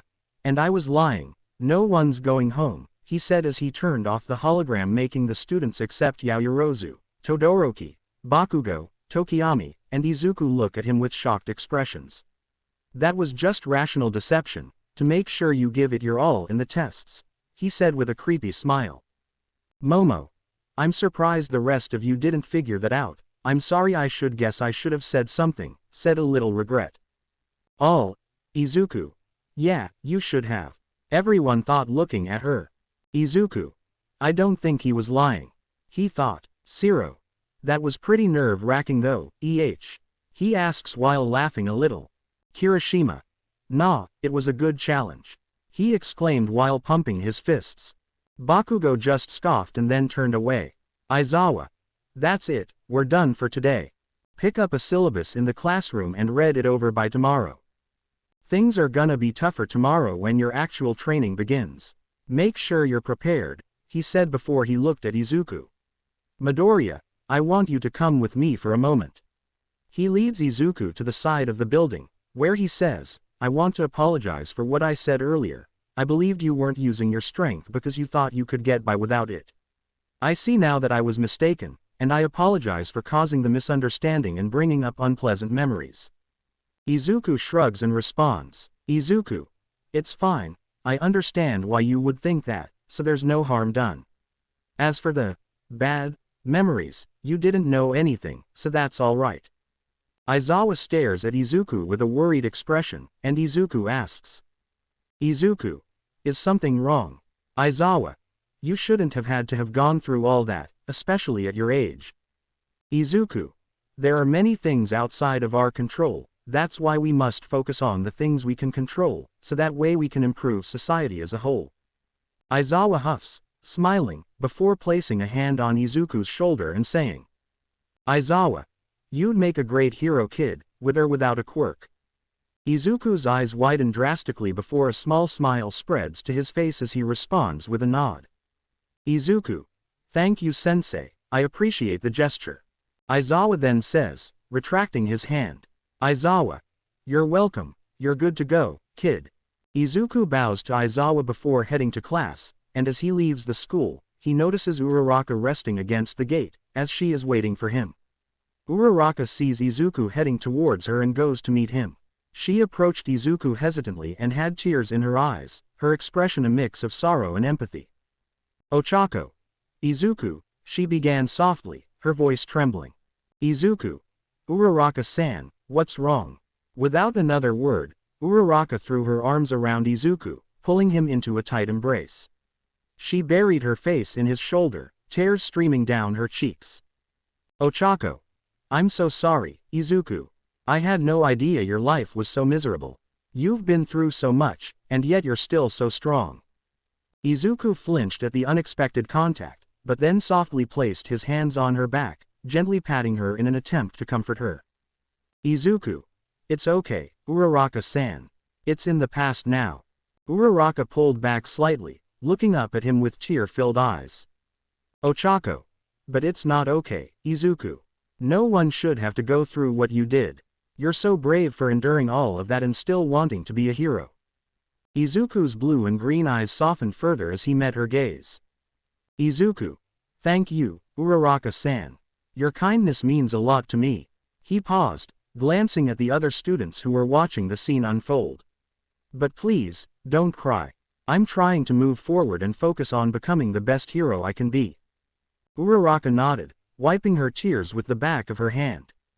Ochako. I understand. Just know that if you ever need someone to talk to or lean on, I'm here for you. Izuku gave her a small, grateful smile. Izuku. Thank you, Uraraka-san. I appreciate that. So, would you like to walk to the station together? He said as he walked beside Uraraka. Ochako. I don't see why not. Izuku. In a way I survived the first day at UA. Mr. Aizawa is a unique guy for sure, but at least I have a friend. Guess this is my high school life for now, thought walking home. The next day, narrator Izuku. UA High School's hero course, a place where you train to become a hero, but that doesn't mean you don't have academics, he narrated as he and his classmate are having a normal English lesson with Present Mike. Present Mike wrote 4 sentences on the class board before he turned to the class. Mike. Now, which of these 4 sentences contains a mistake? He asked the class. Meanwhile, the class is just like, all. So boring, they all thought, sweat dropping. Katsuki. This S**CKS. Bakugo thought, uninterested in the lesson. Mike. Hey everybody, look alive. Grammar rules. He exclaimed, waving his arm around. Izuku. The last sentence is wrong, he thought. Then behind him, Yaoyorozu raised her hand and answered the question. Narrator Izuku. A cafeteria, a place where all students from every course gather around to eat. The food is cheap and surprisingly good, he narrated as he and his classmate were eating when the lunch rush approached them. Lunch rush. White rice is the perfect comfort food, isn't it? He said with a thumbs up. Ochako. This is super good, she nodded while smiling. Izuku. She is so cute, he thought while looking at her. Narrator Izuku. But of course, the main event of a hero course is the hero lesson. He narrated inside the classroom. Many people attempted to figure out who would be the next hero to go through those doors. Izuku already knew, to be honest. Izuku wants to avoid the entire class that All Might is supposed to teach, but he hasn't recognized him yet. He noticed Jiro perk up first, before feeling the heavy footsteps approaching the door. Izuku. Heads up, he said, gaining the attention of his classmate. We got incoming, he said, pointing at the door. Then a familiar voice could be heard behind the door. I am, the voice said before he entered the classroom. Coming through the door like a normal person. All Might exclaimed with a strange pose. All Izuku. Whoa, Denki. I can't believe it. It's All Might, he said excitedly. Kirishima. So he's really a teacher. This year is gonna be awesome. He yells excitedly. Sue. Hey look, is he wearing his Silver Age costume? She said, touching her chin. Ojiro. I'm getting goosebumps, it's so retro, he commented.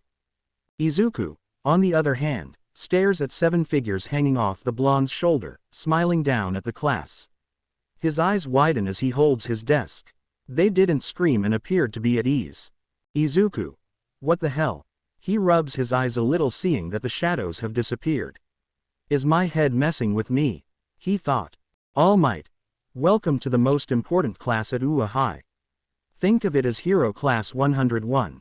He continues as he walks to the center of the class. The students are excited. Then the real show is about to start when he speaks again. Here you will learn the basics of being a pro and what it means to fight in the name of good. He exclaimed. Let's get into it. Today's lesson, he said before he pulled out a card with the word, battle. We'll pull no punches, he finished. Katsuki. Battle, he thought with an evil smirk. Izuku. Training, huh? He thought, interested. All Might. But one of the keys to being a hero is, he said before he pressed a button and 19 suitcases pushed out from the wall. Looking good. These were designed for you based on your Quirk registration forms and the requests you sent in before school started. He explains while the students yell excitedly. All Might looked at the suitcase and noticed one was missing. All Might. Wait, there's 20 of you but we're missing a suitcase, he said, but Izuku raised his hand. Izuku. It was mine that was missing, sir. But don't worry, my suit needs special attention, so it was stored somewhere else. He explained, although bitterly, but All Might shrugged off. All Might. All right then. Get yourselves suited up, and meet me at the training ground beta, he explained. All Izuku. Yes sir. They reply before they go to the changing room. A few days after the entrance exam, Izuku sat inside his apartment. His eyes, bright blue and vibrant green, sparkled as he browsed his Quirk store for a perfect match for his hero outfit. The store's interface floated before him, with organized categories of things. Store categories. 1. Weapons. 2. Potions. 3. Daily items. 4. Currency conversion. Izuku paused over the weapons category, but a sudden notification popped up, drawing his attention. Alert. New quest. Demon Siege. The Abyssal Fortress has arrived. Difficulty. S rank. Objective. Clear the Abyssal Fortress and defeat the king. Level requirement. 50+. Quest reward. High-tier weapons upgrades and armor. Time limit. None. Accept or decline. Izuku's heart raced with excitement. A childlike grin spread across his face. He loved unlocking new abilities and been a while since he went into a dungeon, and this quest promised just that. He accepted the quest without hesitation. Prepare yourself, Shadow Monarch. The fate of that world rests on your shoulders. The statement confused Izuku, but he shrugged it off as a dark vortex appeared in his living room, bubbling with malicious energy. Izuku took a deep breath, checked his twin weapons, ebony and ivory, in their holsters, and stepped through. Izuku stepped into a horrific, twisted landscape. The sky was filled with storm clouds, and the ground underneath him was a mix of shattered soil and pulsing demonic veins. In the distance, the ruins of an ancient city stood out, overtaken by disgusting creatures. His Sharingan lit up, giving his eyesight a spectacular purity. He could see the demons, fragile motions in the distance, their monstrous figures ready to attack. He grabbed ebony and ivory, the twin pistols shining in the dim light, and sprinted forward, sweeping the ground quickly and stealthily, his senses alert for any hint of danger. The first wave of demons appeared as ugly creatures with twisted limbs and scythe. Izuku did not hesitate. He fired ebony, the bullets coated with mana, ripping through the first line of demons with pinpoint precision. Each shot was intentional. The first bullet ripped through the eye of a growling demon, while the second reached another's chest, quickly killing it. Ivory followed, with a quick barrage of shots taking down anyone who headed too close. He aimed for the joints and disarmed them by tearing their kneecaps and elbows. Each pull of the trigger was followed by a planned move, keeping him out of reach of their claws and teeth. You leveled up. You leveled up. You leveled up. Izuku. Is this all you've got? I've seen scarier things under my bed, he mocked, a smirk playing on his lips as he moved through the demonic horde.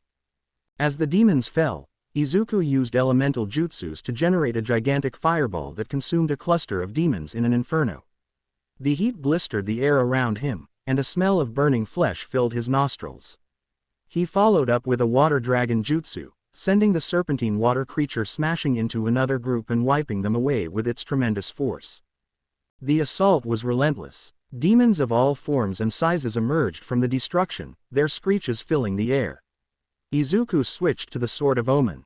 In sword shape, it was perfect for close combat. He slashed the demons with passing grace, each attack accurate and deadly. He swung the blade horizontally and decapitated 3 demons in a single move.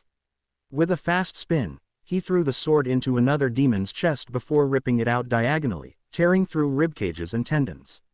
When an especially enormous demon lunged at him, he ducked down and sliced upwards, splitting its upper body in 2. When the Sword of Omen's energy wave ability, Omen's Wrath, was complete, he released it.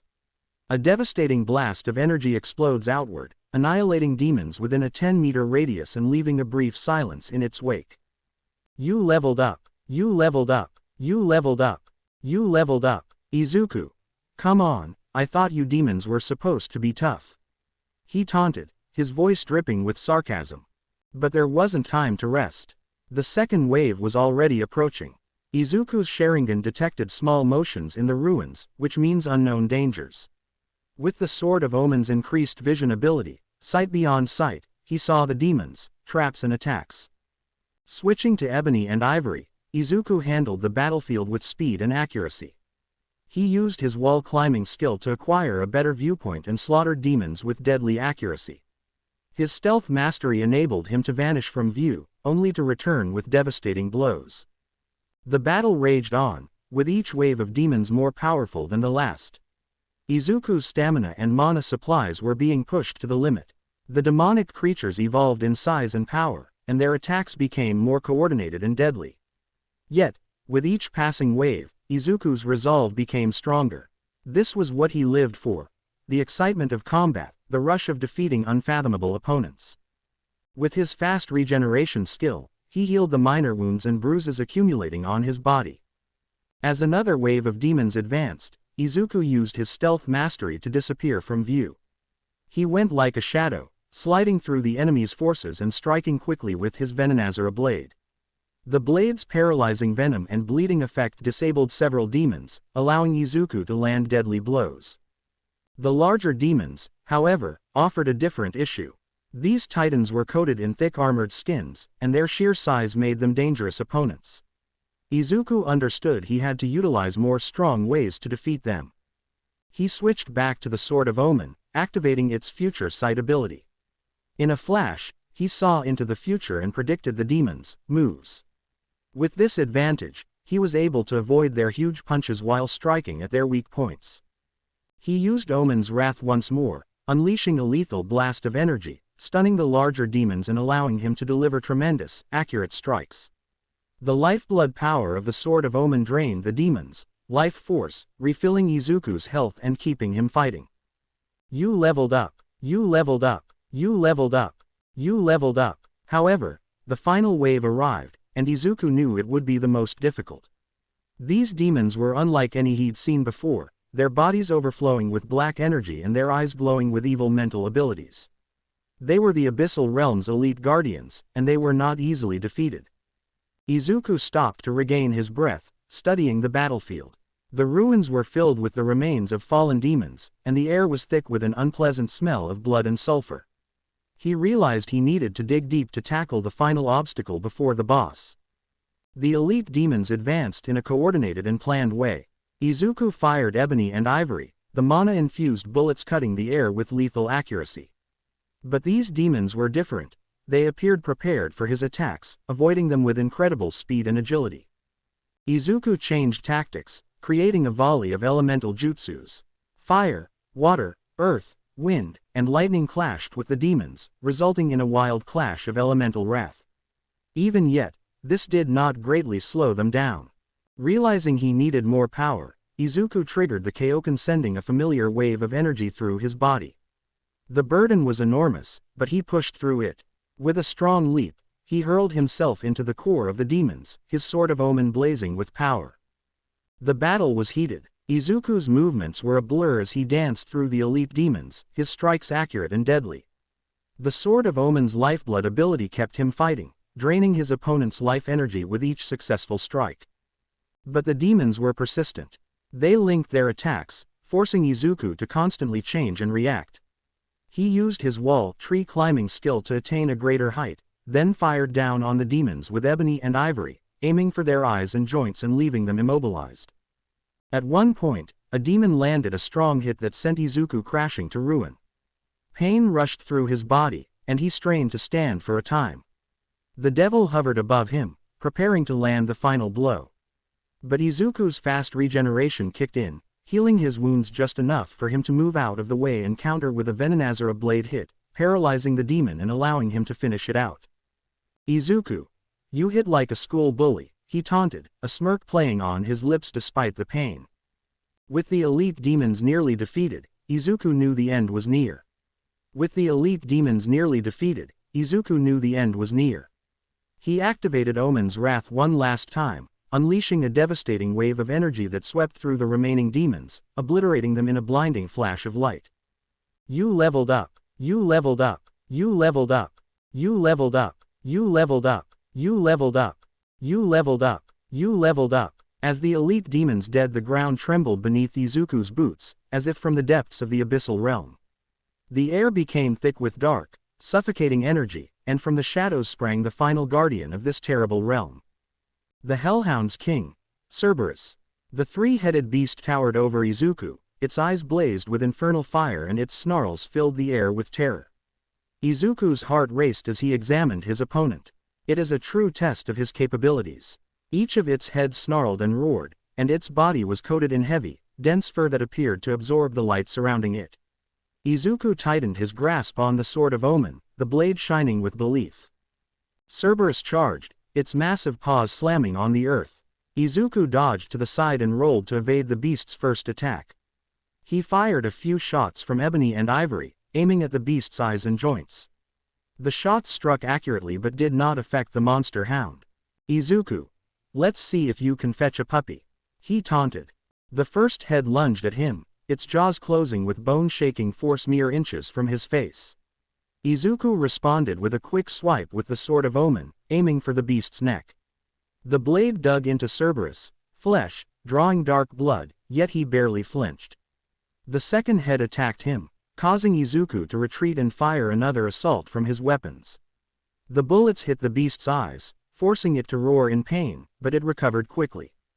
Izuku, your bite's worse than your bark, huh? He mocked while panting. HP, 715,500. MP, 552,250. Fatigue, 88. Izuku could feel the strain on his body, his mana reserves dwindling. He needed a new strategy. He activated his teleportation kunai, warp dagger, throwing the dagger at a distant point on the battlefield. In an instant, he teleported to the dagger's location, gaining a brief respite from Cerberus's relentless assault. He used his new perspective point to call Kaizel, his shadow dragon. The enormous beast emerged from the darkness, its eyes filled with a menacing luminosity. Kaizel roared, sending tremors across the abyssal realm and catching Cerberus' attention. Izuku. Kaisel, let's show this mutt what we're made of. He shouted, his confidence renewed. Kaizel attacked Cerberus, ripping its huge claws across the hellhound's tough skin. The two monsters clashed, their roars filling the air as they fought for dominance. Izuku took advantage of the chance, using stealth mastery to vanish from view and reappear behind Cerberus. He thrust the Sword of Omen, in katana mode, into the beast's back leg, tearing nerves and causing it to stagger. Cerberus. Three heads snapped at Kaizel, their jaws locking around the dragon's wings and neck. Kaizel cried in pain, but its shadowy shape engulfed Cerberus, sinking it in darkness. Izuku took advantage of the attention, using Omen's wrath to unleash a deadly burst of energy on Cerberus's center head, stunning it. Izuku. You're not so tough now, are you? He sneered, a fierce grin spreading across his face. With Cerberus temporarily weakened, Izuku realized he needed to act fast. He focused all of his remaining mana on a final attack, combining his elemental jutsus with the power of the Sword of Omen. Fire, water, earth, wind, and lightning all collided on the blade, forming a swirling vortex of elemental fury. Izuku. Take this, Omen's elemental cataclysm, he shouted as he jumped into the air, striking the Sword of Omen down with everything he had. The blade pierced Cerberus's main head, cutting deep into the beast's skull. The combined elemental forces erupted forth, ripping the hellhound's corpse apart and turning it into an accumulation of blazing ash. Cerberus let out a final, painful roar before dropping to the ground and melting into nothingness. The battlefield was silent once more, the terrible force fading as the hellhound was defeated. You leveled up, you leveled up, you leveled up, you leveled up, you leveled up. Izuku emerged victorious, his body quivering from tiredness but his soul unwavering. Kaizel landed alongside him, its ghostly shape disappearing into the darkness. The portal to the real world appeared before Izuku, indicating his return. Izuku. Wish I could make you my shadow soldier, he mused aloud, but I've never been a fan of dogs. Izuku exited from the portal and walked back into his apartment. The calm buzz of the city outside clashed sharply with the chaos of the abyssal realm. He glanced at the message in his email, which confirmed the completion of the mission and the rewards it had provided. Congratulations, Shadow Monarch. You have successfully defeated the Hellhound's king, Cerberus, and cleared the abyssal fortress. As a testament to your skill and bravery, you have been awarded the following legendary items. Beowulf Gauntlets and Greaves. Item Class A. Item Rank Legendary. Type Gauntlets and Greaves. Durability Unbreakable. Description. The Beowulf Gauntlets and Greaves are powerful, enchanted pieces of armor designed for close quarters combat. These legendary items grant the wearer immense strength and speed, making them formidable in melee encounters. Crafted from rare materials and imbued with ancient magic, Beowulf combines offensive power with defensive capabilities, embodying the ferocity and resilience of its namesake. History. The Beowulf Gauntlets and Greaves were once wielded by a legendary warrior known for their unmatched prowess in hand-to-hand combat. These pieces of armor are said to embody the spirit and strength of Beowulf, a mythical hero renowned for his feats of bravery and combat skill. Abilities. 1. Enhanced Strength. The gauntlets and greaves significantly boost the wearer's physical strength, allowing them to deliver devastating punches and kicks capable of shattering stone and denting steel. 2. Speed Boost. The wearer's speed and agility are greatly enhanced, enabling swift movements, rapid strikes, and agile dodges. 3. Energy Projection. The gauntlets and greaves can channel and project powerful energy blasts from punches and kicks, adding a ranged attack option to the wearer's arsenal. 4. Shockwave Generation. Each strike with Beowulf can create shockwaves that damage and knock back enemies within a radius, useful for crowd control. 5. Defensive Aura. When activated, Beowulf generates a protective aura that reduces incoming damage and enhances the wearer's resistance to physical and magical attacks. 6. Self-repair. The gauntlets and greaves possess self-repairing properties, allowing them to mend themselves over time, ensuring they remain in peak condition. Stats boost. Strength. Plus 100. Agility. Plus 50. Energy projection power. Plus 75%. Damage resistance. Plus 30%. Note: the Beowulf gauntlets and greaves are a symbol of the wearer's status as a formidable close-quarters combatant. Their advanced offensive and defensive capabilities make them both practical and prestigious pieces of equipment, suited for those who excel in melee combat and embody the indomitable spirit of the legendary hero Beowulf. Mirage Edge. Item Class A. Item Rank Legendary. Type Energy Sword. Durability Unbreakable. Description: the Mirage Edge is a mystical sword known for its unparalleled sharpness, speed, and unique set of devastating moves. Crafted from enchanted materials and imbued with ancient magic, this weapon is a symbol of mastery over both the physical and ethereal realms. The Mirage Edge's unique abilities make it a formidable weapon in the hands of a skilled swordsman. History: the Mirage Edge was once wielded by a legendary swordsman known for their unmatched skill and unique combat techniques. Tales of their exploits became the stuff of legend, and their weapon, imbued with ancient enchantments, was passed down through generations to those deemed worthy of its power. Abilities. 1. Stinger. A powerful thrust attack that allows the wielder to close the distance rapidly and impale the enemy with precision and force. 2. Million Stab. A rapid series of stabs executed at blinding speed, overwhelming the opponent with a relentless barrage of strikes. 3. Helm Breaker. A devastating downward slash can be performed from midair, delivering massive damage and breaking through enemy defenses. 4. High Time. A powerful uppercut slash that launches enemies into the air, setting them up for aerial combos or follow-up attacks. 5. Round Trip. The wielder can throw the Mirage Edge like a boomerang, dealing damage to all enemies in its path before returning to the wielder's hand. 5. Overdrive. A charged attack that releases a wave of energy along the blade's path, slicing through multiple enemies in a single, powerful swing. 6. Deep Stinger. An advanced version of the Stinger attack, delivering even greater force and extending the range of the thrust, capable of piercing through multiple enemies. Stats boost. Damage. Plus 150. Evasion. Plus 50. Attack speed. Plus 75%. Mana cost. No mana required.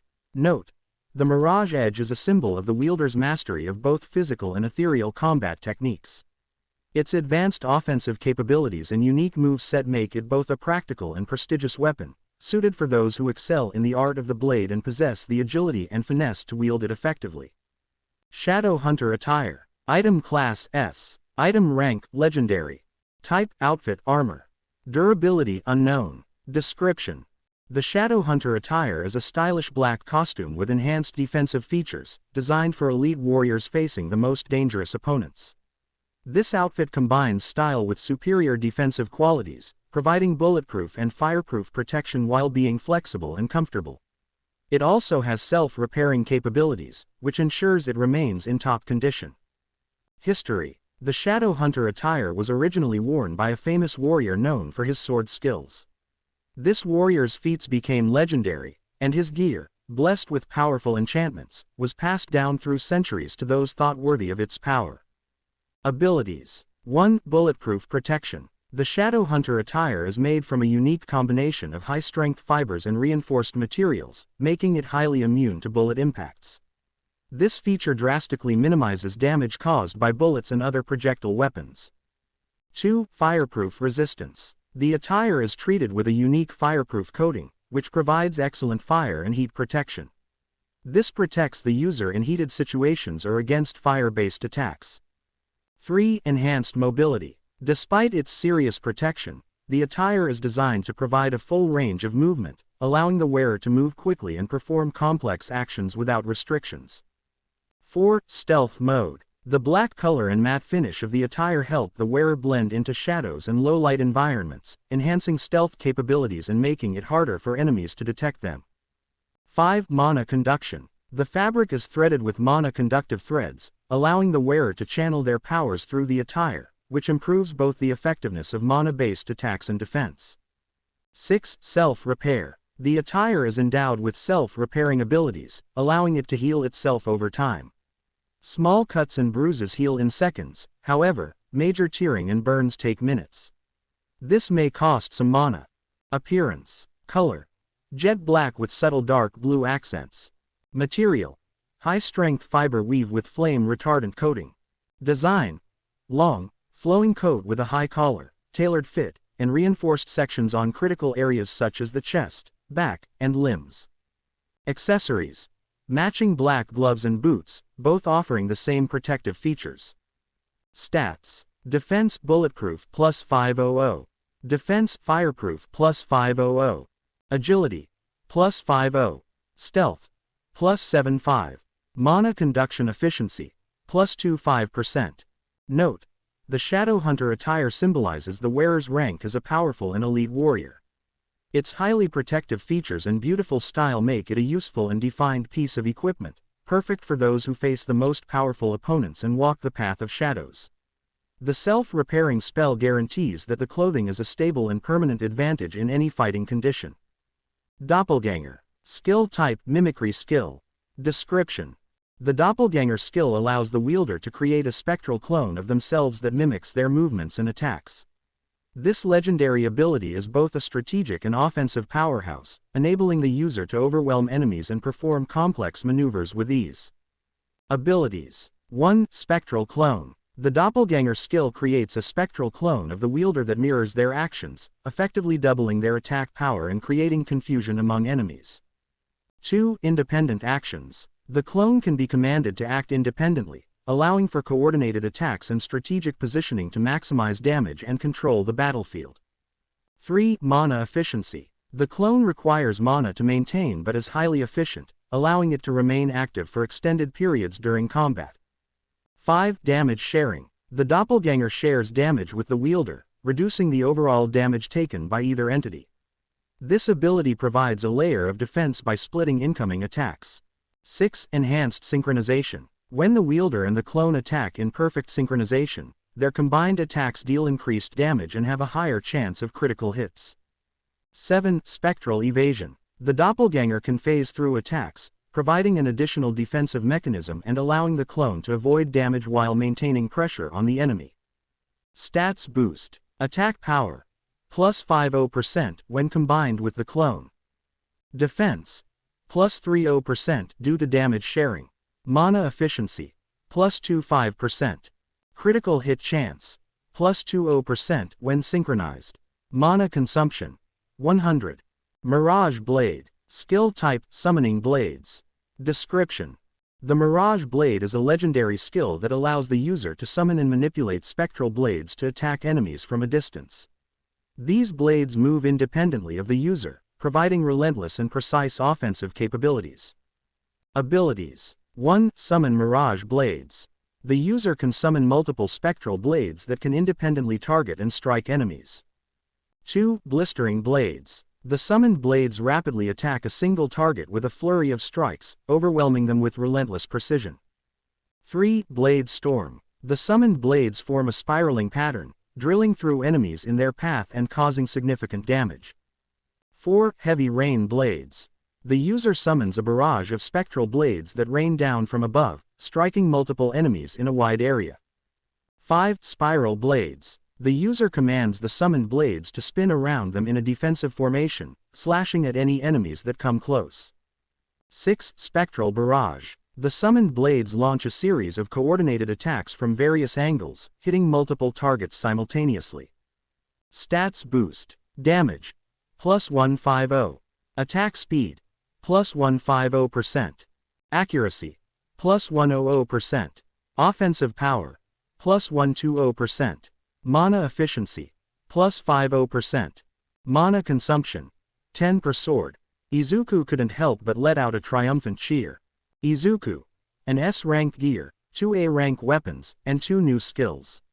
This is awesome. He looked over the Beowulf gauntlets and Greaves and Mirage Blade once more, marveling at their craftsmanship and power. He donned the Shadow Hunter attire, feeling the fabric adjust to his body, offering both comfort and protection. The attire was sleek, black with subtle dark blue accents, enhancing his stealth and mobility. As he equipped the Beowulf gauntlets and greaves, he felt an immediate surge of power. His muscles seemed to swell with strength, and his movements became swifter and more precise. He then picked up the Mirage Edge, feeling its ethereal nature hum with energy in his hand.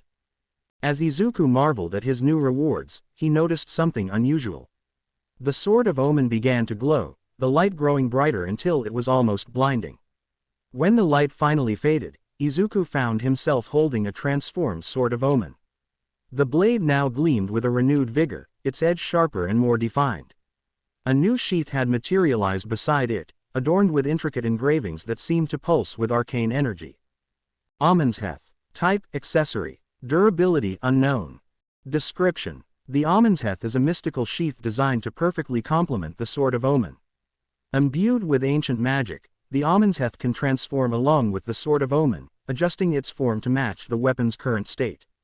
While not a weapon or tool on its own, the Amensheath provides enhanced protection and convenience, ensuring the Sword of Omen is always ready for battle. Abilities: 1. Adaptive transformation. The Amensheath can transform to match the current form of the Sword of Omen, seamlessly changing from a standard sword sheath to a katana sheath or any other form the sword takes. This ensures a perfect fit and easy access in any situation. 2. Magical reinforcement. The sheath is reinforced with powerful enchantments that protect the Sword of Omen from damage and wear when sheathed. It also enhances the sword's magical properties, amplifying its power when drawn. 3. Stealth mode. When the sword is sheathed, the Amensheath can cloak both the weapon and itself, rendering them invisible and undetectable to enemies. This is useful for stealth missions and surprise attacks. 4. Quick draw. The Amensheath is designed for rapid unsheathing, allowing the wielder to draw the Sword of Omen with lightning speed, ready for immediate combat. 5. Auto retrieval. If the Sword of Omen is ever lost or dropped, the Amensheath can summon the sword back to it instantly, ensuring the weapon is never far from its owner. Sword of Omen. Item class: SS. Item rank: mythical. Type: sword. Durability: unbreakable. Description: the Sword of Omen is a mythical blade of amazing power, respected in the past. This weapon, created in the center of a dying star and infused with the Eye of Thundera, combines both power and magic. The sword has multiple forms: a sleek dagger, a balanced sword, and a powerful katana, that retain the blade's mystical properties in each form. History: the Sword of Omen, wielded by the ancient hero who destroyed the darkness, is searched by many but held by only one.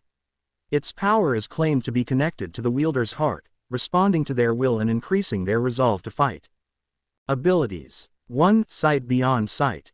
When held, the Sword of Omen boosts the wielder's vision, allowing them to see hidden opponents, detect traps, and reveal illusions within a 50-meter radius. 2. Omen's Wrath. Activating this ability unleashes a devastating energy wave, dealing massive AoE damage to enemies within a 10-meter radius and stunning them for 3 seconds. 3. Future Sight. The wielder can activate this ability to glimpse 2 minutes into the future, predicting enemy movements and actions, effectively granting a temporary boost to evasion and critical hit chances by 25% for 10 seconds. 4. Lifeblood. The blade drains a portion of life from enemies with each successful hit, restoring a small amount of health to the wielder. 5. Form change mechanism. The wielder can change its form by channeling his mana into the blade and mentally commanding the transformation. The process is instantaneous, allowing the user to switch forms seamlessly in the heat of battle. The blade emits a brief, radiant glow as it changes shape, signaling the transformation. Cooldown. Form changes have a cooldown period of 10 seconds to prevent rapid switching during combat. Mana cost. Each form change requires 100 mana, ensuring that the wielder uses the ability strategically. Forms. 1. Sword form. A balanced blade ideal for general combat, offering a mix of speed, power, and reach. Ultimate attacks. Portal creation. The Sword of Omen can tear portals through space and time, allowing the wielder to traverse great distances instantly or escape from danger. This ability can also be used tactically in combat to reposition or surprise enemies. Mana cost 50. Dimensional slash. The wielder can perform a powerful slash that cuts through the fabric of reality, dealing immense damage and creating a temporary rift that can disorient enemies, mana cost 25. Stats. Damage. 150 to 200. Attack speed. 1.2. Critical hit chance. 20%. Portal creation efficiency. Plus 50%. Special effect. Regenerates wielder's health by 8% of damage dealt. 2. Dagger form. A sleek, deadly dagger suitable for close quarters combat and swift strikes. Stats. Damage. 100 to 150. Attack speed. 1.8. Critical hit chance. 25%. Special effect. Regenerates wielder's health by 5% of damage dealt. 3. Katana form. A long, slender blade designed for precision strikes and increased reach, combining elegance with lethality. Ultimate attacks. Judgment cut. An advanced technique where the wielder performs a rapid series of slashes, creating multiple cuts in the air that strike enemies from a distance. This attack is both powerful and highly precise, making it difficult for foes to evade. Mana cost 100. Judgment cut end. The ultimate form of judgment cut, this skill allows the wielder to unleash a devastating barrage of slashes in an instant. The attack creates a storm of cutting energy that obliterates everything in its path, dealing massive damage to all enemies within a wide radius. Mana cost 500. Stats. Damage. 180 to 220. Attack speed. 1.0. Critical hit chance. 15%. Sharpness. Plus 100%. Speed. Plus 50%. Precision. Plus 50%. Judgment cut power. Plus 75%. Judgment cut end damage. Plus 200%. Warning. Mastering the various forms and powers of the Sword of Omen requires years of practice and adaptability. Each form has specific advantages and requires a different battle technique, making the wielder versatile and powerful in any kind of combat situation. Izuku. This blade becomes an SS rank mythical sword. This is incredible, he exclaimed, holding the Sword of Omen up to the light. The blade glimmered, its new abilities making it even more formidable than before. I can't believe how powerful this has become, he said to himself as he sheathed the sword. Izuku smiled. The battle had been tough, but the rewards were worth it. He closed the email and collapsed onto his bed. As he drifted off to sleep, he couldn't help but feel a sense of satisfaction. He was getting stronger, and with each new challenge, he was one step closer to becoming the hero he always dreamed of being. Present. All Might. They say that clothes make the pros, young ladies and gentlemen. And behold, you are the proof, he exclaimed. Then the students came out from the tunnel with their costumes. This is getting me ramped up, you look so cool. Now shall we get started?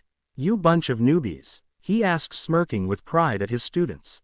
However, Uraraka looked around, noticing someone missing. Ochako. Wait, All Might. Midoriya-kun is still not here, she said, concern evident in her voice. All Might. You're right. Where is young Midoriya? He asked, equally confused as he searched the area. Just then, a blue portal opened, and Izuku walked through it, clad in a sleek and stylish outfit reminiscent of a legendary warrior. His attire exuded an air of mystery and power. The girls couldn't help but blush at the sight of him, awestruck by how handsome he looked in his costume. Izuku stepped forward confidently, his cold blue and green eyes scanning the crowd before settling on All Might. Izuku. Sorry for the delay, he said calmly, his voice carrying a new edge that matched his appearance. The students whispered among themselves, impressed by Izuku's costume. Uraraka's eyes widened in admiration, and she felt her heart race at the sight of her friend looking so strong and handsome as she approached him. Ochako. Midoriya-kun, your costume is amazing. You look so cool. Her voice was filled with admiration and excitement. Izuku, caught off guard by her enthusiastic compliment, felt a slight blush creep up his cheeks. Izuku. Thanks, Uraraka-san, he replied, trying to maintain his composure despite feeling flustered by her praise. Why, you looks nice too, he complimented her. Ochako. Oh yeah, I should have been more specific about what I wanted. It's skin tight, not my style, hee. She explains, blushing. Izuku. You still look nice though, he replies, smiling, making Uraraka blush even more. Mineta. I love this school, he said with a thumb up, but Izuku noticed him. Izuku. Mental note. Keep an eye on that midget. He mental note himself. All Might. Now that you're ready, it's time for combat training. He exclaimed, but then Iida raised his hand. Tenya. Sir, this is the fake city from our entrance exam.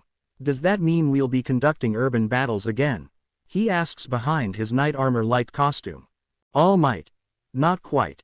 I'm going to move you 2 steps ahead. Most villain fights you see on the news take place outside. However, statistically speaking, run-ins with the most dastardly villains take place indoors, he explains.